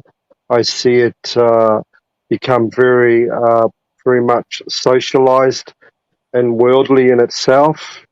And I struggle. I mean, I go to a church, but man, do I struggle going to that church because it's just this real, I don't know how to put it, but it's like if you're not married, you don't have children, a wife, a little family. If you don't have all of that, then it's very hard to assimilate into a lot of these churches. You know. Yeah. It's become very culturalized. What do you reckon, Gavin? Or is he not even there anymore? I don't know. I mean, I see the church as just a shadow of what it Sorry, once was. I was on mute. I was on mute. Sorry about that. But did you hear what I said about the church as a whole? Run it by me again. Jace? So from, the church as a whole, I look at the church as a whole, and I see it as nothing more than a shadow of what it once was and what it was meant to be back in the book of Acts. I see it's become culturalized, westernized. Yes. And unless you're a typical guy with a wife and children, and you've got your own little family going on, it doesn't really cater for much else, Yeah, and there's a lot of truth in what you're saying, because the church in the 21st century is way different than it was in the first century. That's just a fact. A lot of that is because of the way our culture has developed. I go to a Samoan church. It's full of Samoans. I'm the only white guy there, but it's not a big church. It's quite small. Would be my kind of church. Oh, that's awesome, man. Go to somewhere where it's different, even a Indian church, even a black African church. Wouldn't that be cool to go to a black African Christian church? Yeah. Well, these guys, these guys, they're like fully Samoan, but we've even got some ex-All Blacks in the church. But it's a small church, Jace. Like if we had 30 people there on a Sunday morning, it'd be pretty packed, it's that small. But it's small and everybody knows everybody, but everybody doesn't know everybody's business, because we all know where that line is, to not delve into people's sort of personal affairs. And Samoans, they just look for any opportunity to have a lunch. And when they have a lunch, it's like a wedding feast, They have a pig on a spit. They have salads for Africa, and then they send you home with doggy bags so you don't have to shop for the next week, So they're really, really neat, and I love it. I'm the only white guy there, and I've been going there for must be 6 years now, and I'm still the only white guy there. But they don't care. They don't care about my skin color, because I'm the same color as they are on the inside. Yeah, well, that's part of what the gospel's about, isn't it? Yep. Getting together and looking after one another and feeding one another. Yep. Yeah, edifying, encouraging, helping. So I go to C3. Yeah. And in all honesty, it's just that real wealth, health, and prosperity gospel all over again. Okay. That's what it feels like. It's like, sure. Hey, if you're a Christian, you're gonna have this, you're gonna have lots of money, and you're gonna have this, and you're gonna have a good life, and never ever really confronting the fact that we're meant to be holy as He is holy, and we're meant to go through sharing the sufferings of Christ. Yep. I never ever hear that. Not from those kinds of churches, Jace. I agree. Is your church kind of Pentecostalish in a way? Well, it is. It's C3. Yeah, C3 Church is basically a Pentecostal movement that started in Australia. Yeah. Okay, I got you. Would it kind of be like Hillsong, similar vein to Hillsong? Yeah, Brian Tamaki's church in Manukau. Would it be kind of like that? Yeah, similar. I actually went to Brian Tamaki's church here in Rotorua before he moved to Auckland. Okay, all right. Oh, so, well, then. Yeah, you know. I was there when his church only had 100 people in it. Wow. And I watched him. I watched him come out of any accountability, and as he came out of any accountability, that church just became a power to itself. And as you know now, it's very militant. It's very cultish, I would say. Yep. 100%. 100%. But I hear what you say. Well, he has, yeah, he has, and so have some of his people. But yeah, I would never. I've been to Brian Tamaki's church in Manukau a couple of times, just with friends, but I just don't like it. I just want my local church that I attend every Sunday morning, and the services are not the same because the church has been there for 20 years, and it was established by a husband and wife, and she will preach occasionally, maybe once every couple of months, but also their daughter, who is married to ex-All Black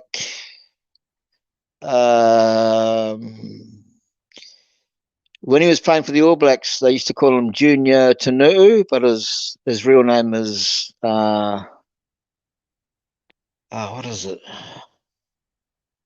I can't remember what his real name is, but they always called him Junior Tanu'u. He was the halfback for the All Blacks in about the mid-90s onwards. I think it's Afisa Tanu'u, yeah.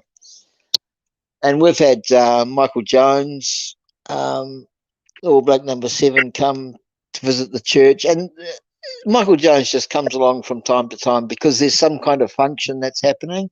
He doesn't come to preach or anything, but everybody sort of knows everybody, and that's just cool. It's pretty relaxed, pretty cool, pretty laid back.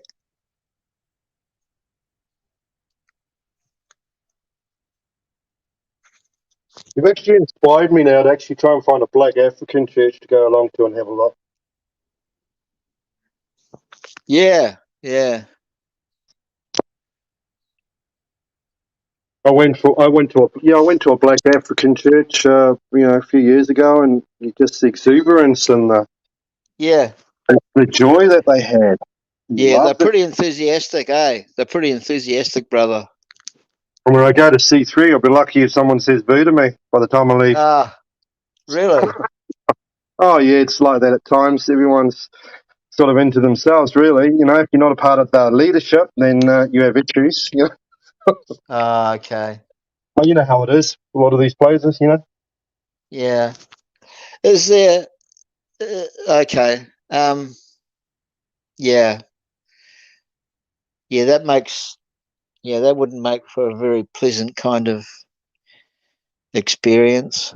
I'm not married. I'm single. I don't have a partner, but they don't see me any different. Like there's kind of like at my church there would be like 6, maybe 5 or 6 core families that go there, but each family's probably got about 5 kids, sort of thing, and they just grow up with the church that way.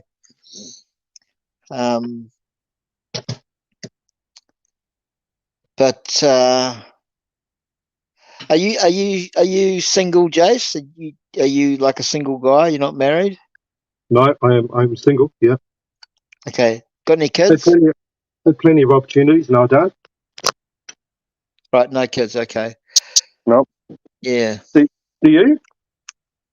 Yeah, I've got two. Yeah, I've got 2, boy and a girl. Boy and a girl. Oh, no. Nice. Yeah, they both live in Tauranga. My boy, oh God, he's not 40 yet. He must be 37 or something. He's got a hairdressing salon in Tauranga, and he's making heaps of dough because he used to live in Auckland, did his apprenticeship in Auckland. And my daughter, she is a registered nurse in Tauranga Hospital, so they're doing really well. Wow. Well, yeah, both of them would be, yeah, for sure. Yeah. So that's a testament to you as a father, isn't it? Beg your pardon? Yeah. That's a testament to you as a father. I don't care what anyone says, you look at the children and then you look at the parents, Yeah, true. Yeah. Yeah, my son is hard case, because he's very good at marketing, and he markets himself as this ex-Aucklander who was sick of the rat race in Auckland, because he actually was. He was really sick of the rat race, and him and his wife used to disappear to Tauranga quite often. But he markets himself as this ex-Aucklander that knows everything there is to know about hairdressing, and that's how he markets himself. And people buy it, you know. People buy it because it's just an image that he creates, and like he's, you know, to get a man's haircut with him. I think the last time I asked him, I said, "How's business?" He said, "It's really good." I said, "How long would I have to wait if I wanted to get a haircut from you?" And he said, "Oh, you'd have to book maybe a fortnight in advance, you know." And that's, you know, that's quite a long waiting list for a man's haircut. Yeah, I've noticed that too. Like, you know, like you said, it's pumping. I mean, a lot of business in New Zealand is pumping at the moment. But you know, when you look at what's happening compared to worldwide, the whole world's in an economic slowdown. Yep. New Zealand, for some reason, we just seem to either we haven't figured it out yet, or whether we think everything is all wonderful. I don't know what's going on, but yeah, business is booming in a lot of different sectors. Yeah. Well, I mean, there's construction. I'm in West Auckland, Jace, and there's construction everywhere, man. Everywhere. With no job. Well, I mean, I'm in a brand new apartment. I'm in a very brand new apartment. It's never been lived in before. But you know, I'm in a 3-story apartment block. But these apartment blocks are springing up everywhere, and there's cranes. There's cranes everywhere. You know, all over the place. So when you see a lot of cranes and a lot of construction, you know that you know things are going well. Yeah. I mean, I've decided I didn't want to live in Auckland a long time ago. You know, it's just not me. Sure. Yeah, I understand. But for some people, yeah, they love it. You know. Yeah, well, it has its good points, its bad points. I'm in West Auckland, so West Auckland's not too bad. You know, I can handle West Auckland because it's close to the beach. But I couldn't live I could never live in South Auckland or, you know, East Auckland, like Penrose or somewhere like that. I couldn't do that. Yeah. I just don't like the traffic. You know. Yeah, you're not the only one. Every other Auckland is the same thing, Jace. They hate the traffic. And where I am, I've got a little bit of a lifestyle block going on, so I want to learn how to do veggies and, you know, and start growing and gotcha. stuff. Do all that. Gotcha. Yep. You know, I just can't handle being around too many people, to be honest. Yeah, I know what you're saying. I go to a excuse me. Once a week, I go to this. Have you ever heard of a men's group? It's called Man Up. Yes, I have. It's a Destiny thing, isn't it? Yep. Yeah. Well, it was birthed from Destiny Church. Yeah. But there's a local. Sorry. So is it still a part of the church? You know, not real. Well, it was birthed from Destiny Church, but I go to one that's local to me. Go to this Man Up course. I've been going there for probably at least 3 years, probably 4 years. But there's no talk of Destiny Church at the meetings. You know, we're just there for guys who are having challenges with dealing with, you know, life circumstances without resorting to violence, because there's a number of guys who are there who are either facing going to jail for domestic abuse, or maybe they're trying to get out of a gang, or they've just come out of jail, you know, and they want to change. They want to change from always resorting to violence when they can't handle something. They want to be able to learn how to be different, you know. And it's a great opportunity to be able to share some really good truths about the Bible. So yeah, that's just one of the that's kind of one of the things that I'm kind of involved with. But yeah, there's no talk of Destiny Church or anything. I have been to the Man Up group in Rotorua here. Right. Before. Okay. And all right. And it's good. What they're doing is good. The only problem for me is that I can't think of anything worse than seeing these men go to Destiny Church. You know, when they do, I don't see that as really beneficial for them. Yeah. Other than, you know, that's the problem. I mean, it's the gospel there. It's twisted, and you know, and it's really you know, they're putting their trust and their faith in a man rather than in Christ. Yep. Yeah, you're 100% right, and I see that as well.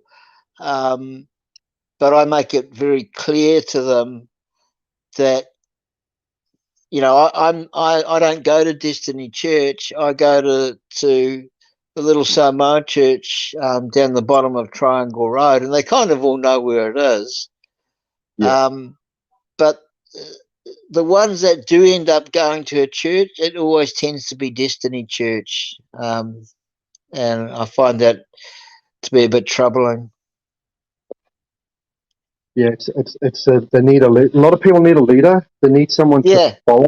That's the problem.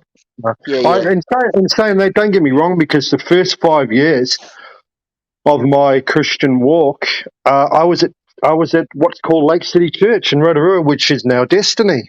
Okay. I was there for 5 years when it was. Yeah. You know, when it started out with only 100 people, you know. Yeah. So I went there, and I went through what I needed to go through, and it developed me as a Christian. But there came a point in my walk when I had to make a decision on who I was going to listen to. Right. And I decided to listening to God was first and foremost. Well, that was a good decision, eh? Brian Tamaki prophesied over me in that church. Okay. Yeah. You well, take that with a grain of salt, brother. Well, I will tell you what the prophecy was. The prophecy was I was not going to amount to anything in God, and I wasn't going to do much for God. Okay, so that was the prophecy. Possibly Brian Tamaki's a false prophet. Well, that's just what a ridiculous thing to say to anybody. You know? Is that what he actually said to you? Is it his actual words? Those were his actual words, and I was a home group leader as well. Oh, everybody. Did he not know that? Did he not know you were leading a home group? Yeah, he knew what I was doing. He just didn't. He didn't. He's got a thing about white boys. He always has. Really? Yeah. Wow. You know, he'll get alongside Maori boys and the white boys. No, keep them where they need to be. Keep them down and out. Wow. Which was a really interesting thing for him to say, because that was. And I was only maybe I was a Christian for 6 months at that time. Sure. Yep. So it was quite disheartening, but then God came through in other ways, which really encouraged me. Yeah. So this is the thing. We've got to realize that there's a false gospel out there. There's false Christianity, and there's the real deal. Yeah, absolutely. And trying to discern that on YouTube, which is what I think a lot of people are trying to discern, is just stupidity. Because all you're doing Yeah. is you're lumping everybody into, well, there's the false church and there's the real church, you know, and it's just an absolute no. You can't do that. Yep. No, I'm with you. I'm with you. I mean, What I get from, sorry, carry on. I mean, I'm talking about like Praise's channel and Kenny and, you know, and Big Shades and just all this big mess. It's like, well, they're the real church and that's the false church. That's a false teacher. That's a real teacher. That's a false prophet. That's a real prophet. How can you determine any of that on this platform? You can't. No, you can't, because you're right in the sense that all the people that are on YouTube, we're only hearing voices, or we see them on video at times. But the one thing I've learned from YouTube is to be very, very slow to criticize and make sure that my own house is up to speed or up to scratch before criticizing others, because then I would just be a hypocrite, you know. That's all I'd be, is a hypocrite. And I'm not saying I'm perfect, but I don't like the amount of criticism there is, because a lot of it's ego driven, and that's not of God, because God opposes the proud but shows favor to the humble. I mean, as far as ego goes, if you have a good ego, then you don't have to flaunt your ego. Exactly. Because you're secure in yourself. Yep. You don't have to tell people how good you are or how much discernment you've got. No, you don't. Yeah. Because you are secure, whereas people go, "Oh, you're egocentrical." No, it's not that they're egocentrical. It's that their ego, they're so smashed in themselves, they've got to use their ego to lift themselves up and pull everyone else down. Yeah, that's true. That's true. I've got taped to my bathroom mirror a little sign, Jace, that says, "God opposes the proud but shows favor to the humble." James 4:6. And I see that sign, you know, at least 2 or 3, 4 times a day, and always reminds me to always try to be humble and not proud, because I've got a huge ego, man. Because I mean, you can imagine being a boxer and being fit and all this kind of thing. My ego just gets out of control sometimes.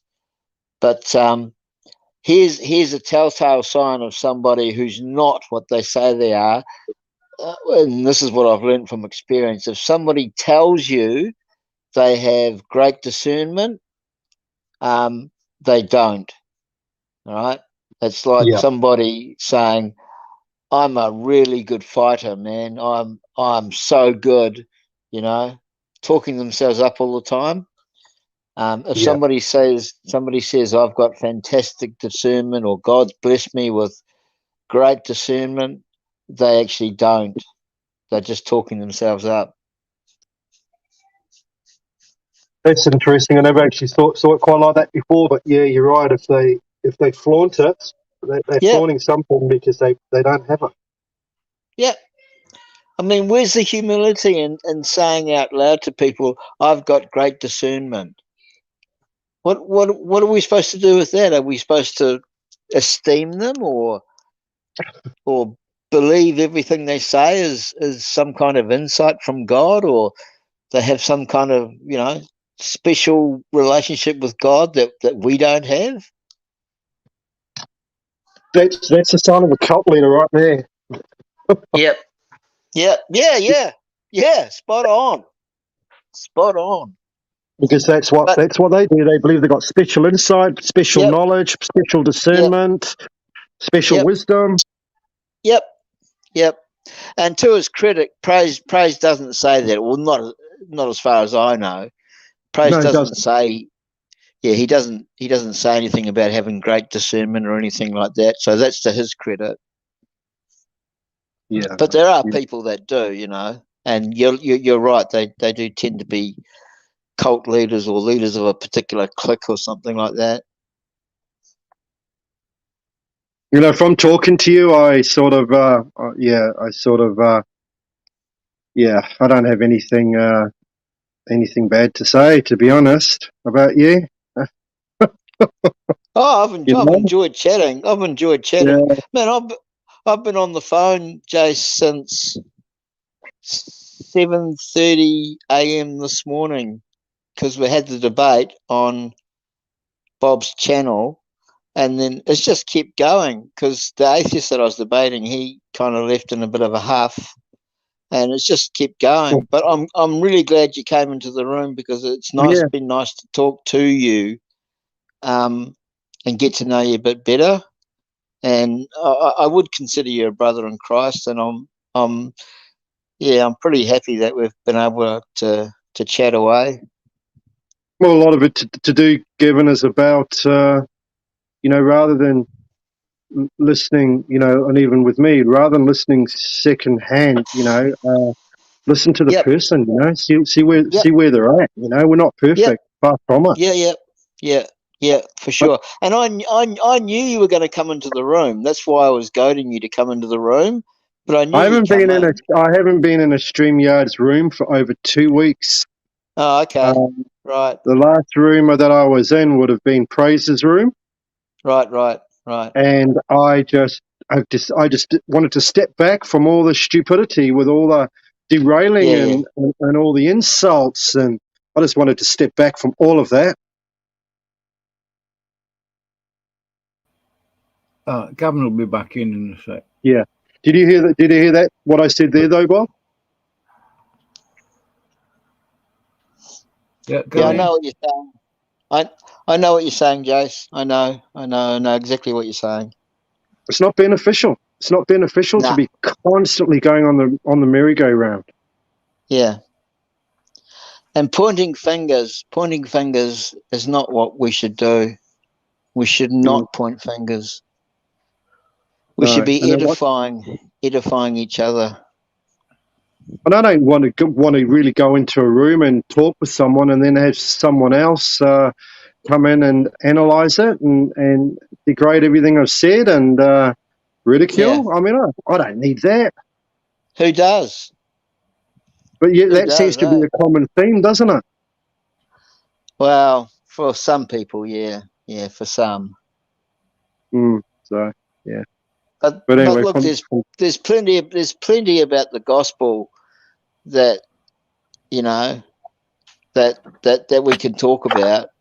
There's plenty. There's more than enough about the gospel that we can talk about without having to talk about other people. Because there's that saying that great minds. What is it? Great minds talk about. Oh man! Think alike. No. Hang on, I'll get it for you because I wrote it down. Great minds talk about. Hang on, let me find it for you because you'll probably write this down because it's pretty cool. I'll remember it if it is. It is cool. It is cool. Wait on, I wrote it down in my diary because having a brain like a sieve, I have to have a diary. Otherwise, I don't know where the heck I am. Just a minute. It won't take me long. Bear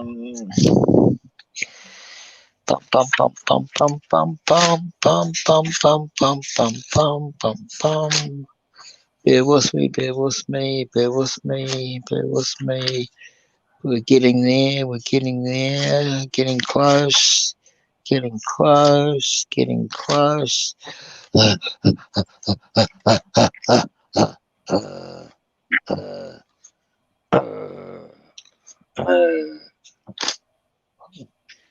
Hang on.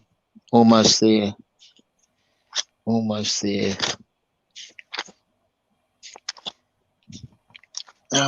Great minds discuss. Great minds discuss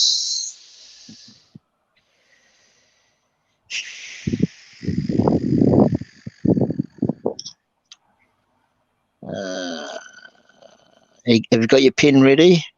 Pen and paper ready? Yeah, I actually do have a pen, yeah. Yeah. Go for it. Yeah, I've got it. Oh, my. I've got it here.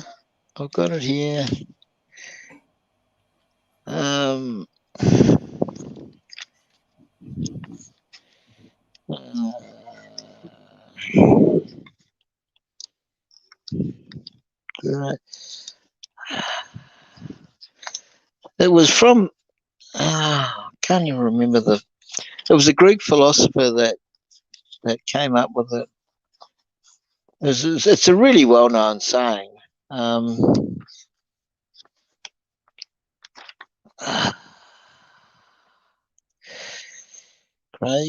minds.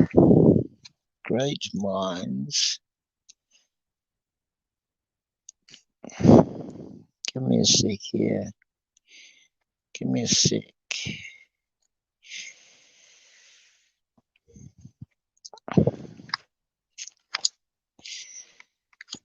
I've actually put it in chats a lot of times as well.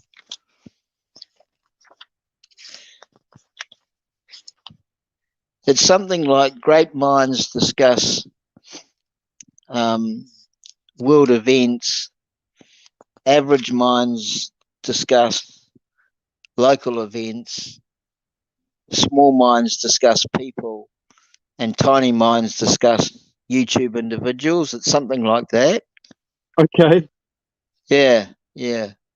So great minds discuss world events. Average minds discuss local events. Small minds talk about people, but tiny minds talk about individual YouTubers. Okay. That's Plato, That sounds good. That sounds pretty relevant to today. Yeah. Bob, do you know who said that? It was some Greek philosopher said that. Yeah, Plato. Plato, that's it. Yeah. There you go, Bob. I've read it, but I can't. I've dropped my book somewhere. Try and put it into Google, Bob. Just do a Google search on it. Oh yeah, here it is. I've found it, Jace. It's great minds discuss. It's great minds discuss ideas. So the first line is great minds discuss ideas. The second line is average minds discuss events. So the first line is great minds discuss ideas. Second line is average minds discuss events. And the third line is small minds discuss people. Small minds discuss people. That's the actual quote, but I've just tagged on the end of it. Tiny minds discuss YouTube individuals. Yeah, well, it's pretty right. I mean, it's a good quote. I reckon. Says it all, really, doesn't it? I reckon. I think so. I mean, we're Christians, you know. We shouldn't be talking and sounding like people in the world, eh? No, well, what sort of a witness are we? That's the thing. What witness are we to not only just to the atheist, but to the non-believer in general? They see this and they think, well, is this really what Christianity is about? Yep. And all the atheists on YouTube, they just love to sit back and watch these bickering bitch fights that happen on YouTube between Christians, and it's just not on, man. Just keep your mouth shut, you know. If you're going to open your mouth, say something encouraging or uplifting, not something critical. Otherwise we're nothing more than a gang. I reckon. You know? A gang dressed up in religious clothing. Yeah. What are they doing that the world doesn't do? That's right, Bob. I mean, we're supposed to be differentiated. We're supposed to be set apart. We're not even supposed to be of this world. Yep, correct. I'm not. I live on Venus, me. Oh, we know that, Bob. but see, here's the thing. And you're 100% right, Jace. When we, and I include myself in this, when we talk like people in the world talk, and we have bitch and moan sessions like people in the world do, the people that are in the world that aren't Christians, they look at us and they think, "Oh, you're just a poser, you know. You're no different from me." Yeah, I was going to Yeah, say. you're no different from me. Yeah. Yeah, and that's the challenge. That's the challenge. And I always say this one thing, that Christianity, real Christianity is not for sissies. You know, it's not for sissies. No, it's tough. It can be tough going. You know, it's not meant to be. It's not meant to be easy. Why else do you need armor? Exactly. And speaking of armor too, I mean, we shouldn't even take it off. Yeah. No, we shouldn't. We've always got to be ready. Because those atheists are gunning for a fight all the time. They go into their little rooms on Clubhouse and they plan it out, I think. And then they'll come back at you. Yep.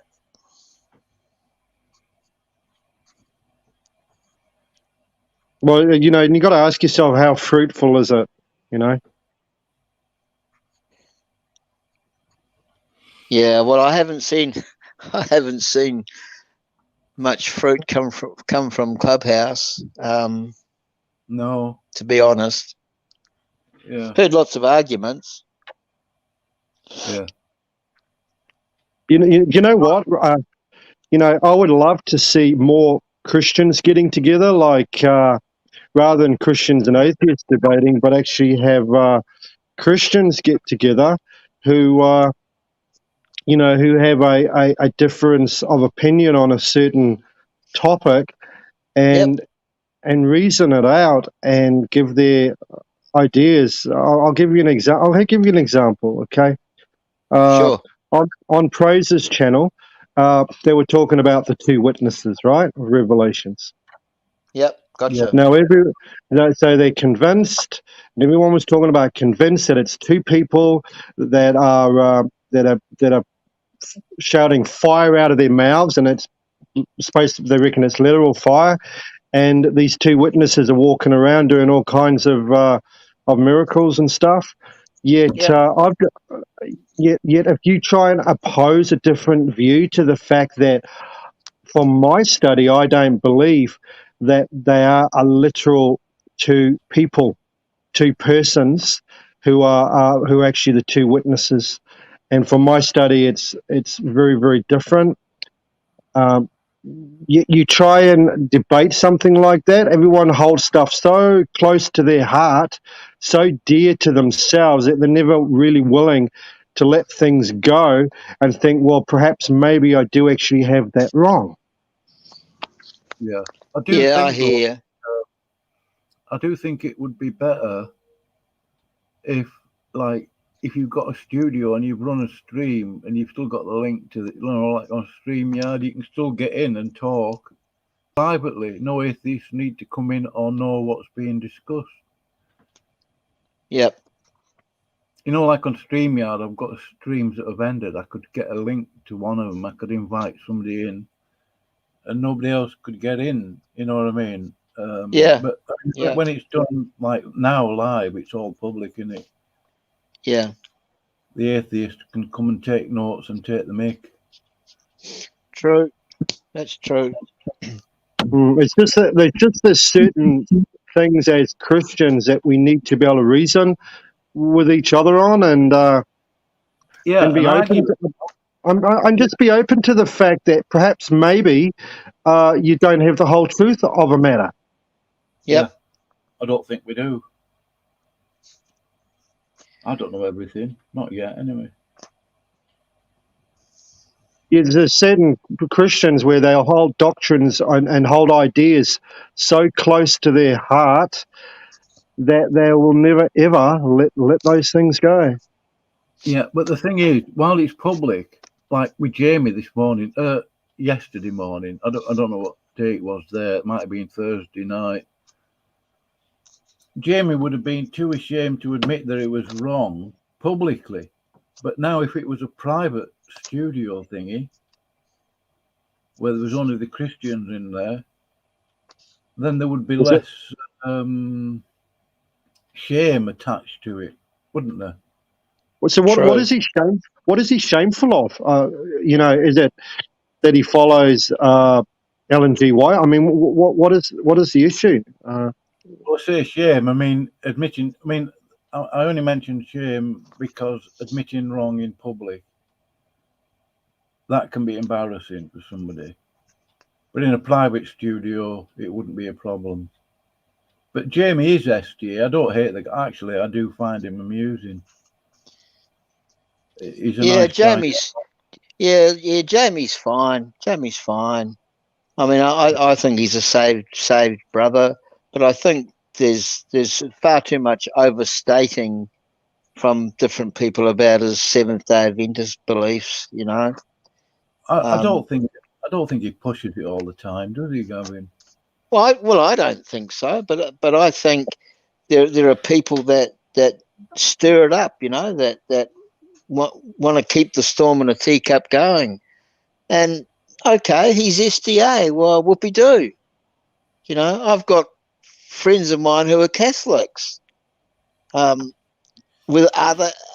think they're saved, but I don't have the final say. And whether they're going to make it, get the tick mark beside their name, not up to me. It's up to God. I've just got to make sure that my own heart is clean and tidy before I start calling out other people. You know, I've never seen Jamie push it either. I've never seen him, I've never seen anyone really give him a good argument on certain issues. I've seen people, people tend to read something about SDA, or they do their own bit of research, and from it they make a conclusion and put everyone in the same camp. But I've never seen anyone actually really dispute him in regard to in a way that is concise and really delve deeply into it. It's more like Ellen G. White. She's a false prophet, false teacher, and that's the end of it. But it's not as black and white as that. No, you're right.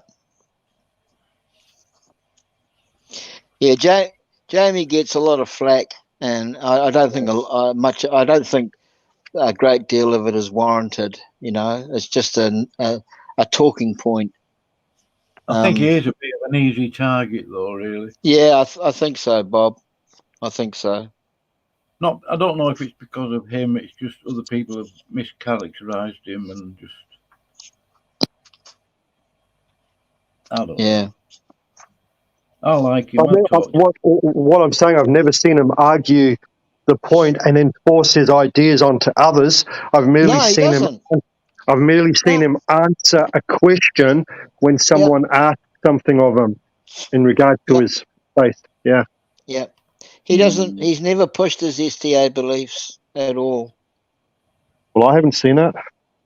No. He's never done it. Not that I've known. I've known him for a while.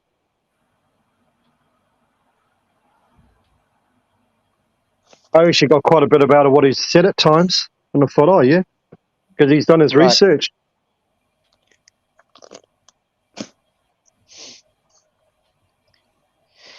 Yeah. All right, guys. Well, yeah, it's a beautiful day here in Rota Vegas. You two, obviously, I mean, you're getting on like a house on fire. Be great if we could get each other's email address or something. Oh, actually, I'll put my email in the chat, Jace, if you like. Sure. From from talking to you, I mean, I got nothing. I consider you a brother as well from talking to you. And I think likewise. it's really easy to go along with the ship and, and go on what everyone else is doing and make judgments accordingly, but we're not meant to do that. No. And from talking to you, I got nothing bad to say, about it at all, other than the fact that we all tend to do things wrong at times. So, why don't we just admit that and move on? That's what everyone needs to do, rather than keep casting stones into glass houses. Yeah. Which is what seems to happen, doesn't it, Gavin? That's right. Yeah. You can, if you're without sin, then you can be the first one to throw the stone, and nobody will throw a stone. No, it's much easier just to grasp onto something someone may have said or done and run with that and just, and just be a real idiot about it, Yeah, you're right. You're right. But anyway, no, it's all good. All right. I'm glad you came in the room, brother. I really appreciate it. That's all right. I just wanted to speak to a fellow Kiwi and just see exactly what all the fuss was about. And you know what? There is no fuss. It's all good. Correct. All right. 100%. Thank you, Gavin. Yep. Thank you, my friend. Okay, Bob, I'm going to have to get going, Bob. Yep. Bob, are you there? God bless. We're All off. right, Gavin. God bless you both. See ya. Yep. All right. God bless you, Bye. Bob. Bye. God bless you, Jace. God bless, Gavin. Thanks. Bye-bye. Thanks, Bob. Great job I'm today. looking forward to the next debate, Gavin. A couple of weeks. All right. All right, brother. Catch you. God bless. God bless you, Gavin. Thanks for coming.